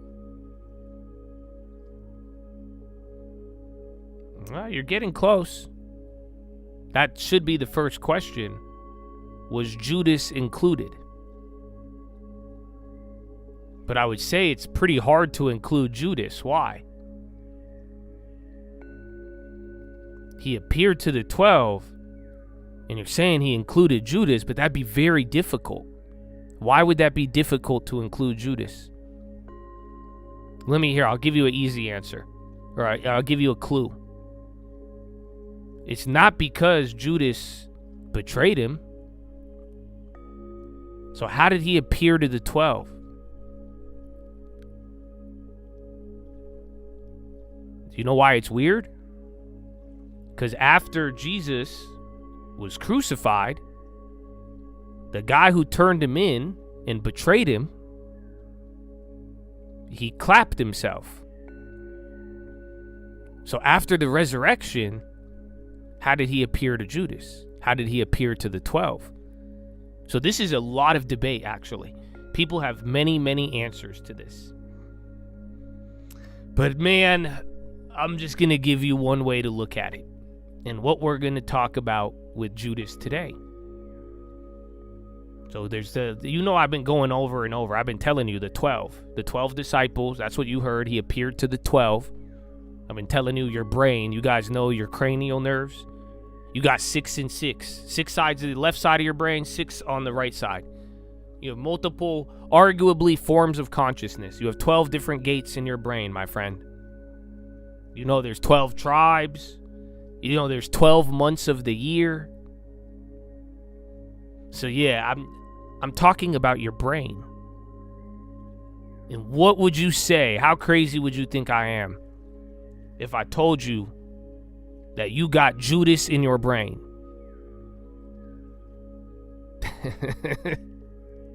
12 hours on a clock. But yeah, you have Judas in your brain. Huh?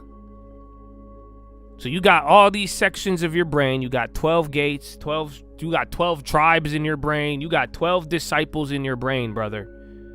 And one of them is Judas. Have you ever thought about that? Let me put it this way. There is a part of man from the beginning of time. Trump admin considers action requiring banks to collect citizenship info. I don't know if it's going to move them.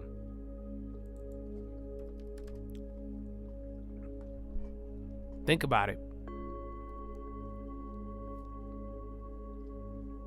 There is a part of man that rebels against the higher nature. From the beginning of human time, every single man, you have had a Judas in your head. We as humans have all been born with one part of us that rebels against the higher nature. Would you all agree? You're telling me from the beginning of humanity, people haven't been questioning, why should I listen? Is there a God? Why is there God? Who says are the rules? Why shouldn't I be this? Why shouldn't I be that? You're telling me that doesn't exist? I think it's existed from back thousands of years ago. I think every culture has documented this. I think there's stories about this everywhere. There is a part of man that rebels against the higher nature. Man, every time you want to elevate yourself, you're telling me there's not a part of you that's always itching? Oh, come on. You know what the irony is? That's why I said, I don't know, man. And I've been saying this for a long time. I told y'all, this is the part that sucks about some of this stuff. Because, like, I believe it. I do. I believe all of this. And I would love for all of you to access your mind and use it to the highest of your abilities. And may it bear you all fruit. And that's why I said, bro, I say certain things, bro. I be pissing off people all the time. I don't know why. Do I try to? I do not, bro. I really do not. If you think I wake up and I'm like, who can I piss off today? Believe me, because at a different time, the shit that I would say wouldn't piss anybody off. But you do live in a world, and I hope you understand what I'm telling you and even what I'm about to tell you. But I've told you, I've given you a philo where I said, bro, I don't know what you believe, but if you, depending on what you believe, you could I think every culture, every background could find a way to say what I'm saying is blasphemous. That's how you know I really like to challenge what you are thinking. I like to think for myself, and I hope you do the same. Everybody, bro, Islam, Jewish, Christianity, atheist, worldly, socialist, communist, Republican, Democrat, I have said something that you would be like, that's blasphemy. How dare he? He said what? So it's up to you, man. I am not trying to hurt anybody, but I am trying to get you to think. Because a lot of systems, bro, what system are you subscribed to? So you ready for the irony of Judas? That being said, who did Judas go to betray Jesus?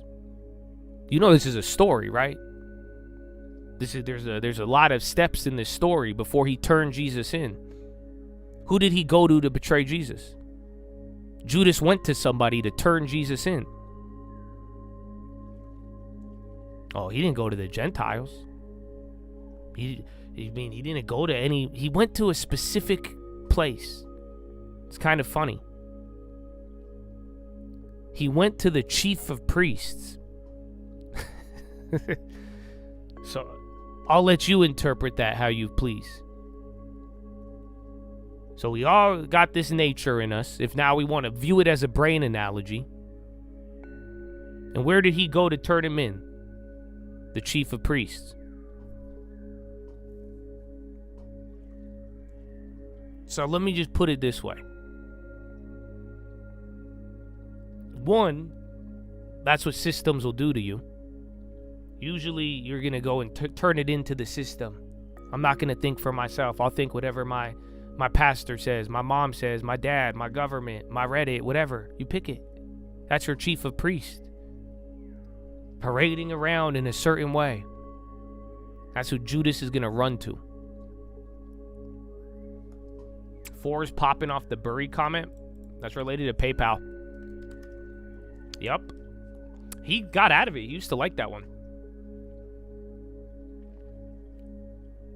No, the chief of priests is who he went to. Go look it up. That's why, man, who you put as authority, then you believe authority and it gets you to, don't even. That's why some people, I say some things, bro, their religion will stop them. Their belief of the government, the world, whatever it may be. We all have a chief of priests, myself included. But this is what you need to understand about the Judas in your brain. You all have something that it rebels against the higher nature, the highest version of yourself.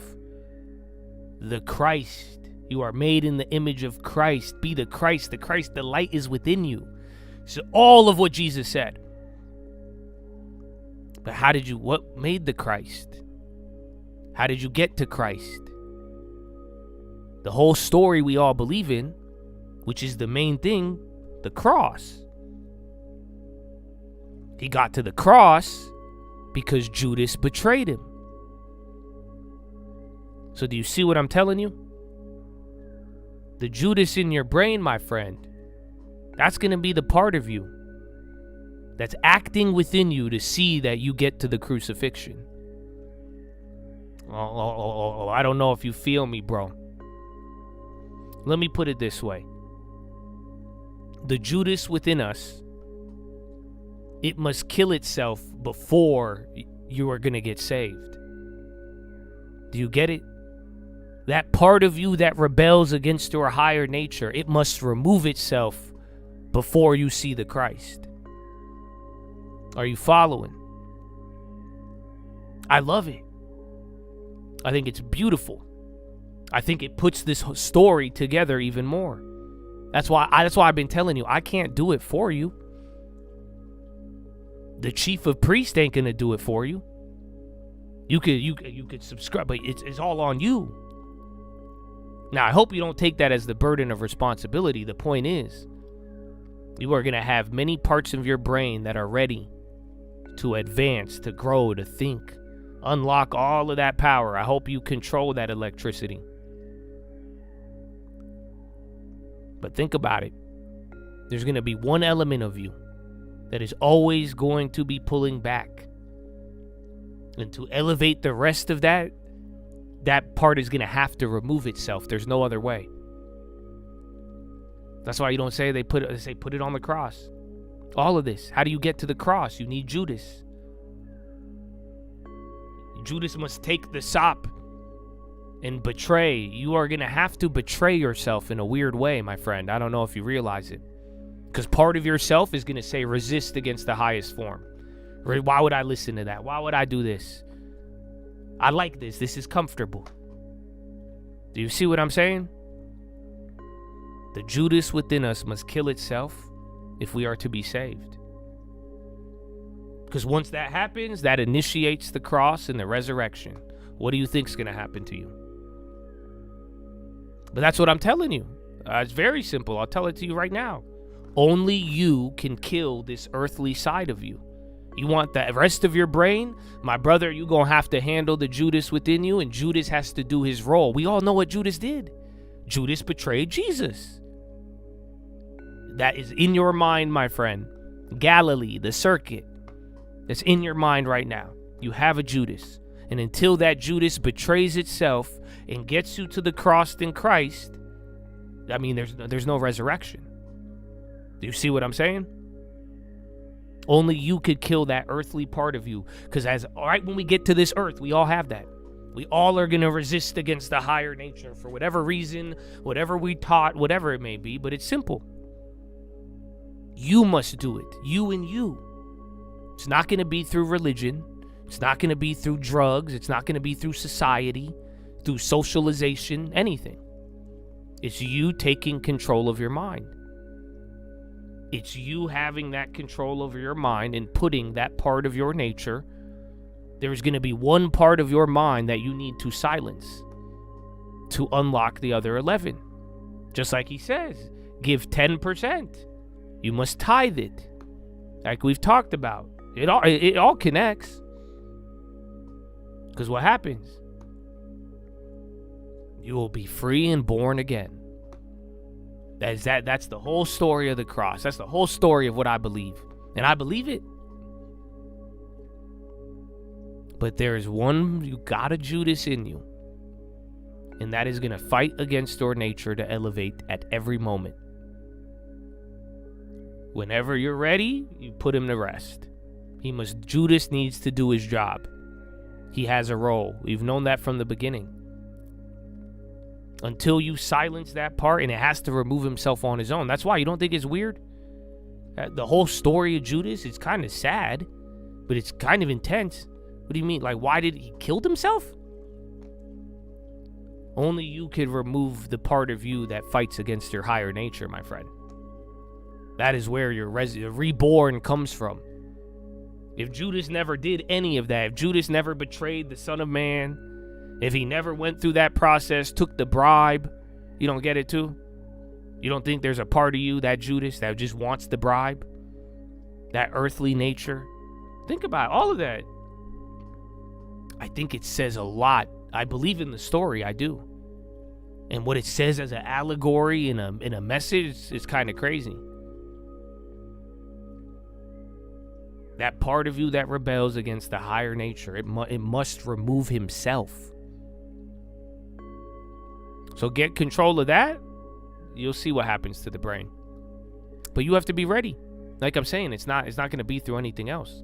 Because he still removed himself even after going to the chief of priests. That wasn't it. That was part of it. But that wasn't how why did he take himself off of it? A part of your brain is going to have to take itself off the board and subscribe to a higher nature. That's it. So Chad, I don't know. I think that one was just short and sweet, but I love it. And I don't know if you've ever viewed this story like that. We've talked about Judas a couple of times. But this, I think, should give you the cherry on top. And I do hope you reach your higher nature. I do hope you all elevate in so many ways. I hope you learn how to add resistance to your thoughts, control all of it, man. And I think you got a great piece of hardware up there. But one of those pieces of hardware, its job and role is to rebel. Its job is to both rebel and betray itself. And no one's going to do it for you, dude. That's what you really got to this philo will not do it for you. Again, you know why? Judas listened to everything. He listened, he walked, he was one of the 12. That's why I'm saying he appeared to the 12 now. Go back to the first part. That 12 is in you. I believe the 12 is in you in so many ways. But you have a part of you that you must put to rest on its own. No one's going to do it for you. I can't do it for you. No church. Like I said, anything you're looking for. You're like, this is what's going to make... Why do you think everybody chases everything and still empty? Why is the world so messed up?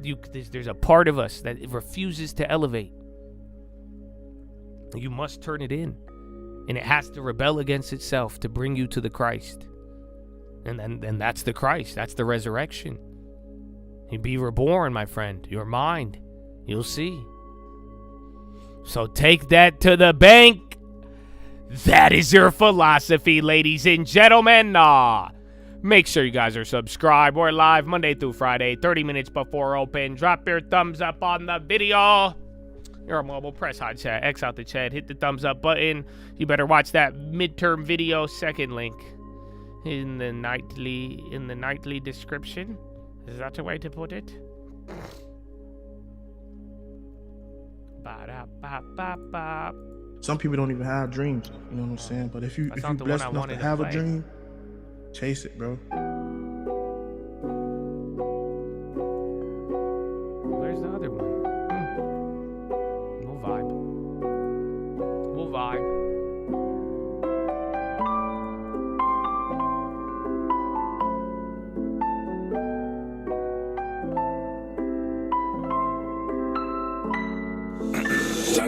I had a dream like Martin, then I heard a couple of stories. Never never met my heroes, never had one. Never wanted things I never had, son. I got it, then I grabbed them. Looking back, these bitches salty sad. Good more, don't ignore your sword for the war.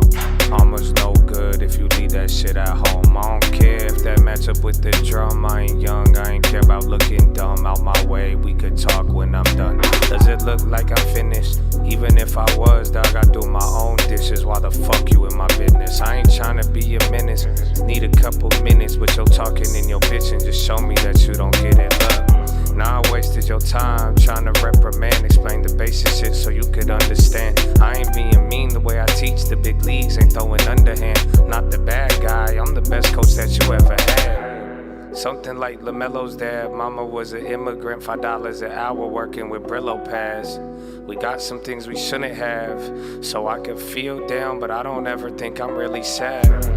Life a miracle, but I won't give you one. But I can teach you shit, and you'll walk away with dividends. Wish you'll buy more, and then you'll wish you did it young. You missed the first harvest, but tell me about the second one. Trying to build while looking at the clouds. I'm looking at my hand, then I'm looking at the ground. Peter walked on water, but fell. When he looked around, I heard that story all my life. I think I start to get it now. Slow in the fast lane, answers in my last name. They really didn't listen, that's a damn shame. But that don't mean my plans changed. Maybe just the landscape did what I said without a handshake. 3,004 an ounce, that sound like a fair rate. Word is gold, they only kept theirs too late. So I'm out with your new face. A snake can move a few ways. And life a bitch that lie about how the fruit tastes. Welcome back.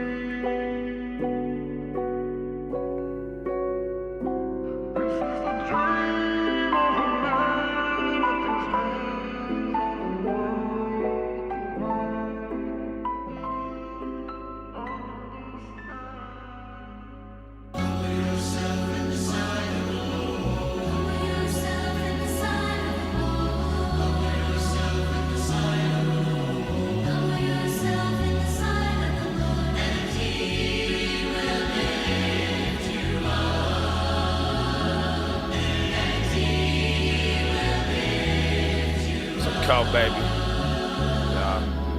If a humble man tell you to be humble, he a narcissist. Tell that to the arsonist, the pharmacist. I wonder about the Stalinist, the Darwinist, I must insist. The things that we up against don't play defense.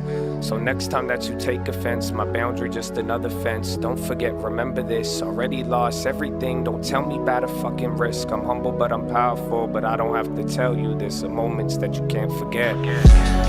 So if I'm fake, come and get me now. It's not a big head, I just know the size of the crown. You watched a lot of porn. Does it look like I'm fucking around? You didn't like me then, I didn't hope that you would like me now. You want peace, I want it too. You want war, I got a crew. But I won't lie, dog, I only need a few. So tell me what you really wanna do. Man, I swear I'm just like you. Cause the tongue brings life, but it brings death too. Please just move. Good advice is never taken by a fool. I took a look at life like a mechanic look at tubes. Cheap, fast, and quality, could only pick two. Mannequin, I'm rude, but in a panic, in a feud. Would you want it on your team, or do you want it against you? The humble made me hungry, I will eat any food. Humble made me better, fake humble made me confused. The truth is that there is a real humility typical of our time. But it so happens that it's practically a more poisonous humility than the wildest prostrations of the ascetic.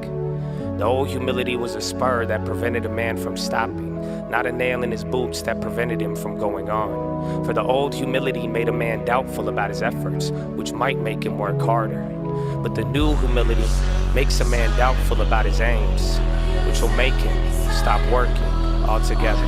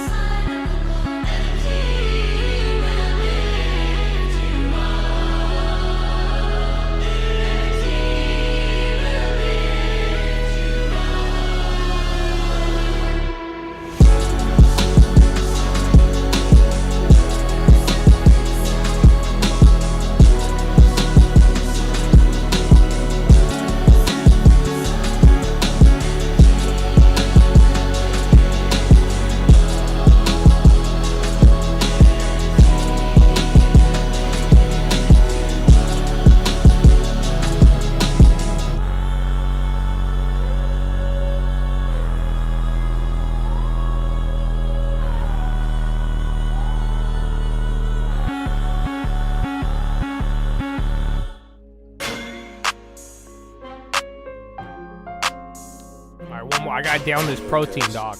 Long term. You got Chobani, son. Am I mad or just passionate? Are you fam or just acting it? I know I talk a lot, but I always keep passing it. Gotta keep it in the roto. We are not the same, like rice isn't risotto. All the real ones know it's always no photos. Hit the market crash, stop backing, I'm the go-to. Just because you know me, that don't mean that I'ma know you. Damn, talk stops non-stop, I am really him. If your name not Ben, we ain't really friends. Franklin at the end if you ain't getting that. I think all y'all do sedatives, or worse, I hope it's not hereditive. You ride the wave, but I invented it. I saved, and then I started lending it. Make trades, then I put it to another crib. That's a formula I did my whole life. My bro knew I was quick, so he taught me how to fight. Said you being followed if they take 3 rights. If they don't want your chain, then they want your life.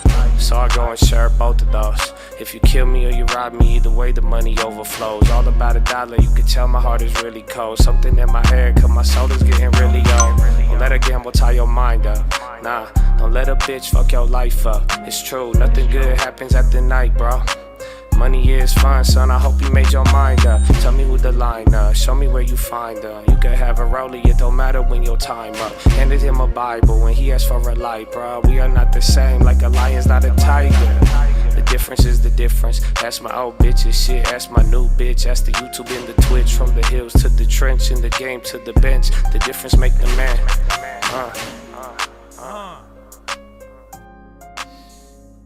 Handed him a Bible when he asked for a light, bruh. All right, baby, we're back. Yeah, you got U.S. levies cyber sanctions on individuals and entities in Russia and UAE. That's why I put up oil. But Chatadonia, you got 2 hours and 15 minutes remaining. You got your philo. You got your good Tuesday, man. Way better than yesterday. No, you don't think way better than yesterday? I think way better than yesterday. It's still kind of small, though. Maybe I don't know. I thought IGV would get up to the previous low we hung out at 2 weeks ago. But no, but banks started ripping, which is good. Other than that, I looked through the Anthropic schedule. I think Homegirl was lying because she said it was going to be another one, but I looked through it, but I can't find it.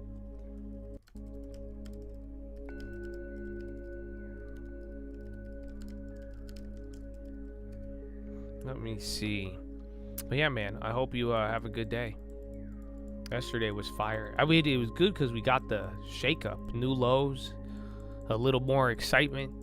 And that's why too, though. But this is, it's going to slow it down a little bit because now you're staying pinned. But like last year, by the time we started going towards the momentum zone, it started to really pick up. So next couple of days, we'll find out. But at the same time, if today you saw it from the morning, you know, right off the bat, the Anthropic thing, I really do think the theme of watering it down, I definitely don't think they panicked it at the same time. Enterprise as the only event on February 21st. So yeah, it's gonna go for 2 more days. It's like February 24th to 26th, but we gotta wait for the rest of them.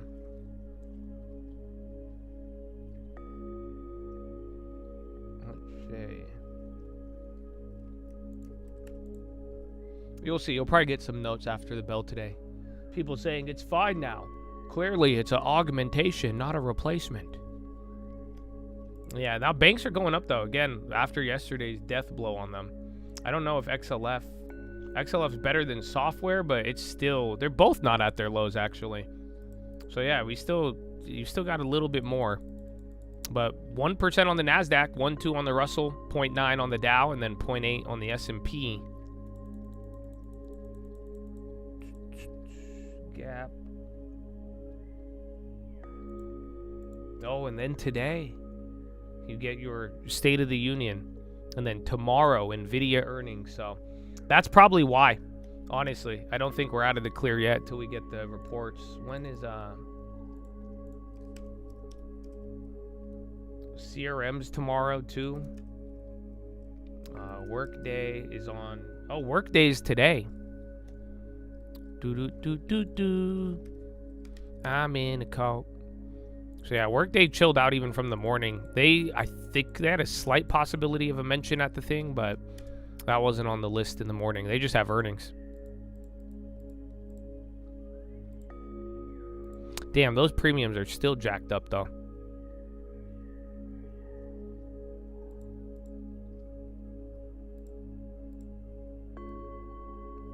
I handed him a Bible when he asked for a lie, bro.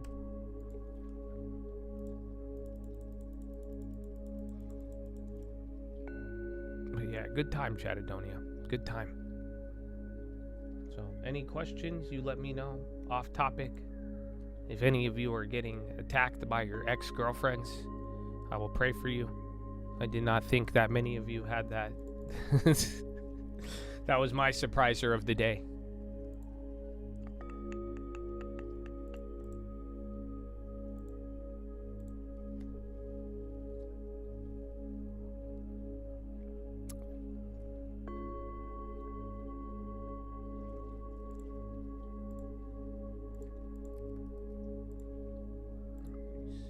Looking for the event still too.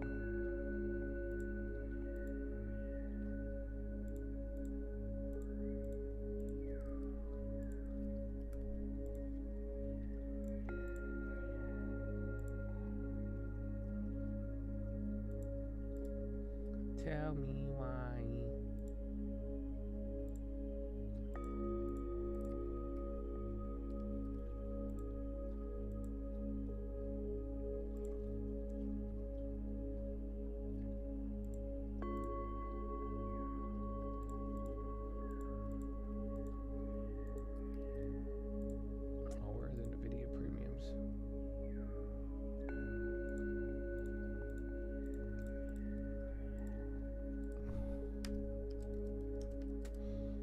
Practice the bob and weaves. We should do another push-up here. Now that we finished Philo 15 minutes after. We usually don't get a push-up in after. But I'd kind of be down. And then watch financials. Literally, that's all I see on the high ticker right now. And then you're almost fully maxed out, believe it or not. So I think big tech is keeping you down. No, yeah, is it NVIDIA?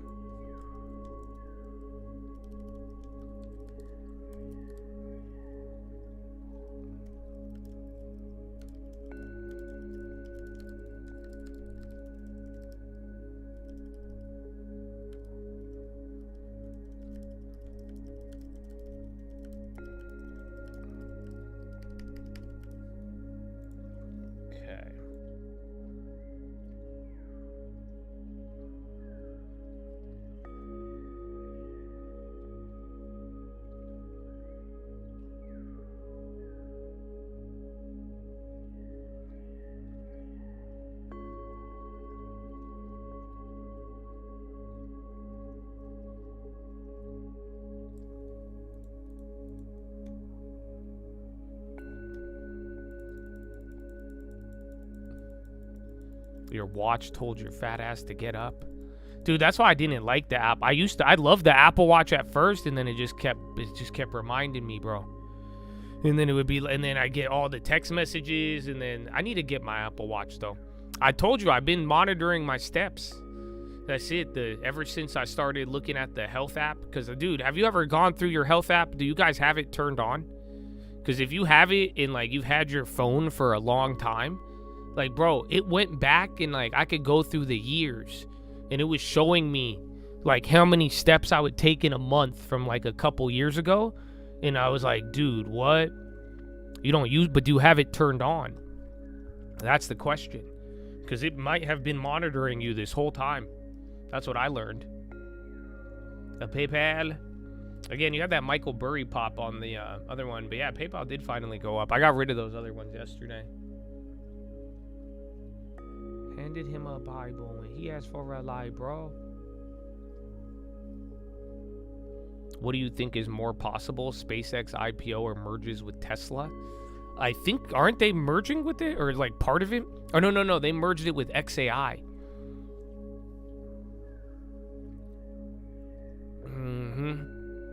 What do you, but yeah, I do think, I think he is going to IPO it and then XAI.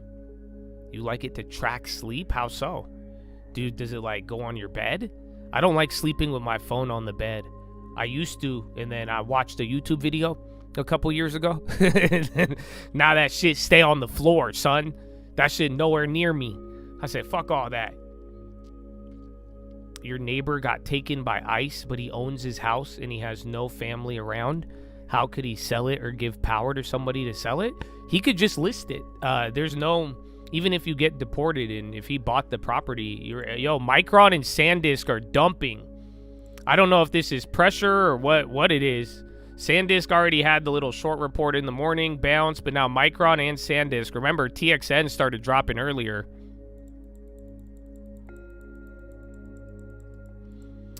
China panel revoke China's privileged trade status. Is that the headline? That might be it. We'll see, but that's starting to dump. Yeah, we got the banks. That's the only one I see there. But again, they both just started dumping pretty big. It's either the house panel or it's kind of continuing the pressure there with the TXN stuff. Trump admin considers action requiring banks to collect citizenship info. Yeah, both SanDisk and Micron. I don't know where TXN is. So they chilled out. Pretty big. You put your phone outside of your room? How is the Aura one? I wanted that to track the steps while I play basketball. Now I just put it in my pocket. I have these zip up Jordans, so I zip it in my pocket.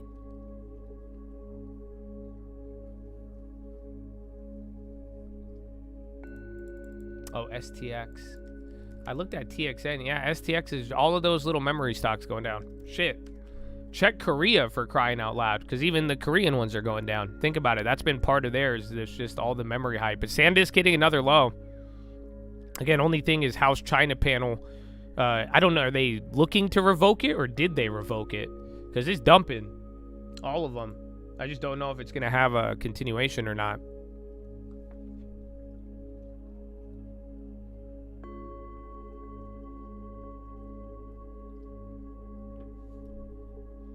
They revoked it. So see, that sounds a little worse. They revoked China's privileged trade status. So again, add that to the uncertainty in trade shit. Did Claude replace memory chips? But yeah, for the deportation question, you could they could still list the house. So they just need to get an agent and put it up for sale. But they can't be stopped from collecting the money or any of that stuff. Rumble on the high. And Hims too. That post-earnings sell-off, it's already back up. High ticker is still active again. Just Micron, SanDisk, and then WDC. WDC chilled a little bit more. And then again, Micron had, or SanDisk had that little short report earlier. And now you have a headline on the House China panel. Molinar cites report that China plans to sell Iran missiles. That was the one we got earlier. Yeah, I don't think they'd like that.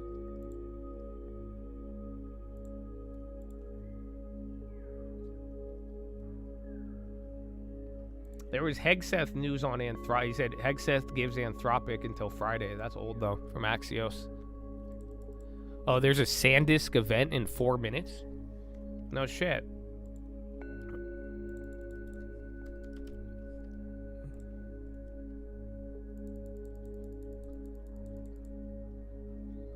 Well, if there's an event, that would make a lot more sense. What's the date? The 25th? I see them on the schedule tomorrow. There's a Bernstein Insight Forum, and then Morgan Stanley Conference March 3rd. There's actually a lot of conferences in March 3rd. March 3rd to March 11th, you're going to get Morgan Stanley Tech Conference, and then Cantor Global Tech.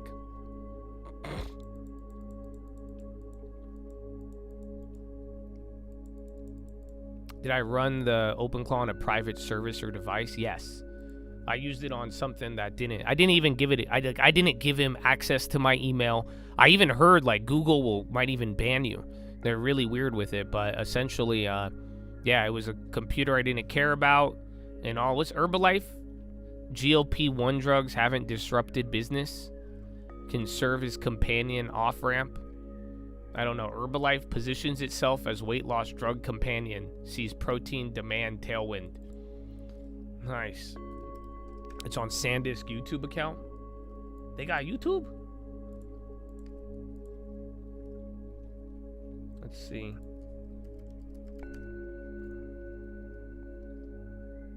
SanDisk.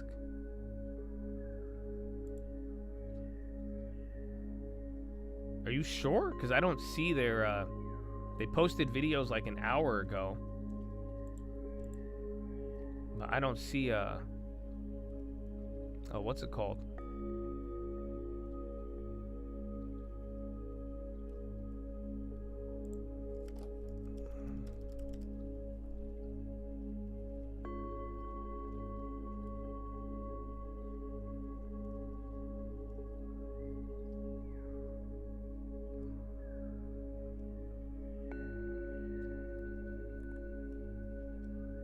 SanDisk anniversary event. Let me see.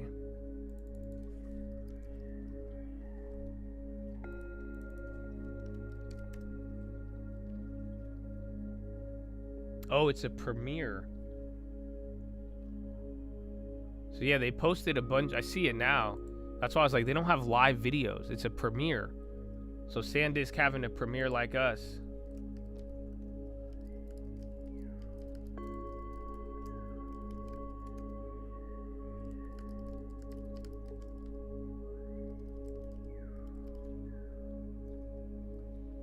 Yeah, I don't know if it's going to be that big, but will you guys want to watch it? It's already recorded, so they're premiere. You know how like we do our YouTube premieres on the videos? Like on Sunday, I premiered my face reveal. That's what they're doing. So we're going to get the done. Yeah, I don't think it'll cost much. They've released like some portable device. I was saying hello. Said I love you, SanDisk.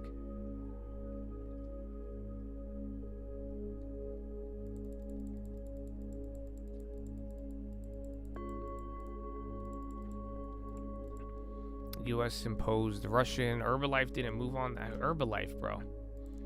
The OG pyramid scheme. It's not a pyramid scheme. That's what the Supreme Court says. Who wasn't it? Bill Ackman who tried to go against them? Well, wow. I don't know why the premiere hasn't began. So watch your speakers if it starts playing the sound. In the meantime, would you guys like to go on Reddit with me? We'll start at the homepage. Help, I found 2 trackers on my vehicle. That's kind of crazy. OpenAI planned cash burn is insane. People who married someone they weren't sexually compatible with. How did it turn out? Hidden in Grio, Mayo strike. I love this song though. It's a good song.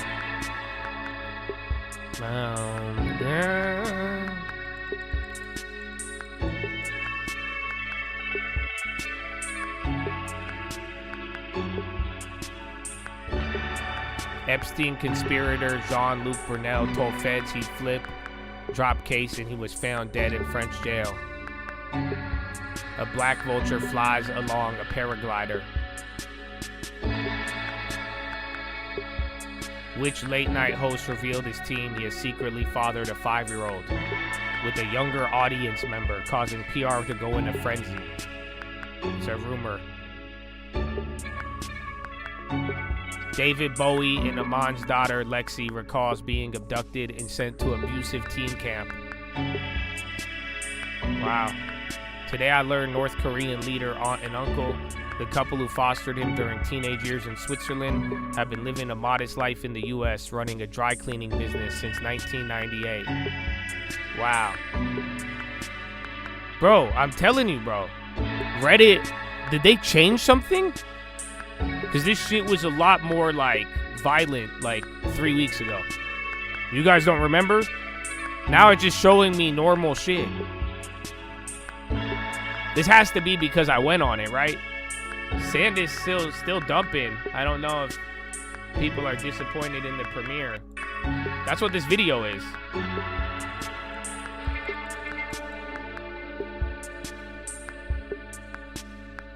My algo got cleared. I know I don't have an account, no. But that's what I'm saying. I've spent time on here, but like just with you guys, but now We like call it data. Yeah. But it's more than ones and zeros. It's your life. The goofy parts. The serious ones. This is It's the Sandus. stunt that failed. And the one that didn't. The moment when your child discovered wheels could be wings. Wow. The playlist for the drive to your new city. The pitch deck you perfected at 1 a.m. And the photo at the summit you almost didn't take. All those moments, all those memories, they live on one thing: storage. That's the legacy we've spent decades building. It says anniversary event, but keeping up. Yeah, that's Storage that portable moves you storage is forward what they keep putting around. and gives you space. We want fucking memory. Space to dream. No, space like to RAM. create. SanDisk. Space to hold more. No way this was their anniversary event. Welcome. Thank We are so excited to have you here, and we're excited to share everything that we've been working on. Let's start with something new. A cool building.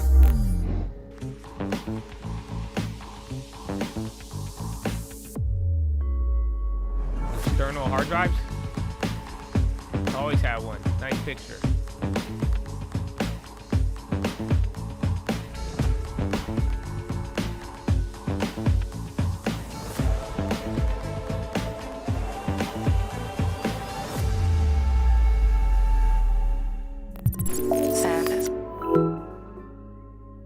I'm Stephen Pang. I'm the Director of Industrial Design for Consumer Products at SanDisk.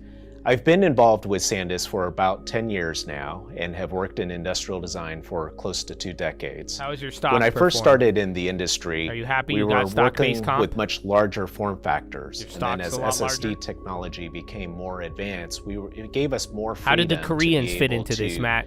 do smaller form factors, Tell us more about the compact, shortage, or Matt. to do more interesting things with them as well. In the last 10 years, we've made a lot of I advancements. just started dumping. There's a short report earlier, but then all of them We've been kind of able to started make dumping. them That's why we saw this smaller, video. They're be at able an to event handle the heat tomorrow, from the high but performance they better. kind of hyped up And this this required a lot of anniversary event, collaboration with our but it's a engineering premiere, so technically this is Our recorded. portable SSD I wouldn't. There's lineup probably a consists primarily transcript of 3 somewhere, products. so I don't know if The it's new gonna actually move Extreme shit. SSD is not only about 20% smaller than the previous generation, it is now about twice as fast at 2,000 megabytes per second. External SSD. The new Extreme Pro You have 3 on SSD your is desk? twice as fast as the previous generation. Give them to Claude about Bot now. 4,000 megabytes per second. With our new Extreme Pro SSD, we've taken an industry-leading design and made it even better. For example, our signature carabiner hole in the corner is now forged completely out of aluminum. We've also taken this soft touch rubber surface, which helps protect the drive, but also give it a premium feel, and now apply it to both sides of the product. All 3 of these portable SSDs are designed with our signature Okay, I carrying found feature, Melania which on a allows our stripper pole users to take these on the drives homepage of on the Reddit. go. There you For go. example, a student may want to carry this in their You just gotta keep backpack to scrolling school. down and it gets more Someone may be political. wanting to take this to the office, and a professional photographer may be wanting to carry this outdoors. Our design allows our users to take all their drives on the go with them. The new SanDisk Impressive, portable though, SSD is impressive. also smaller than the previous generation and is now 1,000 megabytes per second. Our Extreme and Extreme Pro products are also IP rated to withstand dust, dirt, and moisture so that users can take these on the go everywhere they use them. That's it? With this SanDisk Extreme Portable SSD, I have up to 4 terabytes of portable storage. Wow. Which means That's I'm kind of never crazy. without 4 my cats. terabytes? Where the fuck did the cats come from? That has to be 1% on the stock. This makes no sense. Bro, am I tripping right now? I also store my work stuff on here. Okay, I just wasn't paying attention. I'm like, this doesn't even make sense to me right now. This year at CES, we announced the transition from WD Black to our new SanDisk Optimus line. Just in case you missed it, here's a quick look.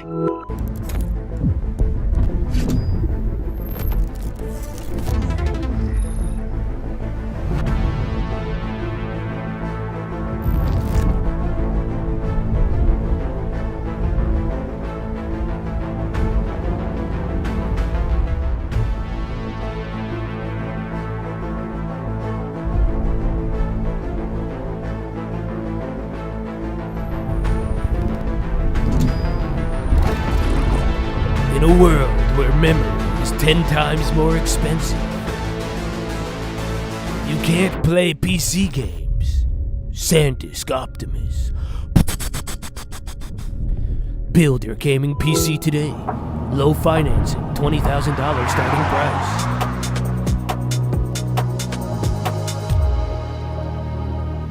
Honestly, though, I am more bullish on SanDisk. Like, seeing how, like, just, like, not entertaining this is, I'm, like, proud of them. You know what I'm saying? Like, clearly they're focused on making the fucking memory chips. And because, like, this, all of this, none of this makes any sense to me right now. They're like, cut to the montage. Memory bank. Show the boxes of SSDs. More chips. Boom. Boom. Boom. I like it. How bad I really think it's good. I don't think they wasted their money on marketing. This shit's selling itself, dog.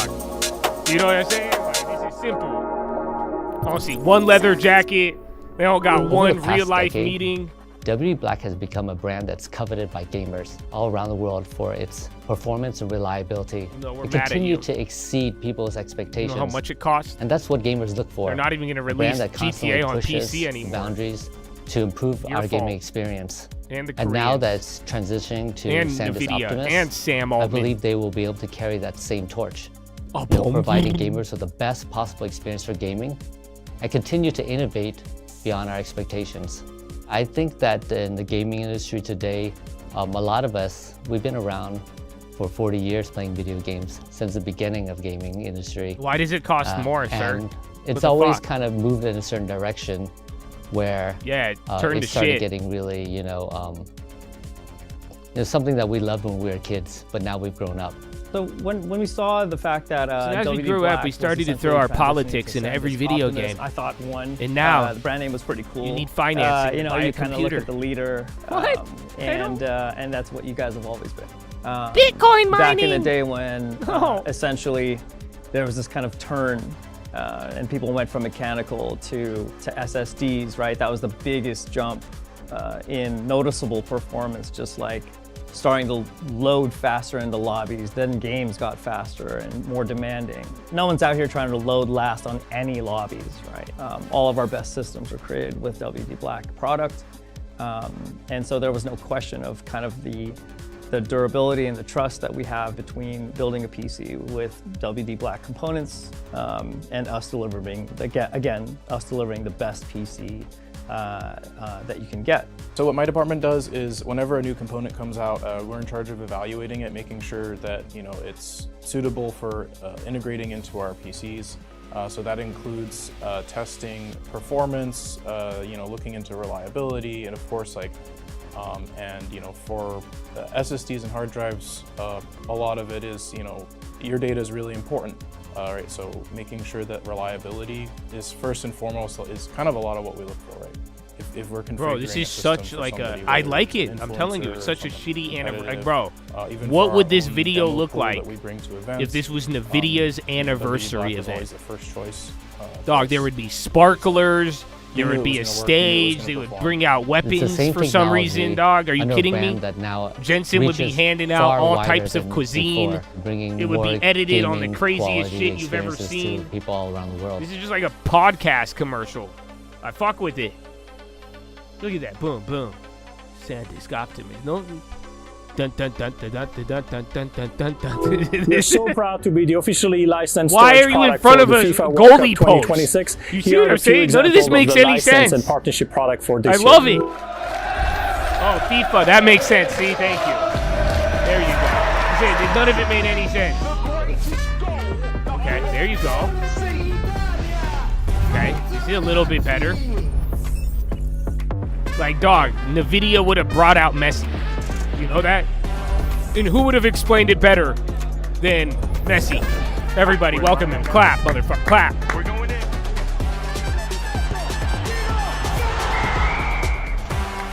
Nice. Focus on the listen.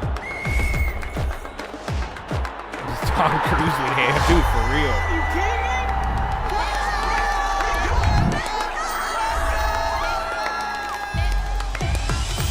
probably the most expensive scene they filmed to fake this soccer match.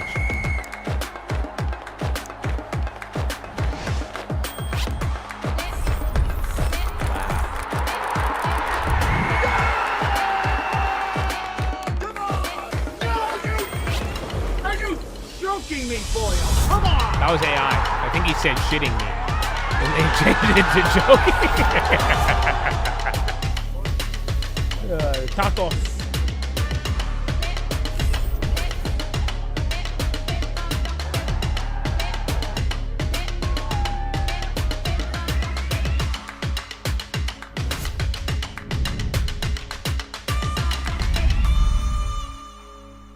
Dog. Do you see how many Koreans are in the chat? We've partnered with Crayola to bring you the SanDisk Crayola USB-C flash drive. Take a look. Alright, what are you drawing over there? Super me is flying up into the sky. Super cat flies around. Mom, I think my drone just moved. No. This is the people on the rock. Oh, they look so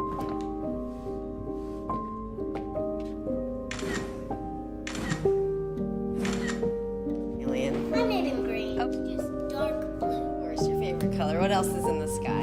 Well, ice with you. Whoa, where are we? Space. Oh, look. That's the biggest planet I've ever seen. I couldn't really find that. Sure. Your mind is incredible. Cats to soccer to crayons, dude. I think they're just trying to show you to like in Crayola. They partnered with Crayola. I can't believe that this SanDisk Extreme Fit fits up to 1 terabyte of storage. Man, I gotta show you guys how I use this. Let's go. Boom. I don't think anybody's ever acted like this. Oh, hey, welcome to my set. I'm just here at the restaurant doing some epic food content.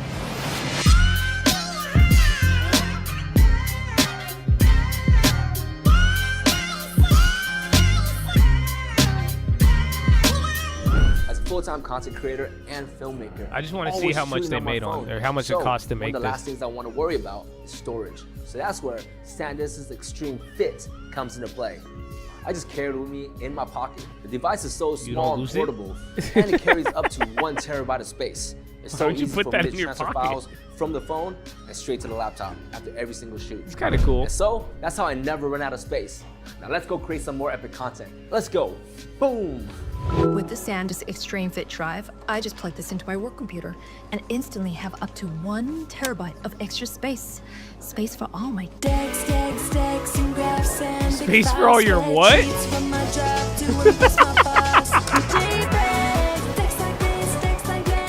Stop, what is, wait, Dex?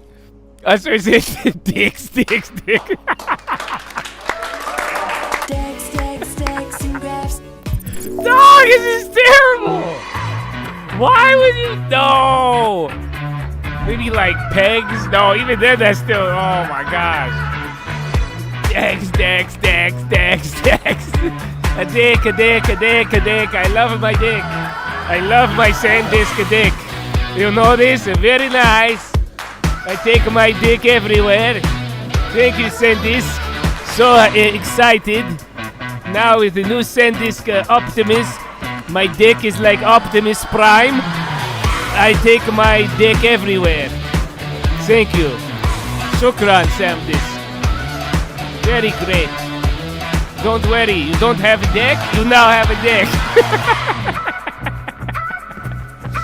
It's for everybody can have a dick now. Do you not have a dick? You get a dick now through SanDisk Dick. You know what? I'm gonna keep this on. I'm gonna go get a water and turn this off. Oh, holy shit.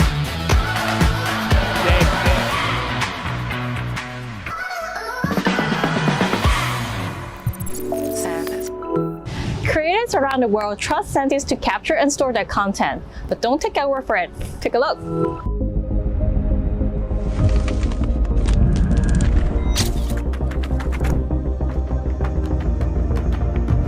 So today I'm going to show you how my day looks. Oh no, now I'll have to delete my precious memories to make space for new ones. Just give 这里就用到现在的这个品牌 SanDisk， 专门为内容创作者所推出的全新 Creator Series， 一共有7个产品 ：SD 卡。Why you can't have a deck at work? What do you work, man? It's made for work. So all of your decks could fit, Habibi. What do you mean? What do you mean not at work? It's made for work. Making content with your phone. What do you say? Work deck. This is the SanDisk. What's wrong with you? It comes in sizes from 64 gigs all the way to a terabyte. Or in other words, all the random stuff you swore you were. You can easily record epic 4K UHD video.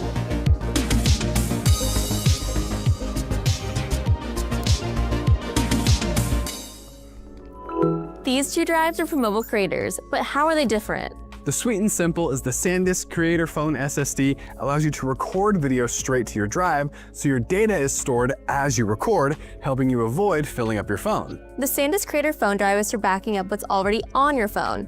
Let's get into how we use these drives. The SanDisk Creator Phone SSD is perfect for recording Apple ProRes 4K at 60 frames per second on the iPhone 15 through 17 Pro series, including the Pro Max. So if you want to level up your content creation, you're gonna want to get this. To use the SanDisk Creator Phone SSD, all you have to do is pop this onto your MagSafe compatible phone or case. There's also an adhesive ring that's MagSafe compatible that comes with this product. Plug it in and it will record your ProRes 4K 60 FPS video content straight to the SSD. If this is your first time filming ProRes, you may have to enable it in your settings. You'll know it's working when you see your record time visibly increase when you plug in your Creator Phone SSD. Once you're done shooting, you can then take the SSD, plug it into your computer, and transfer the files. Or you can also edit live from the drive. Pretty cool, I used to have the an SanDisk Creator external Phone drive hard is for drive. backing up photo and video content You on have your to phone. plug into the All you have to do is plug it to in the via the outlet. Lightning or USB Type-C port, depending I on the phone remember you it was have. 1 and you can back up terabyte, your and I phone was with like, the SanDisk fuck Memory yeah. Zone app. Once you've And backed we up used your to plug it content, in. you can also plug it into a USB-C port No, on I your have to computer plug it into an transfer your outlet backup and there. then connect More it to my backups computer. equals more peace of mind, right? So to wrap it up, if you want to shoot the highest quality video content on your phone, get the SanDisk Creator Phone SSD. I mean, it's And if kind you of want to crazy. back up your phone content, get the SanDisk Creator Phone drive. And if you really want to streamline your mobile workflow, get both. And one more bonus. The SanDisk Creator Phone SSD comes with a month of Adobe Creative Cloud. And the SanDisk Creator Phone drive comes with 3 months of Adobe Lightroom, giving you even more tools to enhance More your room content for creation. all of your dicks. Why did they do that? I'm constantly running out of space on my phone. Luckily, I can move all the footage onto my SanDisk phone drive. Oh, I'm glad So we I have watched tons this, of bro. space to film I'm myself glad that doing we stunts. watched this. Looking cool, I'll do it. My friends watching. Looking cool, I'll do it. Getting hit while doing stunts in the knee with a big sweat back. Hurt my knee real bad. Got the vid though. Looking cool, I'll do it. Last year, we sent Memory Man around the world to help content creators capture their amazing moments. Here's how it went. Okay, ready? You guys ready? You pumped? Okay, here we go. Action. Hello world, I'm Memory Man. I was born to assist creators and help them record and store their precious footage with the SanDisk Creator Series. I traveled to New York City in a cozy box, and this is when I met human YouTuber Devin Supertramp. Sick! I was joining him to be his content creating partner and document how he makes his wild videos on his channel. This is my journey. My name is Simone Luna Louise Södlund Giertz. How are you going to spell that? Long Beach? Wow. Hello world, I'm Memory Man. I was born to assist creators and help them record and store their precious footage with the SanDisk Creator Series. I traveled to New York City in a cozy box, and this is where I met human YouTuber and inventor Simone Giertz. I'm Simone. Nice to meet you. I was here to assist in her process and document the huge amount of work that goes into her channel. This is my journey. Das ist schon ultra cool. Hello world, I am Memory Man. I was born to assist creators and help them record and store their precious footage with the SanDisk They won't have Creator a stock Series. trading one. I traveled to Germany. For sure. in a I know. cozy If box, y'all got a memory, and there I man. met YouTuber This guy be Dom like, Bauer. I learned how to gamble. His mission? To turn his My girlfriend user Kiko gave into me a stock market. $200. Now I trade dailies. And I helped with Have you documenting ever the heard process. of nicotine? This I is now my have an Thank addiction. you so much for joining our first SanDisk anniversary. We can't believe the difference a year made. From sharing our new SanDisk brand to I know, the leaps and man. bounds We know we've made in price of this storage. shit. We can't wait to share more with you. We'll see you next time. Thank you, Gabby. SanDisk. Deck. All right, well, I don't know why. I think that was the most bullish thing I've ever seen with how bad the video was, which is great. I don't think they wasted money. So either way, Cybertruck dual motor and price increase after February 28th, Tesla. Wow, that was fun. But yeah, I don't know why SanDisk went down. Besides that, you had the people talking about the, what was it? The, how you say? They wanted the short report from Citron.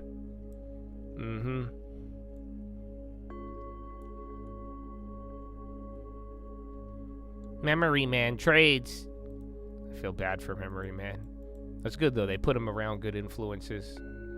A guy drifted a Nissan 350Z. And then the German from Long Beach. He's down. I'm down.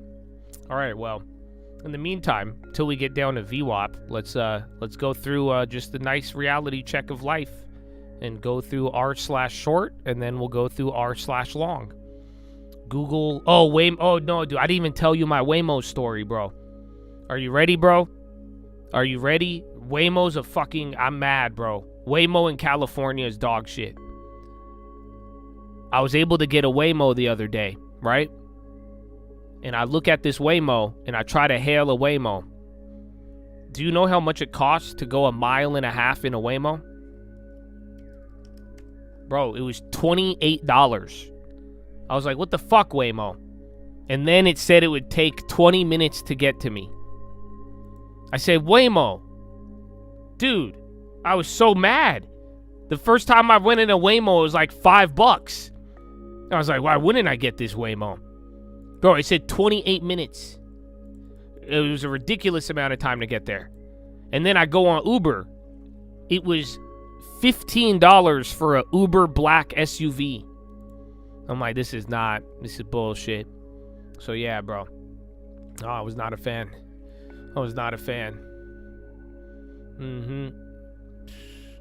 It's crazy. Well, anyways, dating app experiment.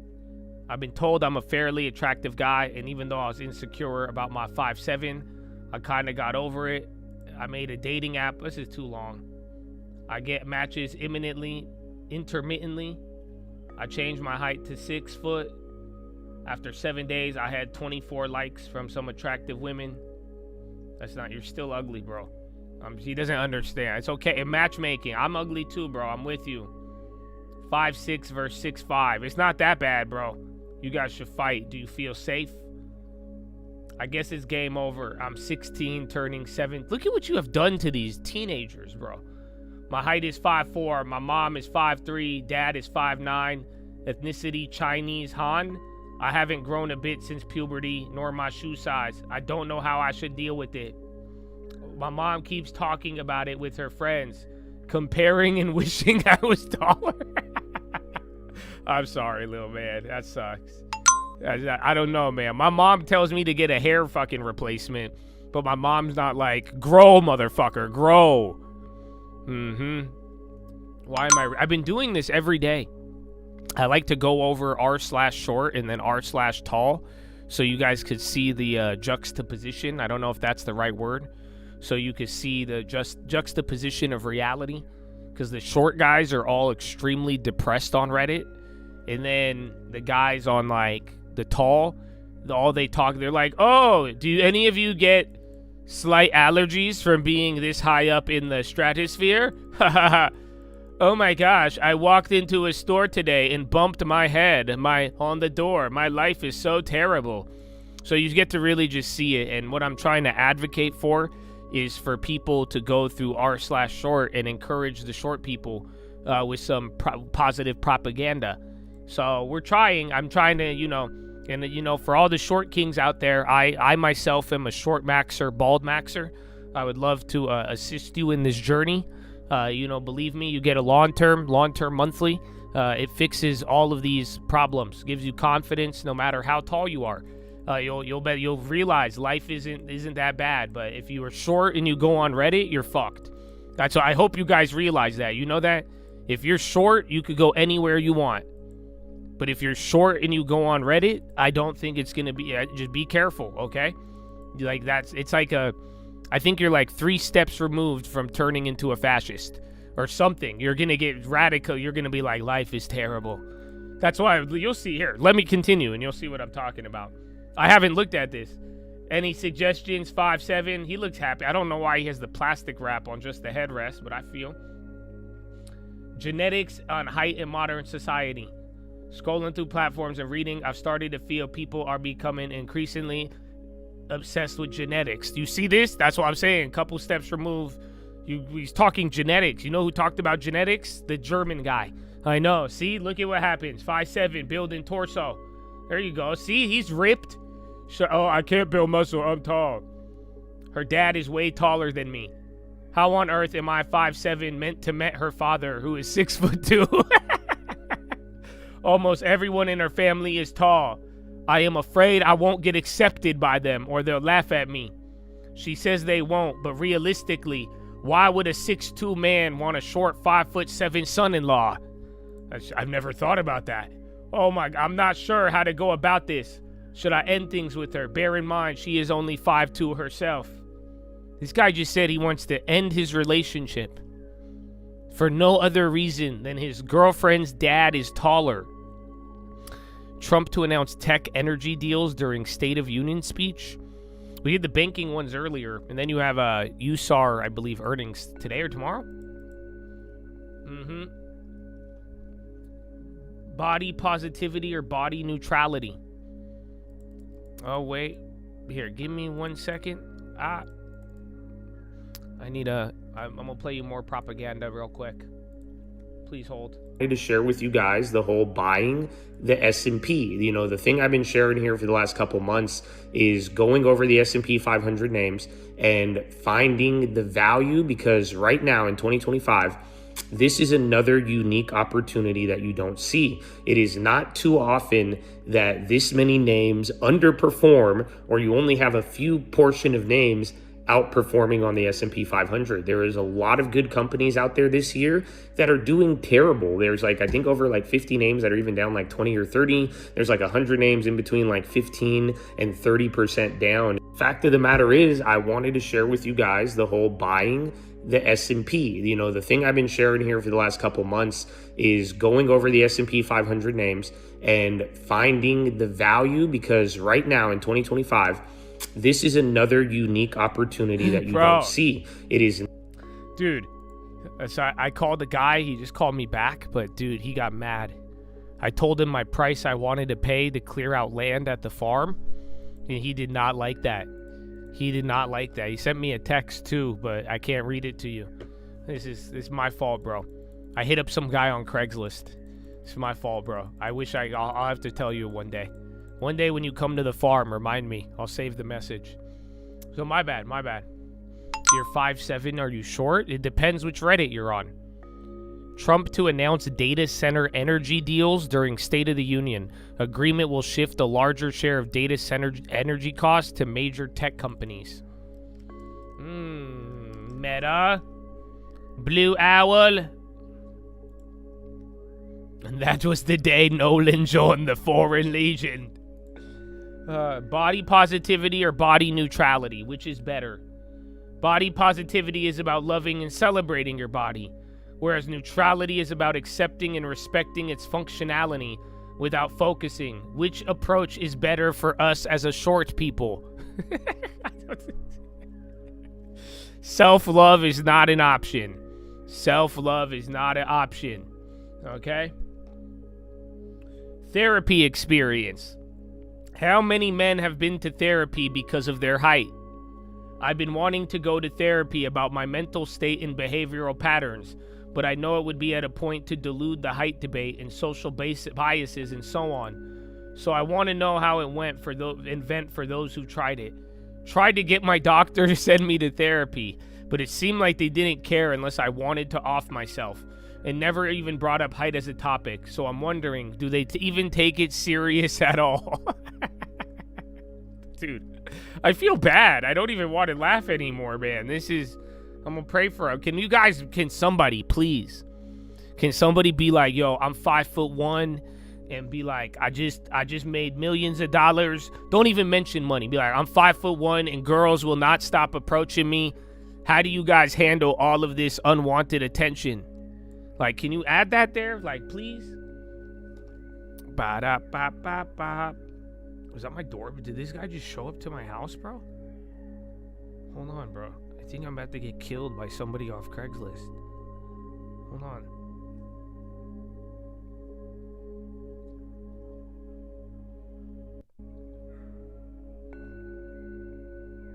No, I don't think he's gonna kill me. Alright. That's not him. Alright, now you get... These are real people. No, that's what I'm telling you. Please. If you guys could encourage them. And now are you ready, though? That was r/short. I'm going to show you now r/tall. Okay? And you're going to realize how different this is.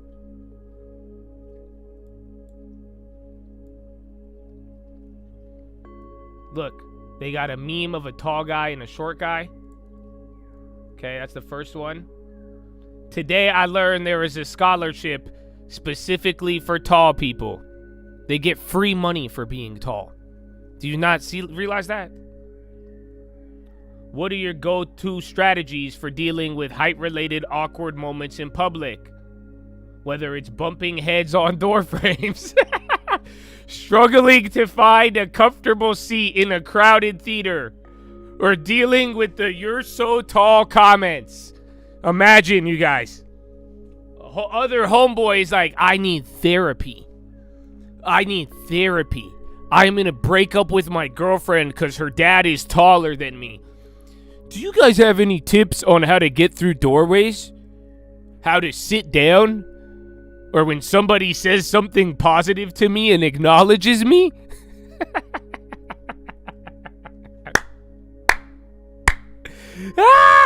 Yo, bro. Oh, I'm sorry. This is great. North of 3,300 calories to maintain my weight. Oh. Well, don't tell Nadruk's 9,000 calories. Ain't got nothing on you. We saw this one yesterday. Normal-sized father taunting me because I have trouble finding a suit that fits well. My normal-sized father? What? I don't mean to rub it in, but I just bought the first suit. I'm going to defecate on your new suit. Okay, wow. Well, there you go. Oh, I got to try on a suit. You guys hear that? Other homeboys contemplating life. This guy can't get a suit. Help with the free weight handle diameter. I figured if anyone knew I was trying to solve, it would be people on here with free weight handles. They are too small in diameter. Like many of you, I have large hands. I wear double XL gloves if I can find them. My palms are big, but my fingers are really thin and long. All of these weights are too small for me. Any suggestions? Oh my gosh. Looks like Jeremy grew. He just turned 14. Don't show the other guys. 6'5" Ben Marshall. Official tall people lore. I've explained there are rules to being tall. I must never offer help. We already heard that one. Big shoes in Washington. I managed to have fairly out of proportion feet. Does anyone live in Australia, or Washington? That's what the fuck? Where can I get some shoes? 6'4" putting on muscle. All right, we saw all these yesterday. Yeah, bro. Y'all don't feel. Do you not see the difference? Not one of them. You think he was like, yo, I need to see a therapist for being tall. Oh, my girlfriend is normal sized and her family is a normal sized. Do you think this will work?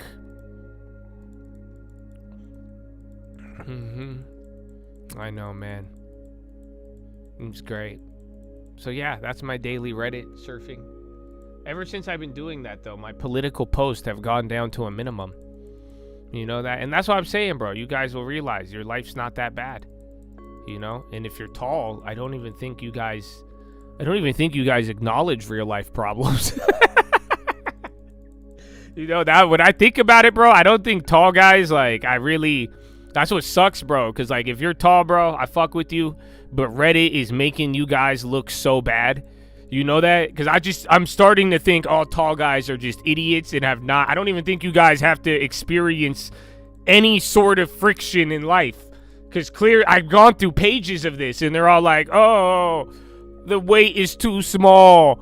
Oh, I have to find a suit that fits me. Oh, everybody is so nice to me. At what height do you stop having problems? I don't know. I think maybe like probably above like 6'1", 6'2". So I think that seems to be the consensus. Is there also a Reddit for men with small hot dogs? Well, listen, man. I don't think you need to ask me. Something tells me you've already searched this up. So whatever you want to do on Reddit, that's what makes me think Reddit. I'm surprised they've got away with all these earnings profits. Because it's low-key a very nasty site with everything for everybody. So I'm sure you looked already. But I'm pretty sure Reddit has everything. Is there a Reddit/ugly? Now that I think about it, I might be able to relate a little bit more. Do they have short Egyptian? r/short Egyptian?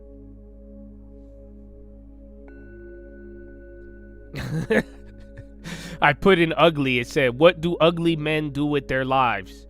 Even if a woman has an ugly face, she has a hot body. Same goes for men? What would you do in life? Wow, what do you spend your time on? Man, I'm fucking the gym. Go for a walk. Read books. Man, that's crazy. Oh yeah, they don't have it. You didn't make the cutoff? That's good though. That builds character. You probably have, struggles in this life. These tall guys though, bro, I don't know, dude. r/tall is made, and then again though, at the same time, like I feel bad for r/short because I'm like, dude, this is so depressing. And I'm like, dude, how did you get to this point? I am short, bro. What do you mean? I enjoyed being short. You know what I'm saying? I wasn't able to dunk a basketball, but I definitely played into the role. I was, I was like, okay, I got to be loud and obnoxious at the very least. I could still play sports. I just got to work harder. You know what I'm saying? But like, nah, dude, they're like, they've given up. And every post, they don't even like, there's like maybe one. They're like, look, I went to the gym. But yeah, man, it's kind of crazy. Your son is taller than me and makes jokes about your height. That's why you should whoop his ass. No, I'm just kidding. I don't know how old he is, but that way too, though, we would get beat for much less. So I'm still scared of my mother. You know that? That's why you guys see I'm a mama's boy. But yeah, bro, that other guy was like, my mom tells her friends how short I am. That's why I'm like, oh my goodness. Oh my goodness. You know that. You guys know, though, my mom tried to get me to get a hair transplant. You know that? My mom, she brought up Elon Musk. She said, Elon have the hair transplant. She said, Elon, you get it. You do it. I'm like, Mom, why would I get cosmetic surgery, Mom? I have not spent enough time on r/short. And after spending enough time on r/short, even if I get a hair transplant, I'm still short, Mom. Do you not understand how debilitating this is to the modern man, apparently? So yeah, she doesn't get it yet. You wanted to be 5'10", you ended up 5'7". I just wanted all of my brother's hand-me-downs. That was disappointing. He had a nice closet. He had a bunch of cool short shoes, bro.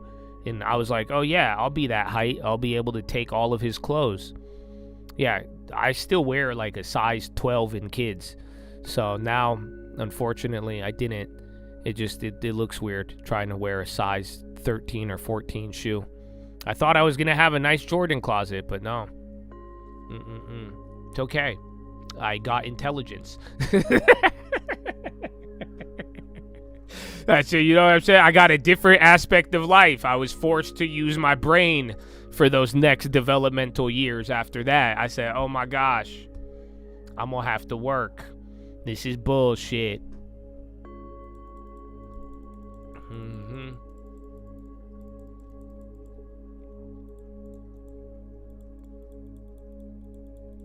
No.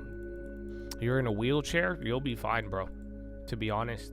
Like, legitimately in today's society, I think you get more, like, You get more sympathy and more respect being in a wheelchair than being short. At least according to, how about this? Go post it on r/short. And if you don't believe me, say, hey guys, explain your story and tell them. And you'll hear what they say, bro. Don't take my word for it. They'll be like, they don't even look at me with respect. They look my way and I see the respect flee their eyes. So no, man, you're good. Even in college, bro, we had a homie in a wheelchair. He would go to all the parties. He would vibe, bro. He would actually vibe heavy, and he was able to go everywhere. Even if he wasn't in a frat or anything, he was able to go everywhere. So I would use that to your full advantage. Yeah, but if you're short, what's your excuse now? Exactly. You see, we have to work a little harder as short guys. So that's why, man, as the short maxing king, I encourage all of you short guys to get a long term, okay? Believe me, it'll be good for you, and it's gonna help you advance in this life. Honestly, bro, if you're my height, you probably have to start saving 20%. 10%. I think the tall guys, they're like, oh, that's easy, just like everything else in my life. Oh, but yeah.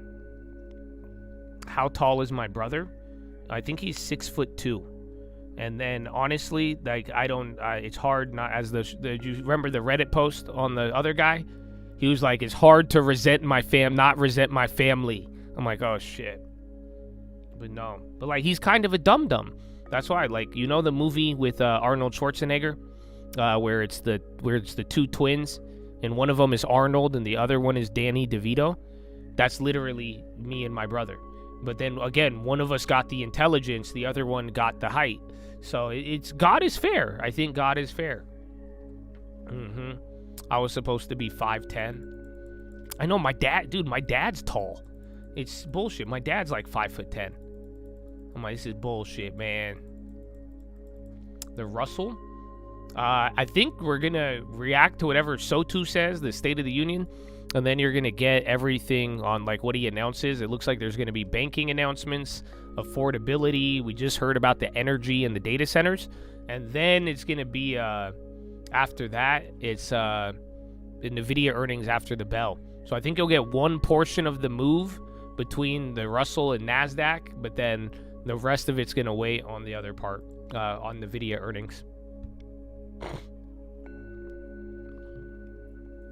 Calling 5'10" tall, LOL. This motherfucking tall guy. You hear this? You hear him?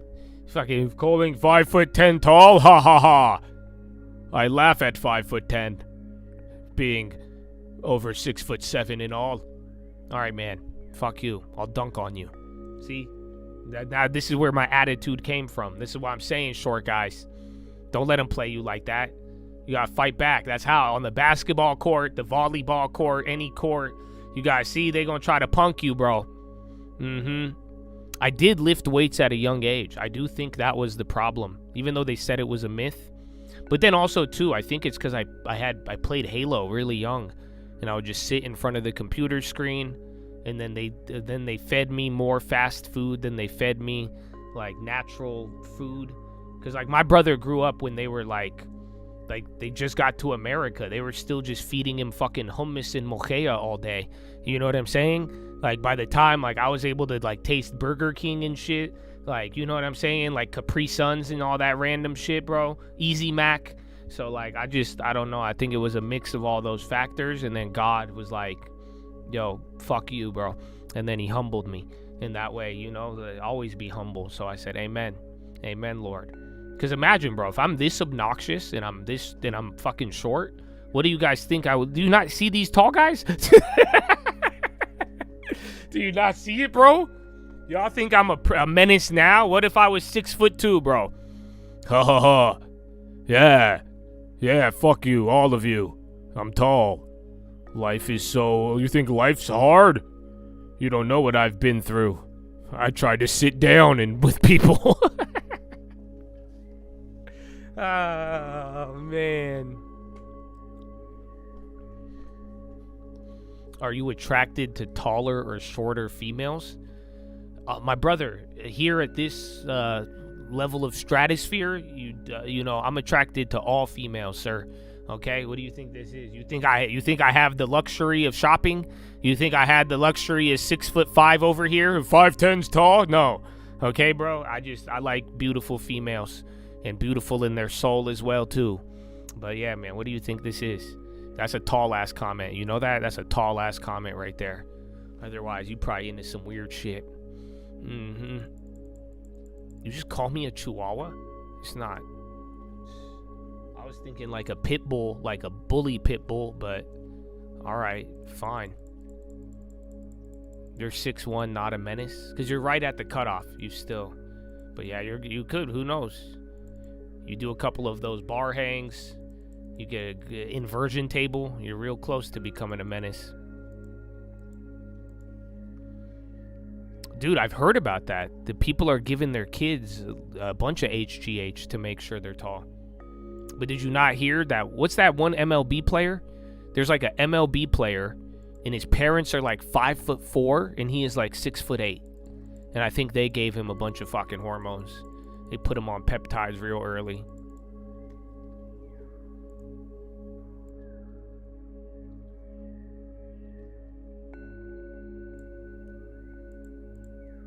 Yeah, bro. The other guy was like,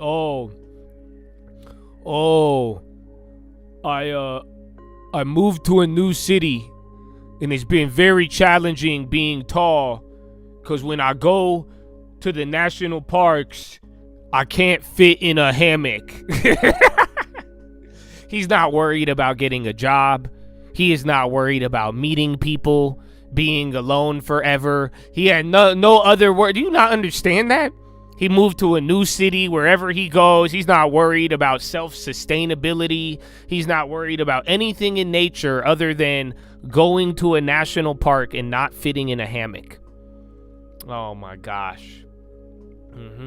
Who is? You guys don't know the MLB player? No, it's like some dude. I saw it. I never remembered his name. I was like, fuck this guy. And then I blocked it out of my memory. But no, there's one MLB player and his parents are like tiny.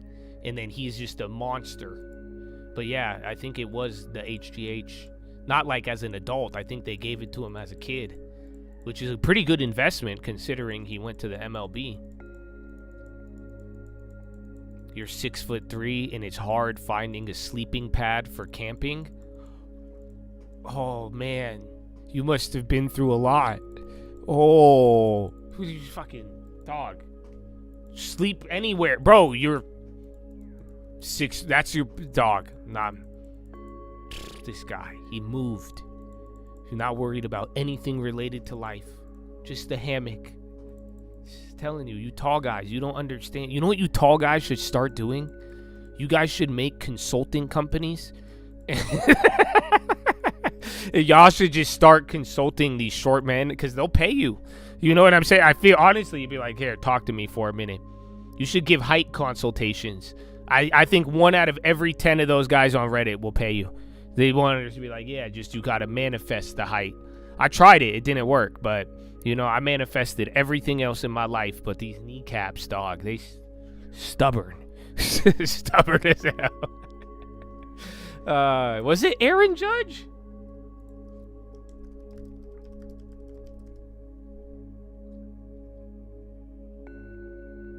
Oh, yeah, his mom's pretty tiny.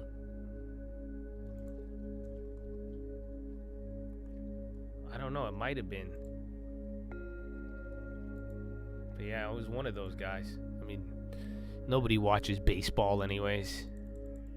I like the baseball game though. Last time I was at Petco, it was great.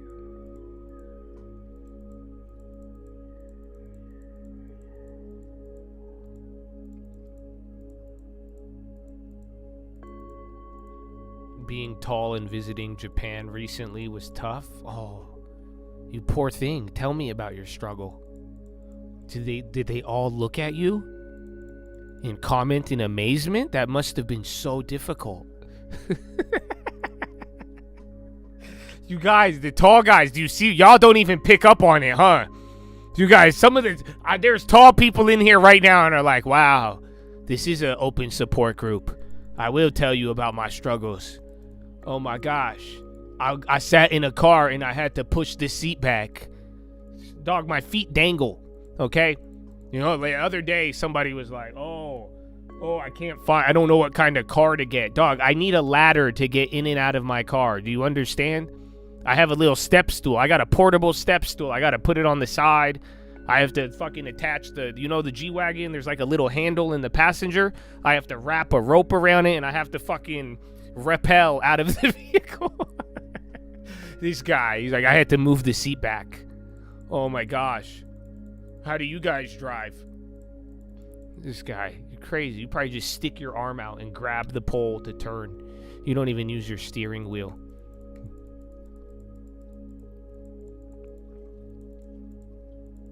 That's it. That was my only option for a vehicle, or I had to do the little fucking Fled Flintstone vehicle because I'm so short.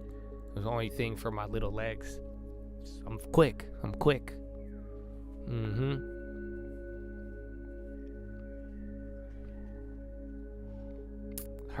You watch baseball, hurt me there. I'm 5'10". I love how you're putting your height now, because now, you know what? I apologize to you. Okay? You probably had to, you get to deal with a lot. You're like the middle child. You know that? All you 5'10" guys, you guys are the middle children of this society. You know, the short guys, it's one thing. The tall guys, it's another. But I guess, you know, I feel you, man. You probably also had to deal with many things. So enjoy your baseball. Take any enjoyment you could get. I said, though, I went to Petco Park, bro, and I watched the game at Petco Park, and I was, like, way too into it. I don't like baseball on TV, but, like, going to a baseball game, I vibe with it heavy. I really do. Do I use the little urinal? No, dude. I sit down when I pee. Of course I use the little urinal. I'm not afraid of it. That's it, bro. Have you ever been short and had to use the tall urinal? Have you ever had to pee up, dog? You don't fucking get it. See, he doesn't even understand, bro. He doesn't even understand. He has no idea. You should use the little urinal. It's called normal size urinal, son. All right? Or the person who's tall. Fuck you. Do I use the little urinal? This is crazy, bro. Technically, this guy has no idea about real life. He's never had to piss up. I fight gravity in public bathrooms, dog. Are you kidding me? Am I a frame mogger? What's that? I don't know frame mogging. I know, like, mogging, you know. I like to think I'm not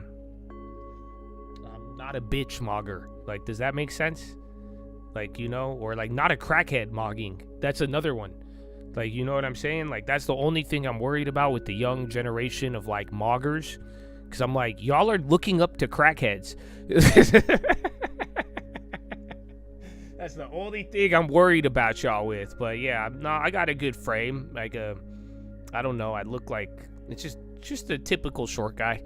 But, you know, that's it, man. I'll stand my ground. That's the little I have, but I'll use it. Feet dangling from a toilet seat, dude. You think that's funny? Because, like, they don't dangle, okay? But, like, if that toilet is too tall, you can't use it the same way. Y'all don't get it, man. I'm not, okay? Pooping's a little personal for me. You understand I like my poops, but you don't get it, man. Do I have any advice? I do. Save 10. Hold long. Buy a crib. That's that. That's all you got to do. And enjoy life. The more fun you have, and fuck everybody. Not like, well, the tall guys are like, well, yeah, I have an easy time doing that. Okay, that's not what I'm talking about, you fucking idiot. I mean, like, you know, you should think for yourself, enjoy life, and you will find your own enjoyment. And I hope you are amor fati, love fate. You know, I've came to embrace my my everything. I've embraced my hairline, my height, who I am. You know, at one point, like, even then, bro, growing up, I really wish we were born rich, bro. You know what I'm saying? Like, I wish that I would have been like, wow, I wish I was Gavin Newsom. You know that? I wish I would, like, if my fucking dad was friends with the Gettys and all that, like, you have no idea. But, you know, I've come to find out that I'm grateful for everything. And that, no one could stop you when you have fun. You know that, right? That's the beauty of life. So that's the best advice I could give you.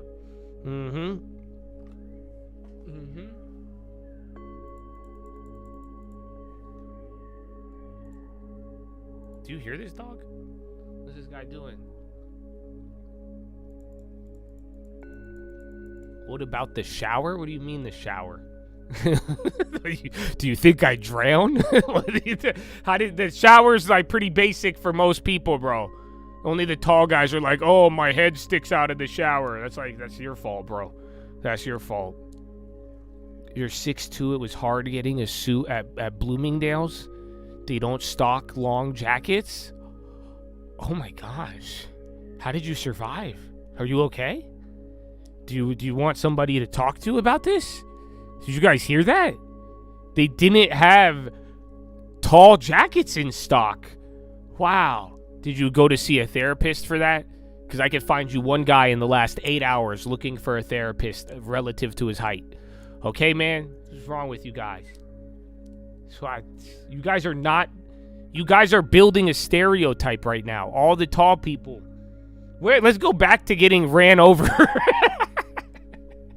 Have any of you tall guys got hit by a car? Let me guess. No, because they saw you. They could see you from their vehicle. I bet you every short guy who said they got hit by a car was short. I promise you. Uh-huh. Oh, my God. This all makes sense now. I should have started with that. Yeah, bro. Being worse is long than tall. Okay, well, let me give you some insight into my life. You know what I am? I'm short, and I got long-ass monkey arms, bro. So you know Punch? How his arms drag on the floor? That's how I look. But I'm short. You think they make short and long at the same time? They don't. They don't. Oh, my God. You guys don't understand any struggle. These guys have no idea. Oh, I couldn't find my size 17 shoe. Oh, man. This guy. Just wear tennis rackets. You're fine. This is crazy. See, you're 5'5", you dated 4'11" and 6'2" girls, never bothered me in the past. That's what we need more of, brother. You need to go on r/short and tell them. That's a man. I fuck with you, Nicholas. That's a hero right there. See, none of this stupidity. Have you ever complained about a jacket, Nicholas? I probably not. You probably have bigger shit to worry about, Nicholas. Ooh.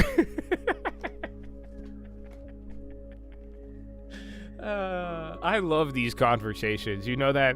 I hope none of you get too hurt by the short, tall conversations of life.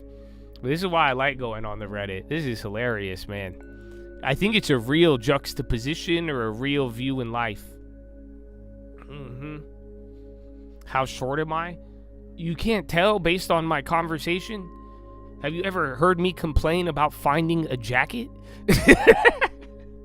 Have I ever woken up one morning and be like, hey guys, I couldn't fit in a sleeping bag? No, bro. No. Okay?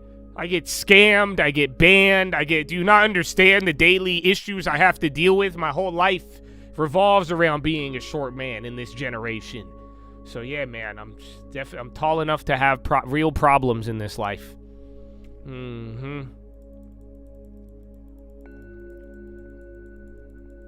You're 6'1", that's good enough. You have a mortgage. Yeah, you know, 6. You're right there, man. Just don't grow one more inch. Otherwise, you'll start living in La La Land. That's why, see, some of you, it makes sense. You're right there, bro. The Lord has blessed you. Gave you just enough to survive and just enough to deal with life. He said, I have a mortgage.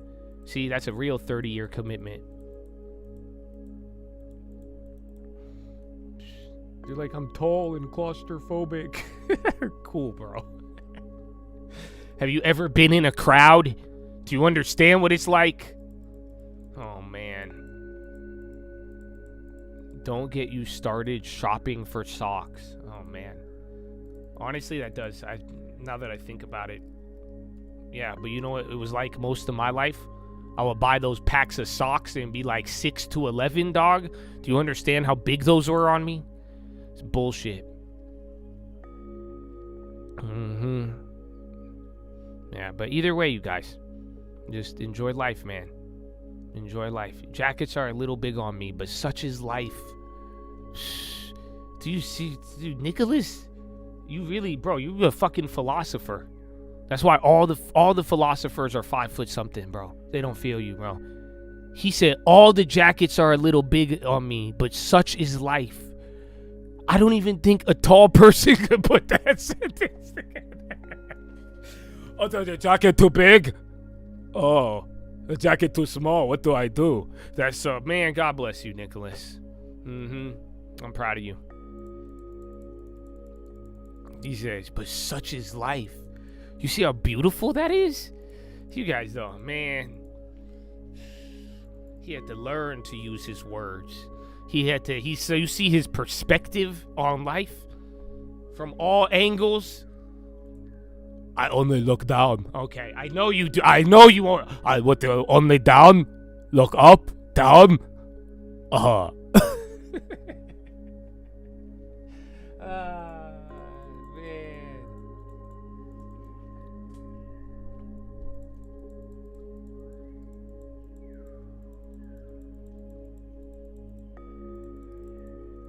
You ever had to tie your sock? I think not. No, but I've had to take a sock and stick it in the front of my shoe because I thought I would grow into it and I didn't grow into it. So yeah, I raise you. That's a raise. How tall was Jesus? He definitely wasn't 6 feet tall. I promise you that. I don't know. I don't think we know the height of Jesus. How tall was Jesus? Jesus was likely 5'1" and 5'5". Average for a first century Jewish man. This is just the AI answer, bro. But like I'm telling you, based on the philosophies of Christ, I definitely don't think he was 6 feet tall. That's it, bro. I don't even want to know the parables of a 6 foot man. You don't understand the size of the jacket?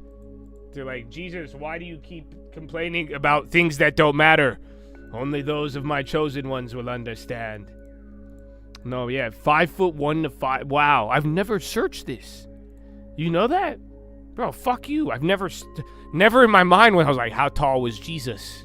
Surprisingly. I was more concerned with the short and tall people of Reddit. Wow. No way. So, 5'1" to 5 foot. That's a pretty big range. But it makes sense.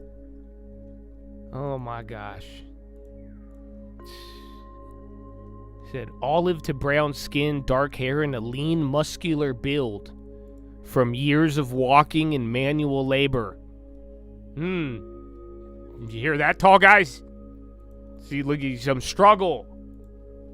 Wow. He was the shortest king. Amen. He is the king.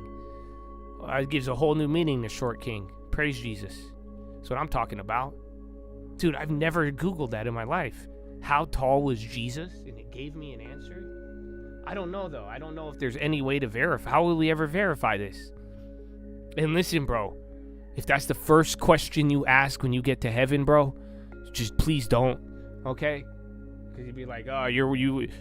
Let me guess. Josh told you about me. I'm like, no, man, that's not. I told him the mind. I said no faith, dog. Oh, my, no. Because that, I am curious, though. But that might be one I'll have to ask when I'm gone. That's crazy. 5'1" was 6'2" back then. I don't think it worked like inflation, dog. But maybe. Maybe. All right, bro. Is it power hour? He got 55 minutes remaining. I love how the market didn't move on any of that. So that's great. That's great. I love it. The mantle he was wrapped in. Do they still have it? Man, that could be a treasure hunt. How tall?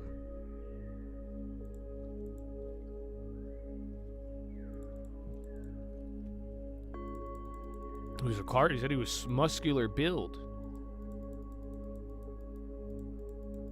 From like walking and working. You guys were just born muscular because you're 18 feet tall. That's amazing. Best day of the year. We still have Sotu. We got a lot more. And then NVIDIA tomorrow.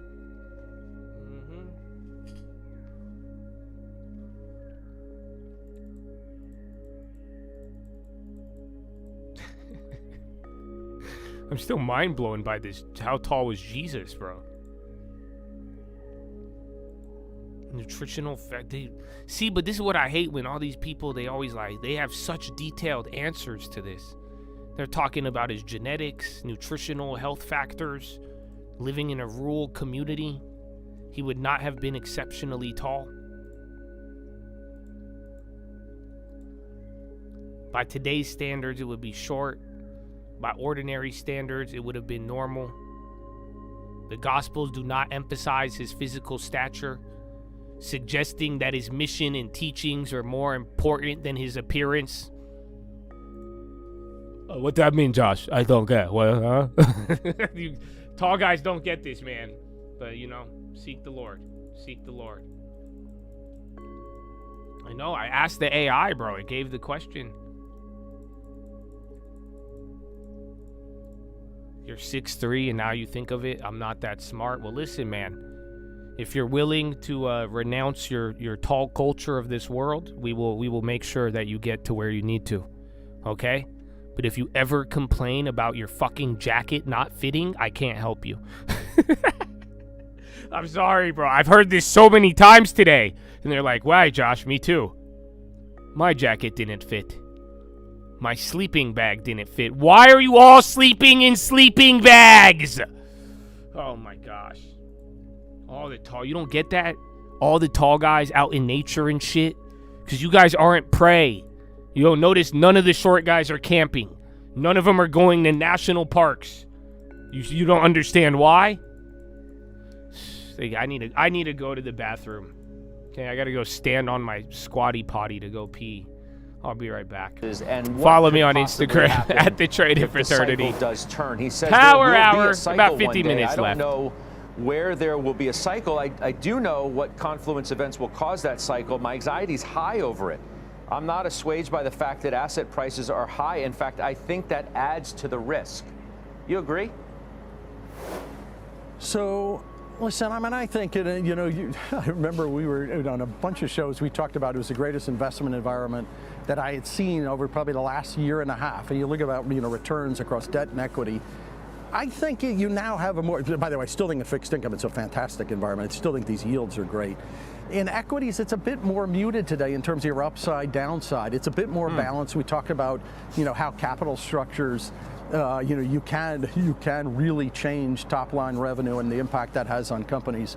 So I think it's more muted. If you said to me, where do you think the year will end up in terms of equity performance? I still think you're going to have a low double-digit return year, but I think it'll be uneven. I think these valuations in some areas are high. I will say it's also, you've gotten crowding into some of these areas that, gosh, you see decent earnings or what I would describe as good earnings, and all of a sudden you see the stock down 12%. You start to think about, gosh, your upside, downside, if you don't meet your forward guidance expectations, means, gosh, I probably have to have a more muted position in terms of what your length is in the equity market. And by the way, we always talk about when volatility is cheap, you can run a bigger long. Volatility's not that cheap today, and so anyway, we still run a moderate long, but I think you got to be a bit more careful today than you were over the last couple of years. Oh, well, I was going to say even maybe over the last couple of months. I mean, it sounds to me like you've certainly tempered your enthusiasm, perhaps, certainly around the equity market. Yeah. I mean, that sounds unmistakable to me. Yeah, no, I think that's right. And I think, listen, we're still running a moderate long, but it is significantly lower. I did some work today around some of the parts of technology has come under some pressure. So I did some work today about adding some positions back. But we're going to probably run a more moderate long. I still would argue today, if you said, what are you the most confident in for 2026? These levels of income, certainly relative to the rate of inflation, are really attractive. And if you can create 6 and maybe you get some rate help, you guys realize this guy talking, and you say, gosh, what is equity going to get me this year? Maybe it's low double digit. But now we haven't even heard Kevin Hassett. All of a sudden, the equilibrium is tilted a bit more to let's create income and take a little less down the cap stack, a little less equity risk. Interesting. And not just in the U.S., by the way, right? Yeah, so I would say a couple things. Not in the U.S. There is something different this year than last year around some of the emerging markets and creating a bit more balance in the equity portfolio. I'm pretty enthusiastic about emerging markets. That more on the debt side because the carry is great. There's some things you could do around it, around selling some volatility around it. But there is, some of the emerging market equities are also different and also provide some opportunities, assuming you believe, which I do, that the dollar stays restrained for the foreseeable future. So, I think it's a pretty good year for EM. It's not. It's a very good year for EM. I'll let Rick Ryder talk. Long, but I'm more intrigued by that this year, and places like Japan than the last couple of years. I mean, you released your Q1 fixed income outlook, right? And I mean, you say this is the golden age of fixed income. Why? Yeah. I'm still hanging to that view. I mean, even the returns last year was pretty impressive. We almost hit double-digit return in some of our what are pretty safe fixed income funds. I still think today you don't have to stretch to get a lot of yield in the portfolio. I talked about EM, we talked about the securitization market, you talked about even things like agency mortgages, buying some assets in Europe and so on back to dollars. You can still create without really stretching and without going further out the yield curve than the 5-year point. You can still create yield that's above 6, not by a lot, but above 6. And feel pretty good. Like our ETF is an A- average rating and with very low volatility. That's pretty good in this environment. I've spent years where rates were at 0 or negative rates in Japan and Europe. Still pretty good relative to the rate of inflation, particularly like I believe inflation, over the next couple of years is going to come down significantly. These are pretty good levels. So I think people look back and say, this was an attractive place to play. Before I let you go, I want to ask you about your prospects of becoming the next Fed chair, which obviously did not happen as Kevin Warsh is the nominee. Can you tell us now that it's in the past what that process was like? No, it's generally the answer, but I would say, listen, the Treasury ran what was an incredibly diligent and thorough process. Says Iran not yet and I was hugely honored to be part of that. I will say the number of interviews, the depth of the interviews, the depth of the questions, everything from infrastructure of the Fed to regulation to monetary policy to how you think about excess reserves to the debt burden. The process was incredibly rigorous and thoughtful, and I think they ultimately did a good job with it. Were you asked directly if you'd cut rates?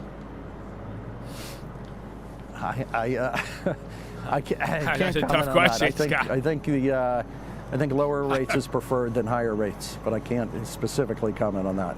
All right. You've been a good sport throughout. I appreciate you for that. Rick, thanks. Enjoy Miami. We'll see you back here on the desk soon, I hope. Miami? Is he in Miami? That's Rick Reader. Miami.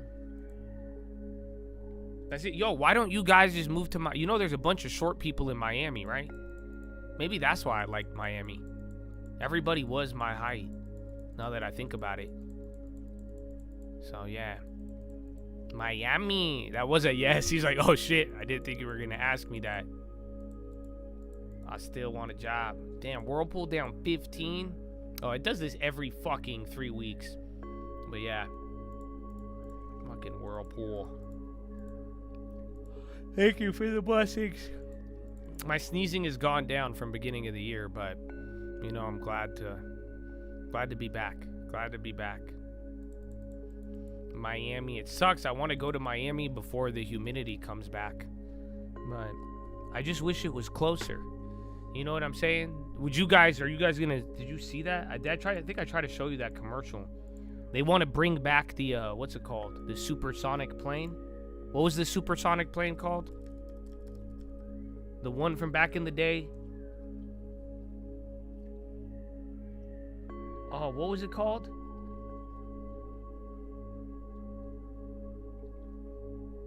What was the Concorde? Yeah. They want to bring back the Concorde. But I saw the guy who made the fucking ad and I was like, I don't trust this dude.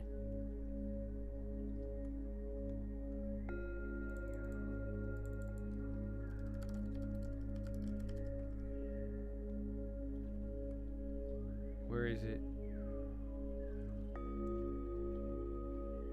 No, there's a guy and he was like, we put he was like something about just the way he explained the time saving. I was like, this is like Sam Bankman. I'm like, I'm not getting on a Sam Bankman plane. But yeah, I wish Miami was closer.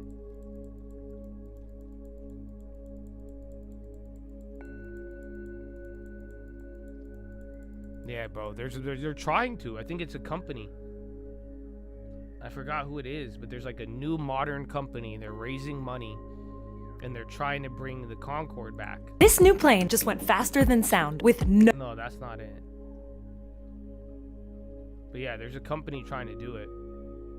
And he's like literally a Sam Bankman character. Yeah, you guys got that quick. Concorde is crazy. You know, you would have thought they would have like... Didn't only like a couple of them crash? Like, you would have thought they would have kept up with the idea. But they want to make like a Concorde where you could go London to New York or LA in like 4 hours or something. Anthropic has no intention to ease restrictions on military usage.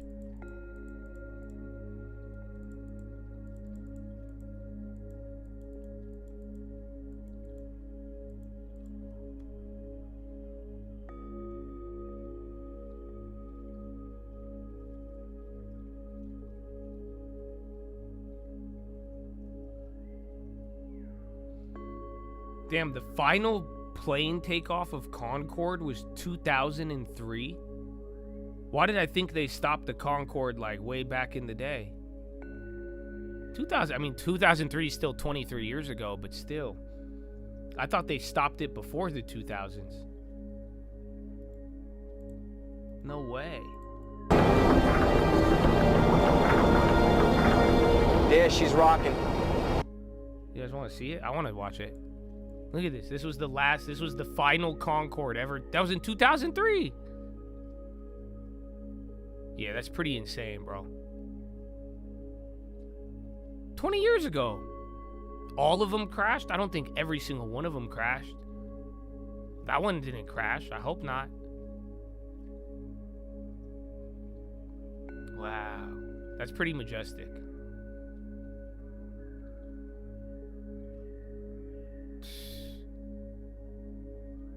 That goes pretty hard. Yeah, first flight was 1969.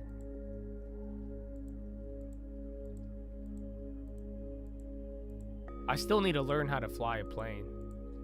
You know, yeah, and then get a little parachute like a NASCAR, like a drag racing.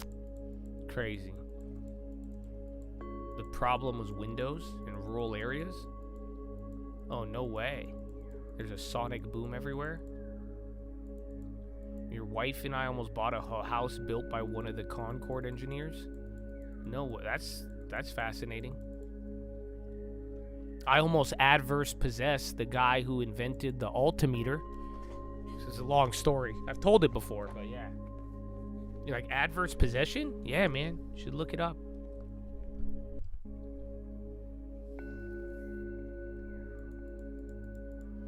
I think they did stop to safety issues. I think a lot of them crashed or they got lit on fire. Something of that nature. But yeah, there's somebody trying to bring it back.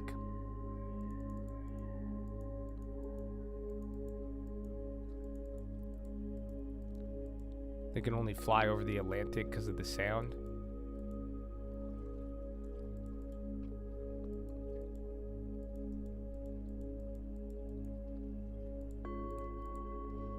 That's what's gonna. What other old inventions did they discontinue that'll come back? Asbestos? No. Call today.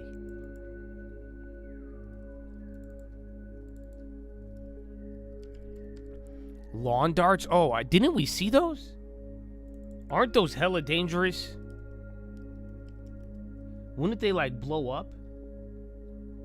Yeah, the world's most dangerous toy. Lawn darts. How lethal were lawn darts? I think you guys showed me this, now that I think of it. I remember back in the day, you guys told me about this one. Yeah, lawn darts.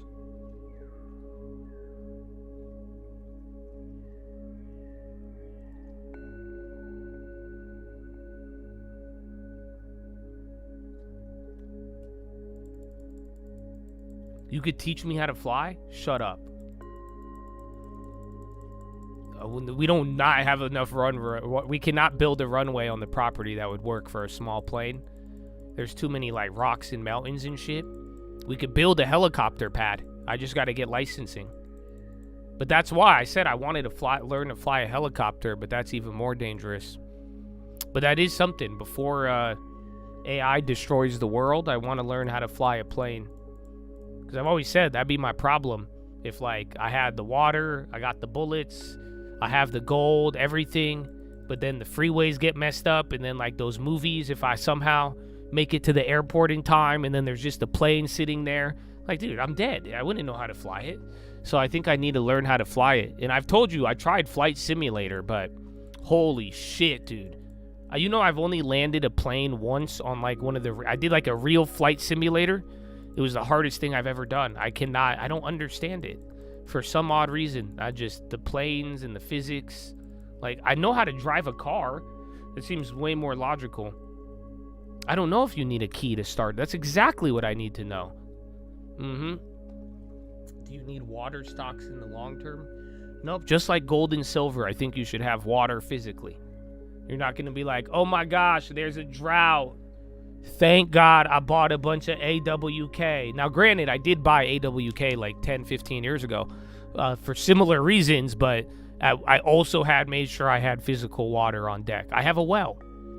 Google announces 2 new data centers. So again, you're going to get more shit with the State of the Union on that too. I do. I have a generator. I have a well. I have solar panels.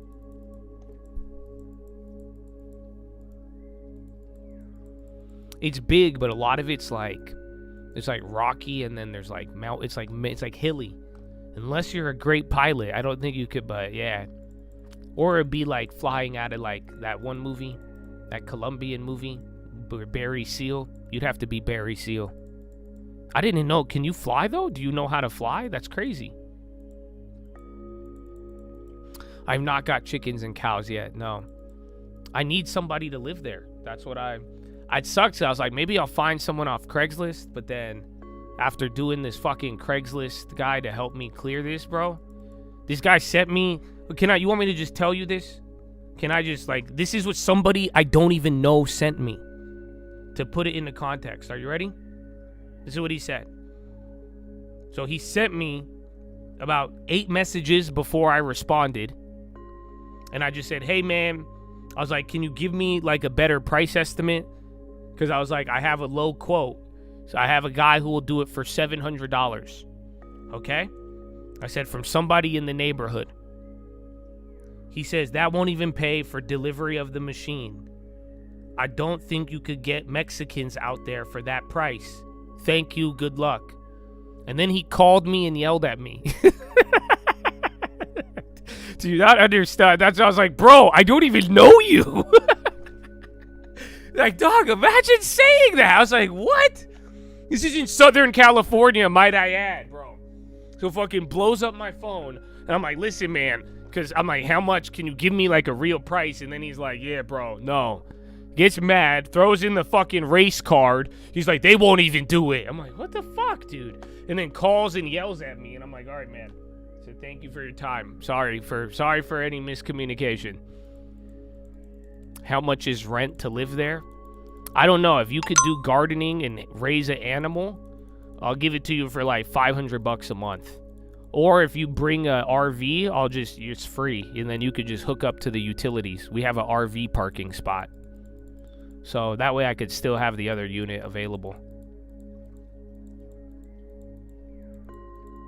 Dude, I was shocked. I was like, that's a wild message to say. I've never met this guy. I don't know him. Everything, bro. Dude, yeah, bro. I was like, what? I was like, how are you gonna say that? Like, I get it if like, okay, you know, you were actually like, dude, I've never met the guy, nothing. He's like, the Mexicans won't even do it for that price. I'm like, dude. This guy would have been so disappointed. My little fucking weird, racially ambiguous ass shows up. He's like, what is this guy? Is this guy Mexican? Is he Jewish? Is he Arab? What are you, bro? Why do you look? Where's your hair? He would have been tripped out. They'd be like, makes sense now, huh? I'm like, okay, calm down.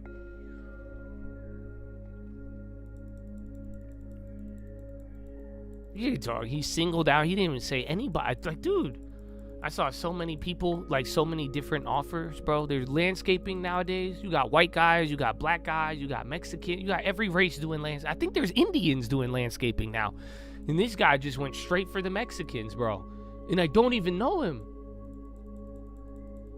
No twins. We had somebody who was down to live at the property, but they had kids, and I was like, I just don't think it's a good idea.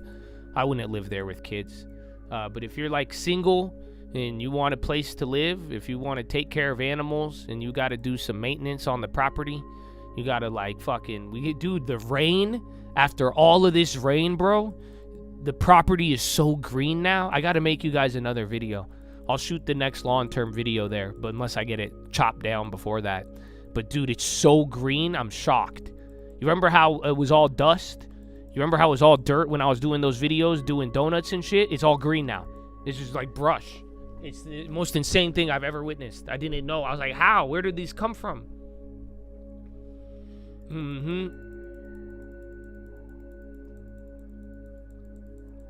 It's awesome, but it's like mustard plant or whatever. Is that what they call it? Or mustard bush? He says, thank you. But you know, it's like weeds, brush, mustard, something. I had another guy, the guy who gave me a good quote. He was super fun. I talked to this guy for like 10 minutes, but he was like, he kind of like we were kind of vibing too much. So I don't know. You tell me, guys. You tell me. I have a guy. I think he could do it.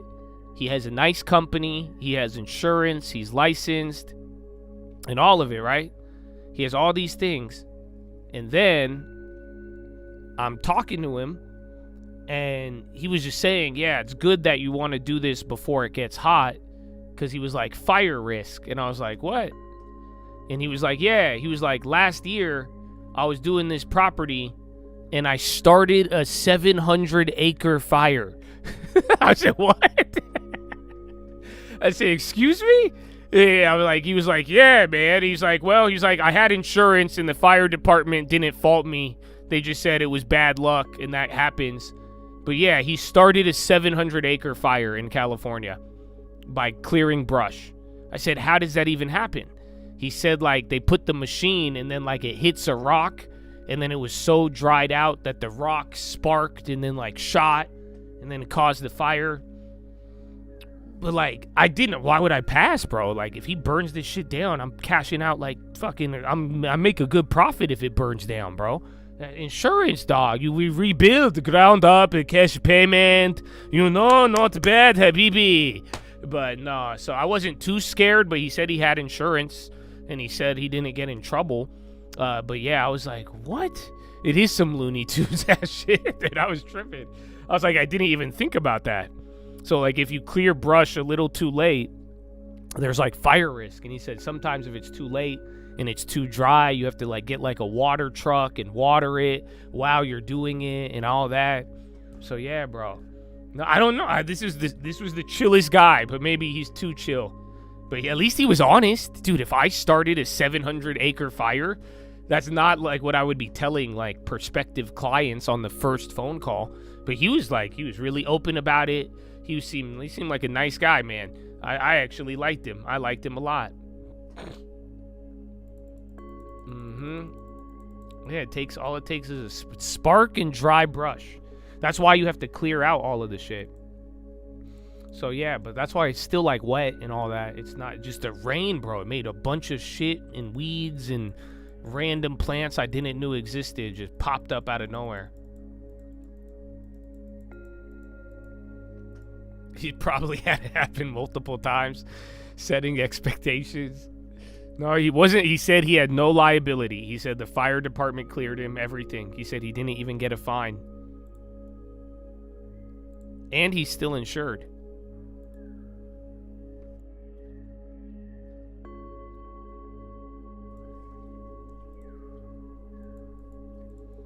Yeah, like, I would have told, like, if I started a fire like that, I would have told my client, but, like, not on the first date, you know what I'm saying?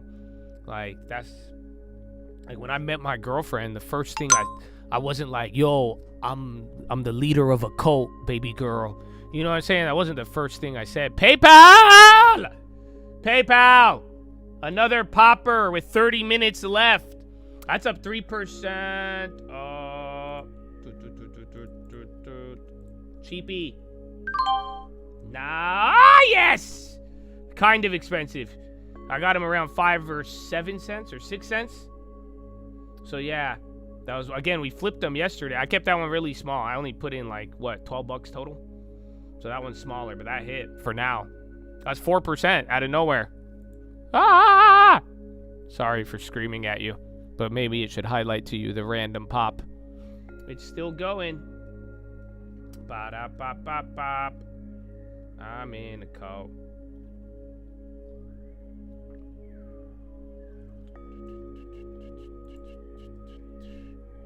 Come on.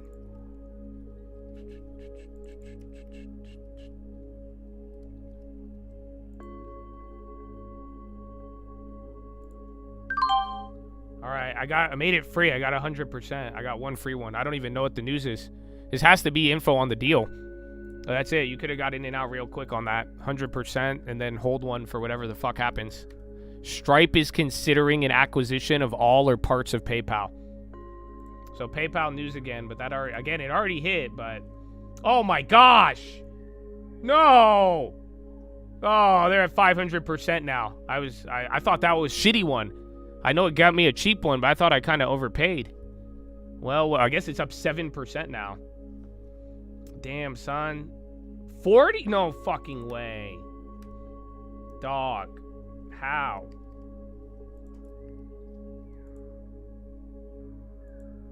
Oh, it's all. All right, I sold the last one. It got me like 700%. That was cheap though.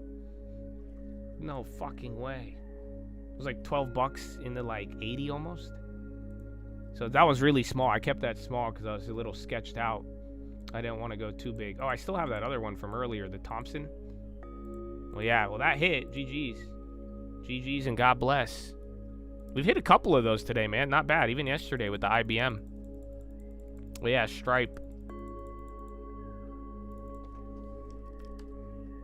How does a firm fit into all this? Isn't Stripe? No. Venmo is owned by PayPal.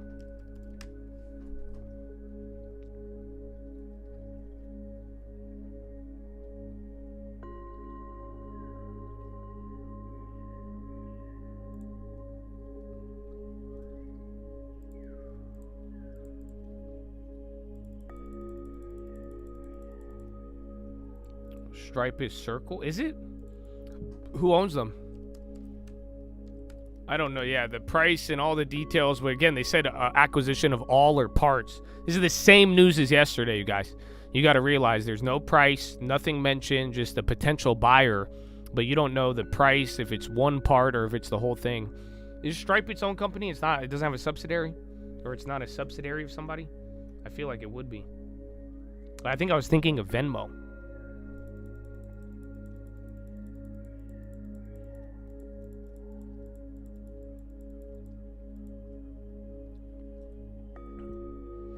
Free money. If you were, I mean, it worked, dude. There was like a little lag where the premiums didn't move.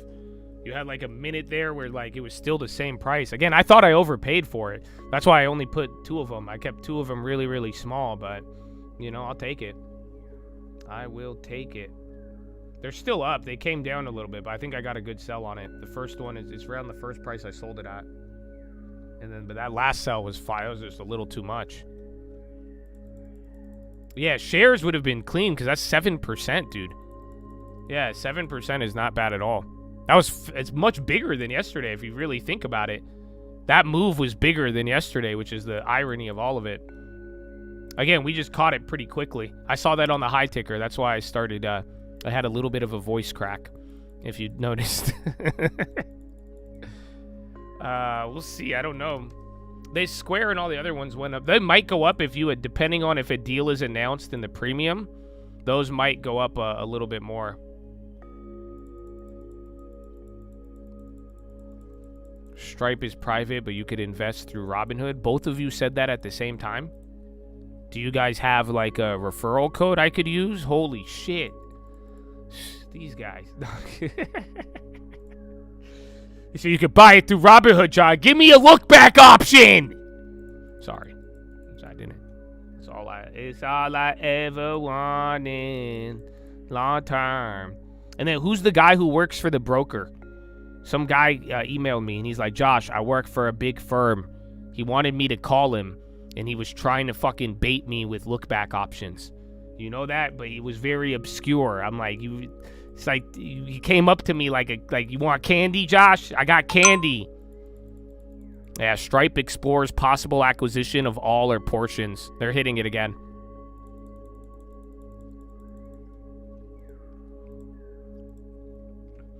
All I ever wanted, long term.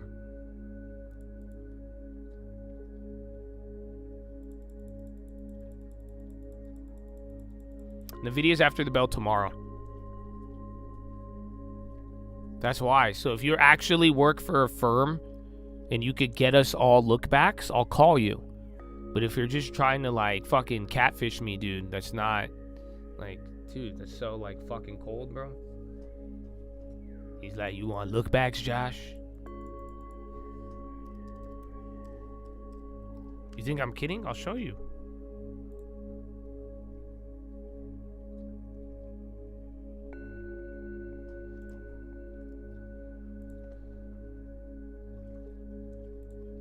Being dead serious, bro. I'll blur out the phone number.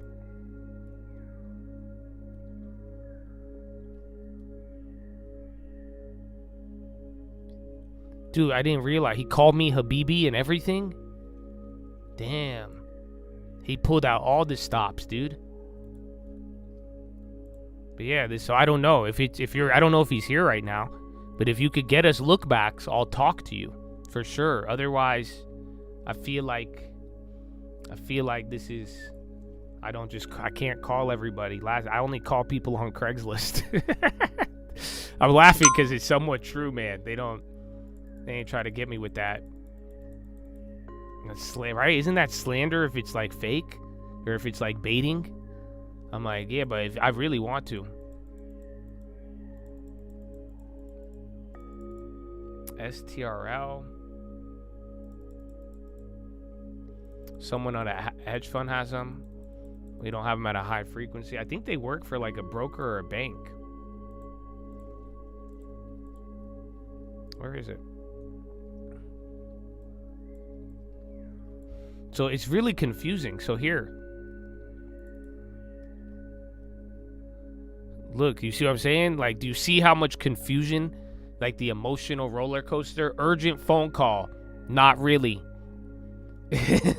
So yeah, Habibi, I'm the guy who works at a big firm. We set up lookbacks? ? Can you shoot me a text? No spam, Habib, I promise. So yeah, man, if you could get me lookbacks for the people, I will call you. And we got a couple $100 million that could move, dog. Like, that's not an exaggeration. It's probably more now if they fucking bought Staples. So yeah, bro. I don't know. I'm down, but I need a real, give me a real commitment. Give me a real, otherwise, if you're like, how's your day today? I'll be like, dog. She's like, you want to talk about lookbacks? We could share our affinity for how Robinhood is not providing for the common man. I'll be like, I would love to, but can we fix it and have a solution? Nobody at a big firm says they work at a big firm. That could be. But if you're offering lookbacks, he might be coming in with credibility otherwise. The part that got me was this. This is the one I don't like. Let me show you. Is where it says urgent phone call.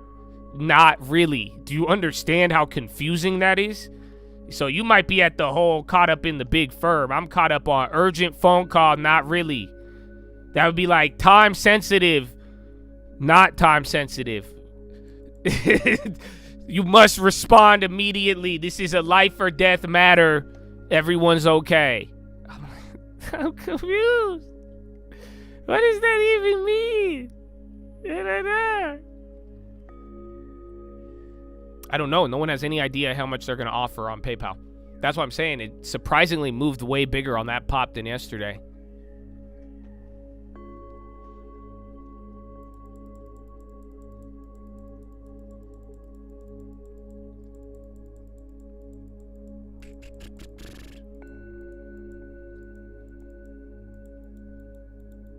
Urgent.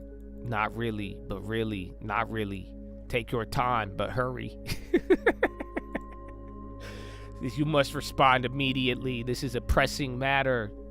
But relax, it's chill. So please rush, but take your time. I could be patient, but this is a pressing matter. It could be someone's clawbot, maybe. The Robin Hood breaks my heart. I don't hate Robin Hood. I won't, like, you know, I don't genuinely, you know, I'm just pressing them a little bit to help the people out.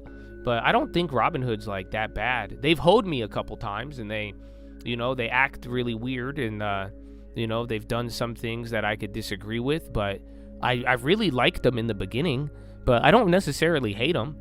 I wouldn't say that's the best way. I mean, I don't like the chart. This is what I showed the other day, and this is, you know, a lot of you thought I was being dramatic and shit, but like, where is it? Where's that Robin Hood chart?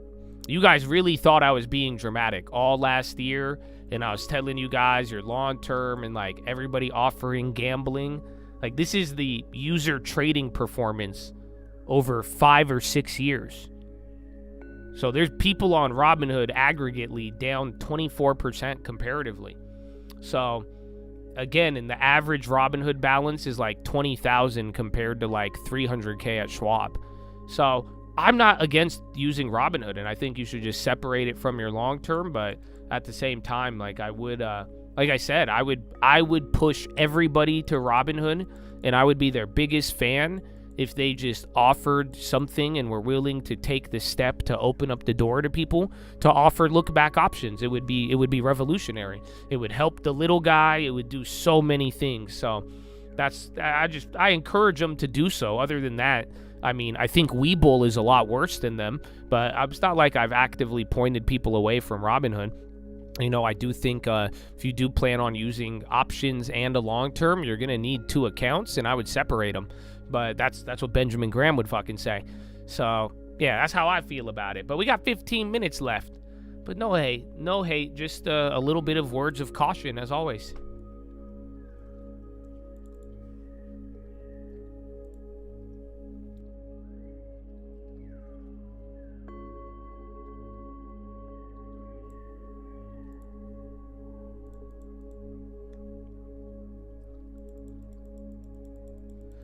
They want the cash.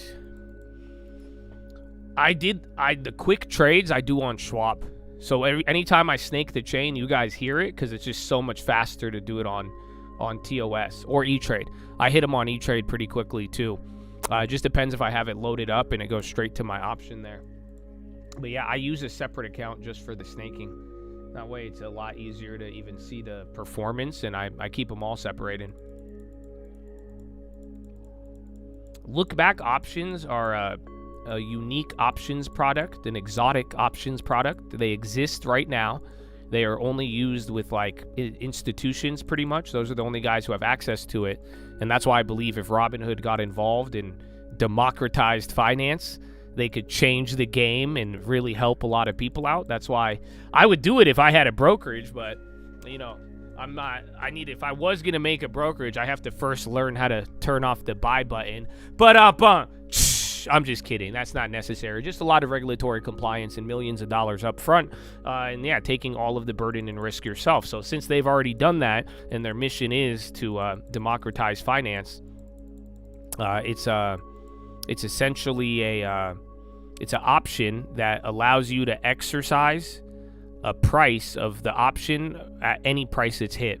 So if you buy a $100 strike, let's say, and the stock goes to 102 in the morning and then drops to 90 by the end of the day, you could look back and you could exercise that option at 102, and then you would have been $2 in the money. So they cost more money because they're thinly traded, but I think that would change if you fucking threw it on Robinhood.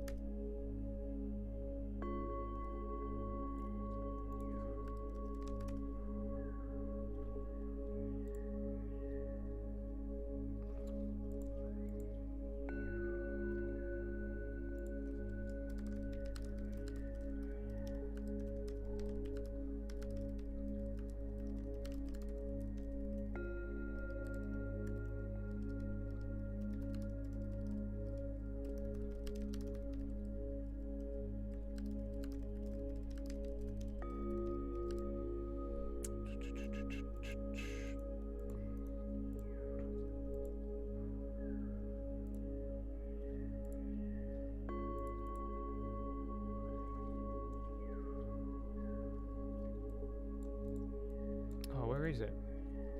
Here, give me a sec.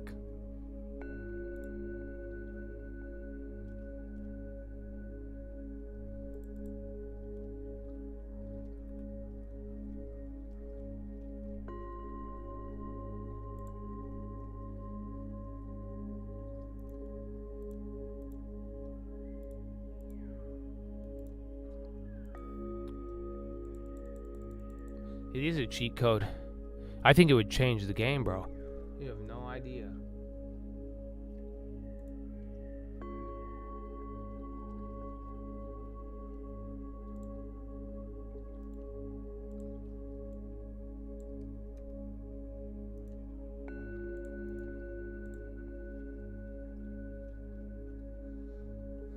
So why I don't like Weeble?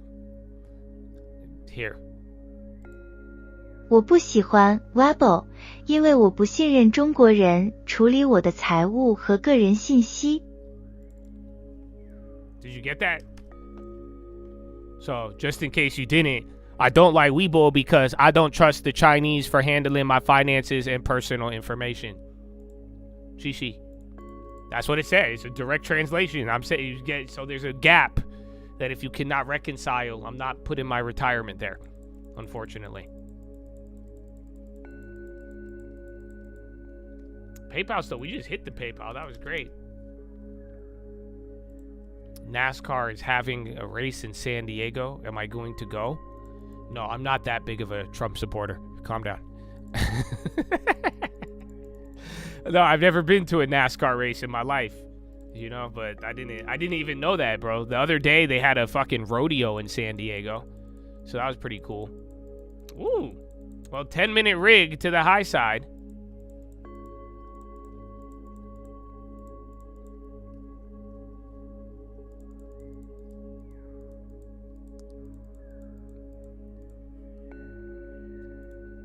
我不喜欢 Weibo， 因为我不信任中国人处理我的财务和个人信息。 It's Weibo, not even Weibo. It's Weibo.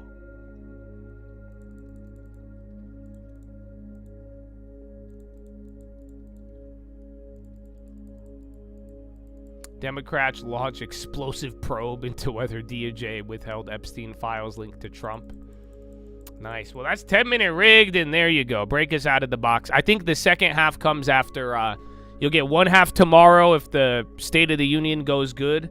I mean, it might hurt some of the tech stocks, and then we'll see what they say about taxes. And then after that, it's going to be the end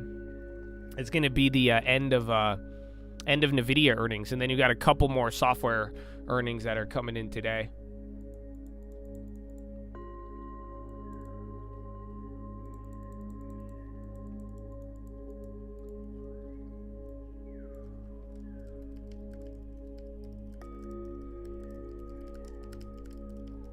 I'm gonna just, you guys want this? I'm gonna keep doing this. 乔石，我应该在高点买股票吗？ Joshi. That's what Joshi, that's Josh. She just said, should I buy stocks at the high?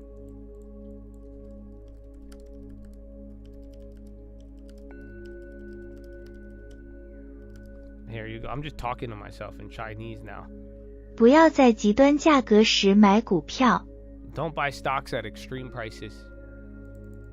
There you go. All right, man. Well, you only got 9 more minutes. That's your 10-minute rig. A little bit of boom, a little bit of headlines here at the close. Market on close, 2.5 billion to the upside. It's not bad, baby. It's not bad. Well, Trump's speech, I don't know. I think there's a couple of stats from State of the Union. When was the State of the Union last year?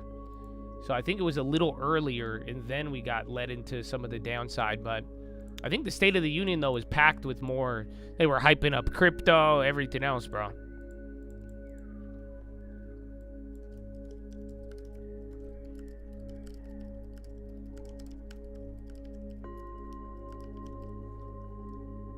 Yeah, so here it is. 存10块钱，坚持下去，买个婴儿床，就这样。 Save 10. Save 10, hold long, buy a crib. That's that. That's what that. 存10块钱，坚持下去，买个婴儿床，就这样。 I like it. I like it.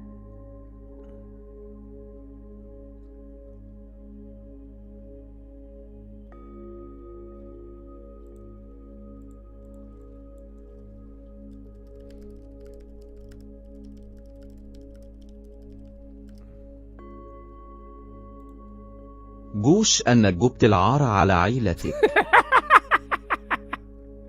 That was Arabic. He said, Yush, you bring shame to your family. So, yeah. Okay. I need to show you guys more Arabic. I understood that a little too well. I'm like, oh, fuck. Oh, man. Yep. 9 p.m. We will be live for it. So, if you guys are going to be hanging out for the State of the Union, I will see you there tonight. We'll be on Stock Market Live. We will watch it all live, my friends. Maybe I'll go live on the trading fraternity now that I think about it. And, you know, that way we could get there. I think that way we'll see some of y'all. We could talk a little bit. Well, not bad. Not a bad day. A little slow after the morning, but software was a lot of fun. You got a couple more after the bell. Dude, some of them just stayed pinned after all of that. Then you got NVIDIA tomorrow after the bell. So remember, you got one response we're going to get in the morning tomorrow, and then the rest is going to come after the bell. So still going to be a little bit of anticipation, kind of what we got today, and then we may hear a little bit more from your boy Anthropic, and be on the lookout for any other updates, man. So, yalla!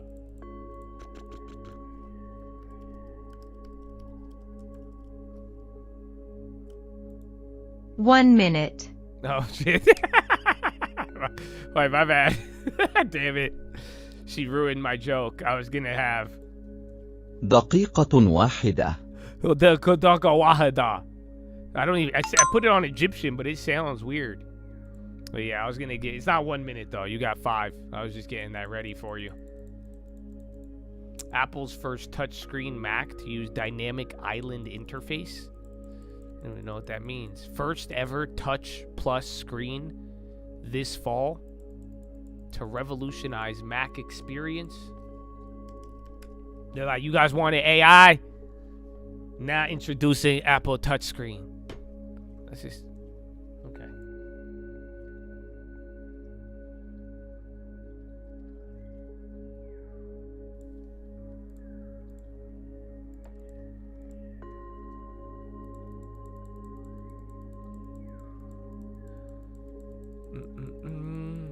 Whirlpool did a stock offering and common and bond offering too.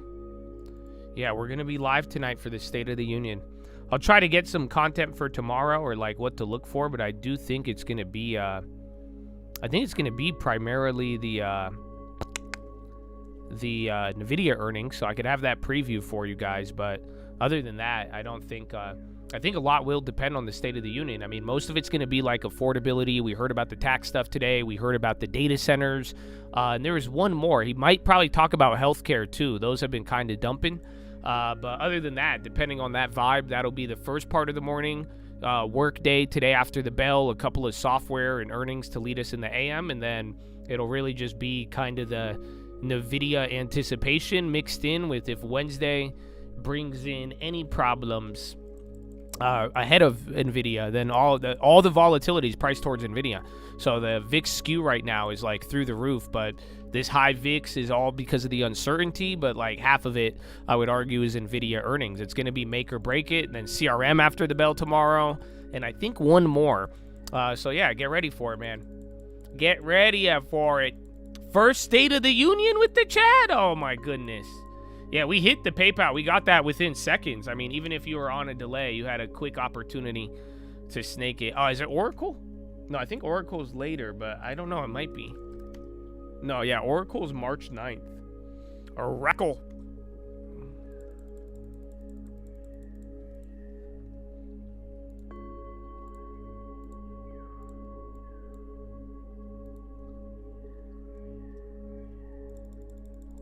Hut before the bell.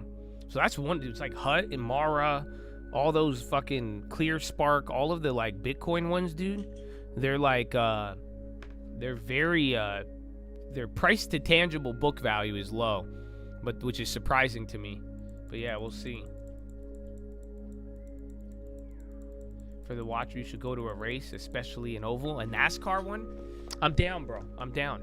Like I said, I've never I don't know. My girlfriend likes F1, but like I was like, she always wanted to go to F1 match, and I'm like, it's just cars.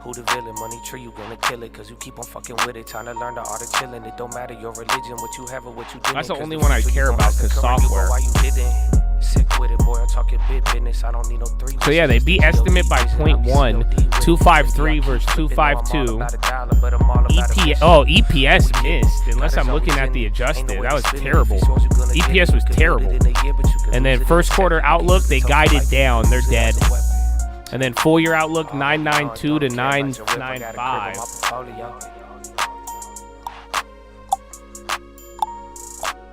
Operating income 774. Habibi, I think they missed very bad on all of it. So yeah, it says it beat on revenue. Everything else was kind of weak. And then there's service now.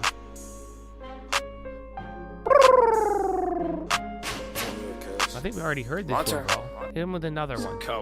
But yeah, I think that's it though. If anything else comes in, I love you. All right, guys. God bless you, Chad. I'm gonna see you tonight. I'm either gonna go live here, or we're gonna go live on the Trading Fraternity channel. Maybe I'll go live on both. I'm Marty McFly, NQ/ES, get my pronouns right. If I'm throwing hands up and his finger to the sky, throw me in the fire, then I'm coming out alive. Boy, I've been here for a while. I don't need to take 5 years. China aims to boost output of advanced chip wafers in 1 to 2 years. Put it on my life. I don't think twice. Instinct on beast. Had to learn it to survive. If you think I'm cheap, you ain't give the right price. I would never love a lifestyle more than I love my life. Always been a boss. I don't never need a break. Always been on stars. You could put me with the grace. Big man, milk can. We could talk about the race. Zotan to my rag. Got it all in one place. All in one take. I don't want the bait. Shout out to my nephew, man. He got my whole estate. Shout out to my mama. She know I'ma keep the faith. And don't forget about my girl. So pretty like her face. Why they mad at me? Talking about they fallacies. My life is fantastic. Yours is just a fantasy. Head trick with the assets. I ended up with equity. Ain't fucking with you fascists. The ownership has set me free. And God too. Don't forget how God move. Only need a little bit. That's the way that God proved. Fuck you, you ain't feeling it. Shake the dust from my shoes. Living in this silhouette. It's hard for me to act rude. I am that dude. Put him in a bad mood. Only time you see me out is if I'm buying bedrooms. I don't really stress, dude. Tell me what they get you. Like I'm eating out. I'm just trying to get the chat food. Stop acting like you know me, homie. You ain't got the vibe. Capping for reactions cause a demon need a rise. What's a lying to a sheep is I eat you to find the pride. Be careful the things you thinking you speaking what's inside. Money, money, money, I don't give a fuck about it. 2020, homie, already had the bag without it. Hate it, love it, you ain't even know the half about me. But I take a half and double that, I keep it 100, homie. On the minor P, it sound like money make them all involved. Don't see it, but they feel it, that's what happened when the landing hard. Sleeping while we eating, I don't know who should be more apart. Money is a servant, more worth is when treated as a god. Cold. Sleeping while we eating, I don't know who should be more apart. All right, Chad. I was going over Workday on that one. I know Melly came out, ServiceNow. I don't know if Zeta, if that was a biotech or earnings. I put Meta instead of Zeta. Let me see Melly. There's a lot, that's why. So much going on. But yeah, if there's not easy numbers out, I'm going to dip again. I mean, a lot of these earnings, you just got to actually hold it by the AM. That's still kind of been the issue. And again, all eyes on your boy. Melly was 876 versus estimate of 847 billion. So they kind of killed it on revenue. I don't have any of the other EPS stuff or estimates there, but it seems like they might have did good. Novartis on the high. What's up with all these biotechs? Zeta expects range of 360 to 370, and then 394 versus 379 fourth quarter revenue. So yeah, 18th straight beat in a row, beat and raise, record full year. And then you got some China chip news.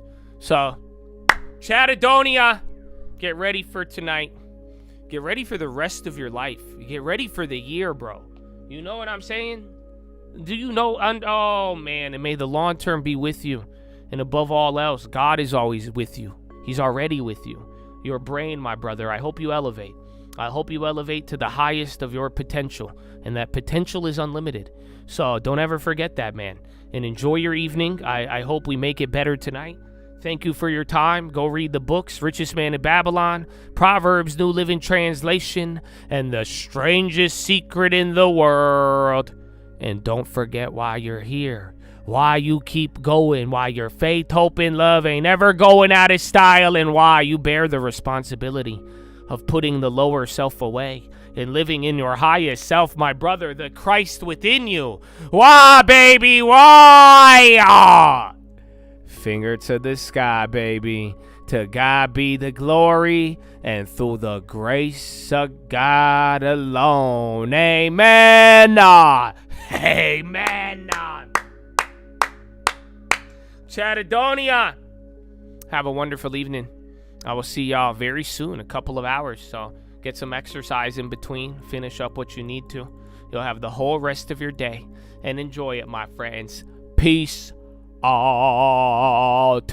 And don't forget, all of our content today is brought to you by our sponsors at Long Term Monthly. So just remember, 7 hours a day, many years in a row, awesome model portfolio that outperforms, you know.